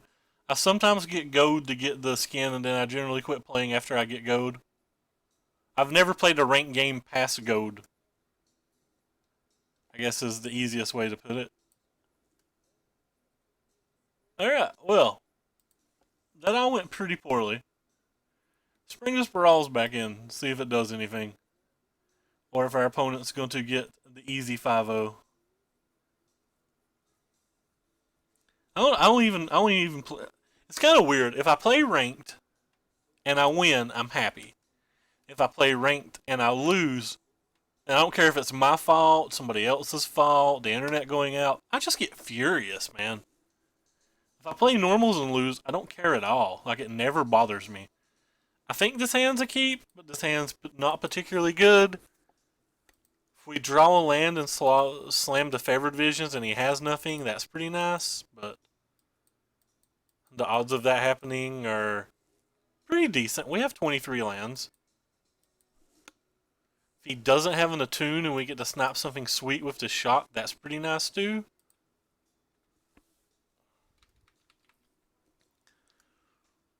So hopefully we get to kill something like a servant or a hub here. A servant or a cub. Rip. Well, he didn't have this on turn 1, I guess, so that's something. Hopefully he doesn't have natural state. Which I don't think natural state's particularly good at the moment, so there's some chance.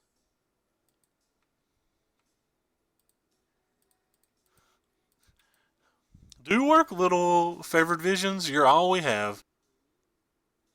If he has the natural state, we probably just pick up our cards. We're not going to, but like it would be very, very bad. That unsummon's pretty nice, actually. There's a good chance that unsummon does an unreasonable amount of work here. Want to draw an untapped land, of course. Would really like to get this Chandra in play. This Chandra. Really like to get this Chandra in play. Rip! And no Chandra for us.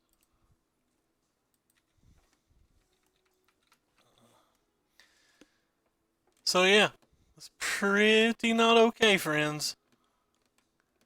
Is he gonna play the Bristling Hydra play again? Sure. Well, we'll go ahead and put that in his hand at least.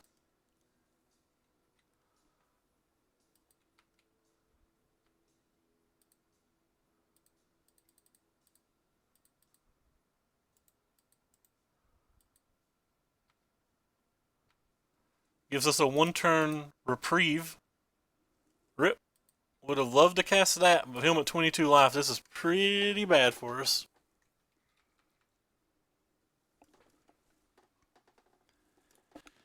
Pretty bad. That is a large, large life total. He's casting the Glorybringer. That's good for us.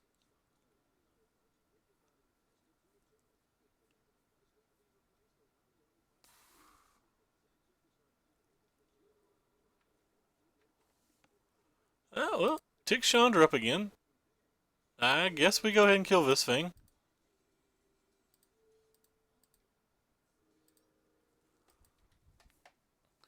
I don't think we can win without the favored visions. I think we're too far behind.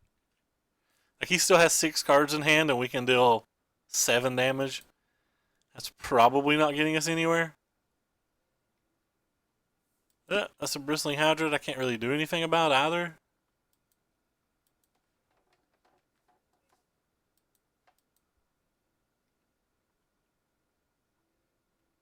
It's a servant, at least. At least I can kill it, I guess.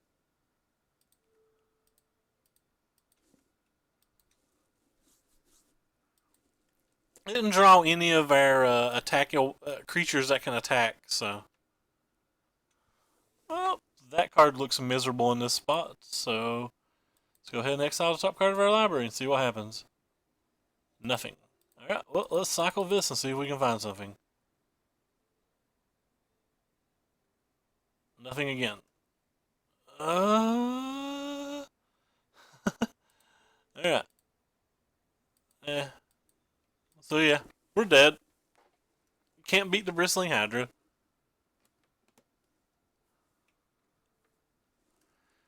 Opponent would have to have absolutely nothing in hand, which is about as unlikely as me getting laid tonight. It's just things that aren't going to be reasonable or happen.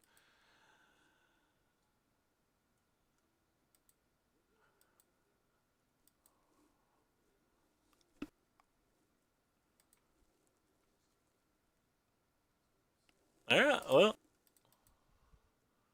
Giddy up. Gonna hold the land because there's still collective brutalities in our deck, or collective defiances in our deck.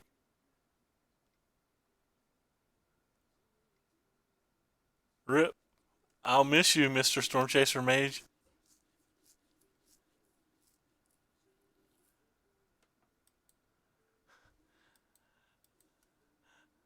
It sadly doesn't look particularly good with it either. I guess I could have threw everything in his face. He did exert. We'd still been shy. We could have done 3. We would have did 5 more damage to his face. We would have 6, 7, 8, 9, 10. He'd still be at 6. He'd still be at 6. With all the damage that we drew, he'd still be at 6. So, I mean, it would have gave us outs at that point. Alright, well, our opponent just 5-0'd with that deck. Teamer Energy, still strong, boys and girls. And probably the reason it didn't do so well at Star City is people haven't adapted a Braid to the main deck yet. Which they probably should. Thank you, Gabba Glooch. Got Gabby Glooch. Yeah. And thank you, Makea1228 for the follows. For anybody who cares, there's a link down below. The link down below links to my Twitter. And on my Twitter, you'll find every deck list I play and every time I go live and get to see me argue with a lot of people. I argue with a lot of people. The most notable people that have me blocked on Twitter are Cedric Phillips and Jeff Hoogland. So, as you can tell, I like to get into some arguments. But besides that, on my Twitter, there's also a link to my YouTube. And on my YouTube, there is literally nothing at all that matters that's posted right now, just videos from leagues. All leagues that are also on the Twitter, but yeah, at some point there's going to be some kind of other content there. I don't know when that some point is, because if you could compare me to anything in the world, you could probably say I'm Jabba the Hutt with a neckbeard. So it'll happen at some time. It'll probably happen about as quickly as getting an overlay and stuff. There's just things that don't happen very well, or very often, rather. Is there anything else to say? I like to spam stuff. I just like to say things. So we're trying to stop our opponent from getting a PD chest, and our opponent's trying to stop us from making a profit. I believe this hand's a keep. I think it's an incredibly great thing for people learning the game. I think it's actually pretty good if you don't like the Moto interface. Like, I have a lot of friends that have played the game for multiple years that are still a big fan of duels. So in general, I think duels is a really good thing. I think they're doing away with it, aren't they? And I don't think they should. I think it's definitely a positive thing. So we need to draw a land.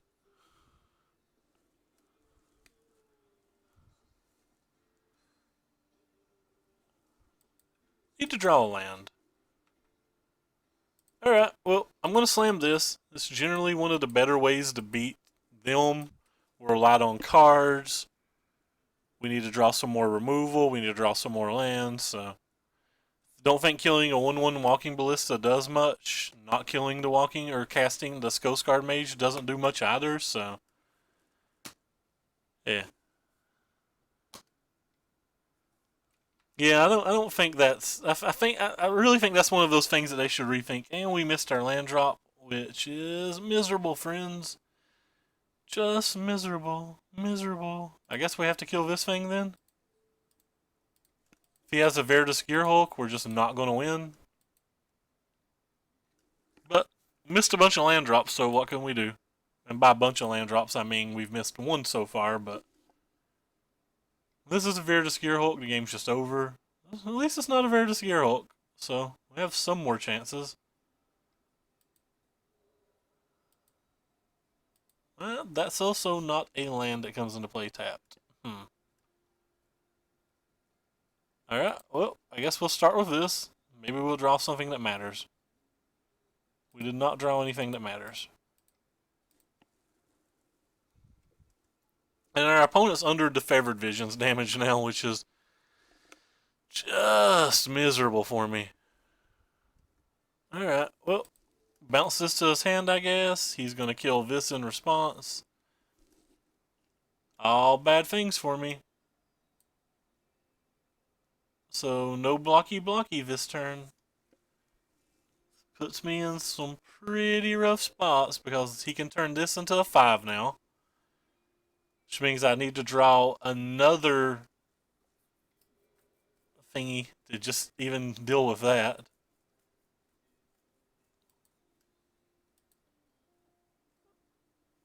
None of these cards do anything.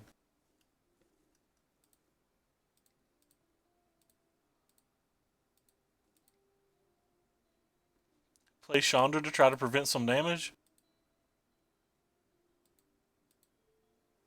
Hope that he doesn't have Blossoming Defense, but he probably does. Alright, well, no Blossoming Defense, I guess. Small miracles, right, friends? I'm not sure how bad this match is, or how good this match is. Either way, he can definitely smash the Chandra. So we're going to play this thing. I'm going to play this thing. And we'll hope we draw a bunch of burn spells, basically. Obviously not going to make this thing attack. My mouse isn't working. Stop it, mouse. There you go, mouse. Alright, well, we drew one burn spell. So the one burn spells can give us a potential 2 blockers. The 2 blockers probably aren't enough because he's attacking with like a million. So that's 3, 4, 5, 6, 7, 8, 9. So you can attack for 9 down to 2. So any Walking Ballista kills us. Pretty sure anything we have for the following turn kills us as well. Not exactly sure what my outs would be in this spot.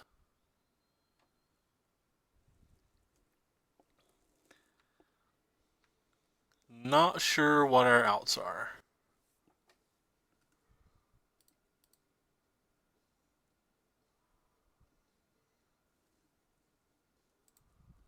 Oh, I think we just win. Hold on. Let's do some math real quick.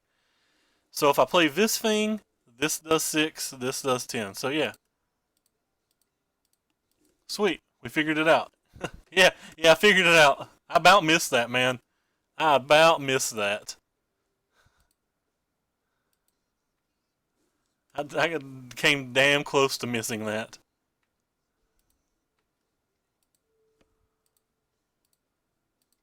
I feel like we stove this game. Do I want to use Riddlestorm's ability? I'll just say no. Whatever. He's already a dude. That was kind of sick. Wow.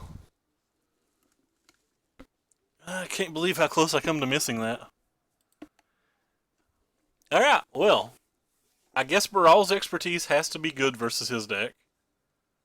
Abrades have to be good to beat his early game, and Swelders are probably fine versus him as well. He's got enough creatures that Swelders are probably fine. Cleans up Nissa tokens. Some of these builds are playing Dreamstalkers now. They all play Tracker. They all play Winding Constrictor. They all play Rishkar. They all play Glint. Some of them play Giante. So we go ahead and sideboard these crashes out. We've sideboarded these crashes out a lot tonight, which might be in general a deck building error. I'm not sure what other two cards to sideboard out. Normally I would sideboard this out, especially on the draw, but honest to God, that card I have a very, very bad habit of overvaluing cards that have just won me a game. Oh, by the way, thanks for stopping by and watching, Neil Shorty. I see you everywhere. I know you're a quality player. Makes me feel good when quality players come in here and correct my mistakes. So I guess I'm going to go ahead and sideboard this out on the draw. Oh, what other card I want to sideboard out? I guess Shocks aren't great. Shocks are okay, but they're not great.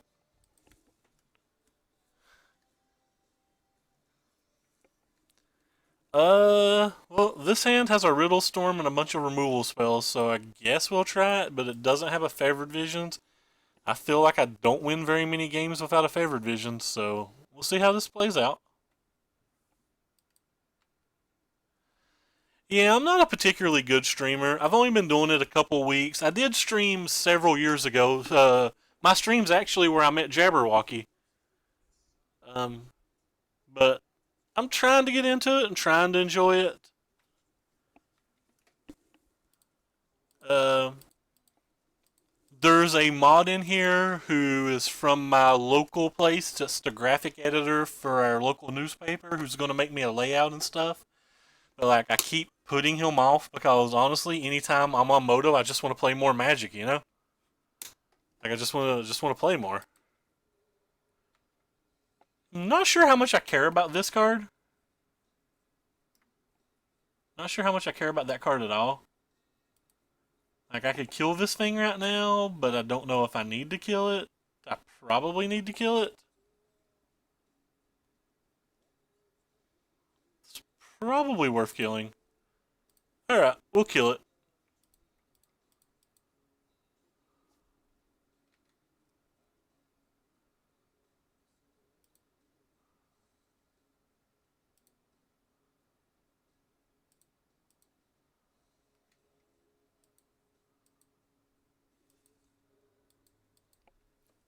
Yeah, I love watching streams, man.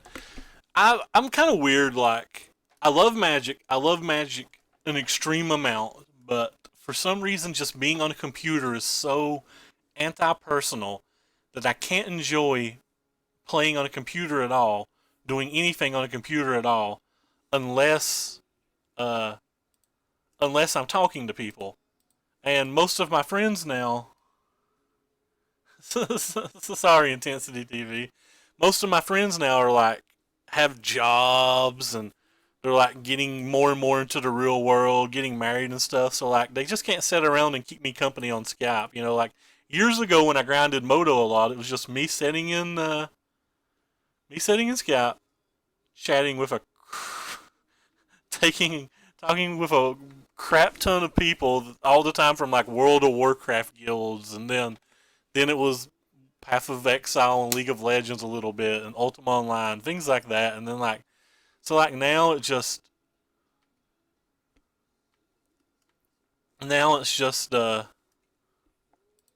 I just get bored when I'm online. Whoops.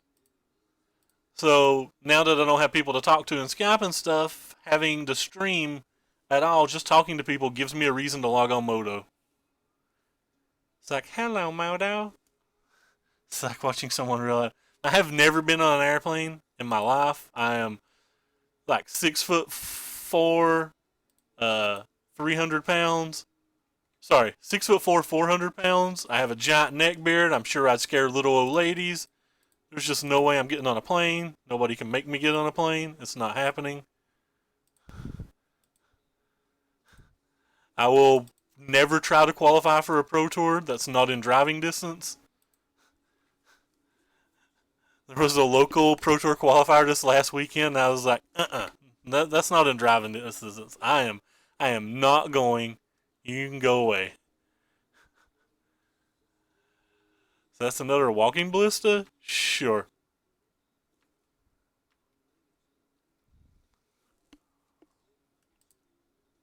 So we'll kill the bigger one. Not going to make these two things a creature, because if I do, he can kill one of them. No, Riddlestorm, you do not want to be a creature. No, Riddlestorm, you also do not want to be a creature. So I'll just take my 3 damage.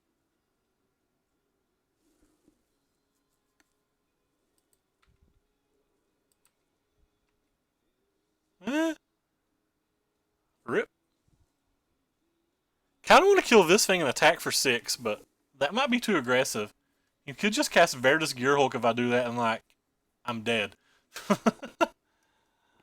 I'm probably going to do it anyway. He's not had a chance to play Verdus Gearhulk this game. He's always been tapped out every turn, so we're gonna take a turn to try to play around Verdus Gearhulk.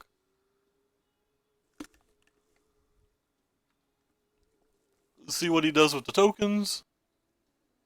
Oh, he's putting them all on this guy? Alright, go Abrade.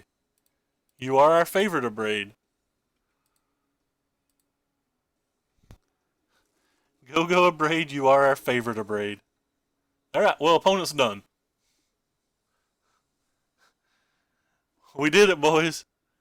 We did it. We got smashed in 2 leagues and then drew 3 Abrades versus a guy who had a weak draw. Anyway, so I played 2 decks that I think are legitimately good. I got absolutely smashed. I played this deck, which I think's okay, but not great. And, like, it went great. Like, everything went well. I just have no sensor whatsoever on what's good. But anyway, let's open these treasure chests and see if we can recover some of the 240 play points that we're down on tonight. Really should be selling these so I can buy more additional decks, but anyway, so let's pop it up. What do we got here? And we got this card. It's not worth anything. This card's worth 2 or 3 tickets though, so that's probably that's probably like a 50-cent profit or something. Whip of Erebos. That card was fun when it was out.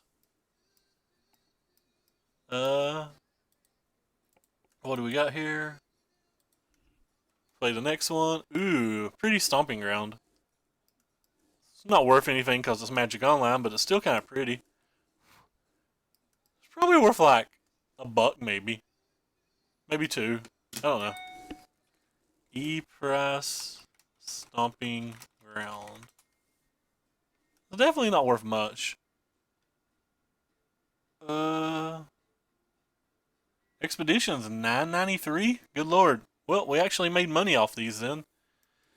Thank you for following Toto 2002 Kovacs, Firebay one XGN _ KY _. I'm from Kentucky. I don't know if you are. And Nathella, I appreciate you guys following. And one more. And Jenga Taxis. That's kind of a cool card too, but probably not worth anything on Moto. Anyway, so that's the 3rd Liga tonight. So I'm going to be logging off. I'm going to host Samball49 because he's good people. And anyway, so down below there's a link to the Twitter if anybody cares. On the Twitter, I post every deck list. I post every deck list I play. Every time I go live, I argue with a lot of people, comment on a lot of things. I try to be pretty active on Twitter, mostly replies though. I don't post a lot of content other than when I'm going live and what I'm playing. I also, on my Twitter, there's a link to the YouTube. The YouTube has all of these videos. Unfortunately, they're 24-hour delayed because when you get this little sub button up here, it's something you have to agree to. But on the VODs has all the videos up to date. So like when I go offline right now, if anybody wants to go back and watch the Pummeler League or wants to go back and watch the Blue Red Control League, which you probably shouldn't because we got wrecked, but those are there. But yeah, follow any of that stuff you want to. I appreciate the new follows tonight. I had fun. And let's go ahead and host somebody. This guy streams a lot of hours, he streams a lot of fun decks, and he's not a bad Magic player. Hey, why will it not let me type? Oh, it's because I don't have numlocks on. Derp, derp, derp, derp. Anyway, thanks for showing up.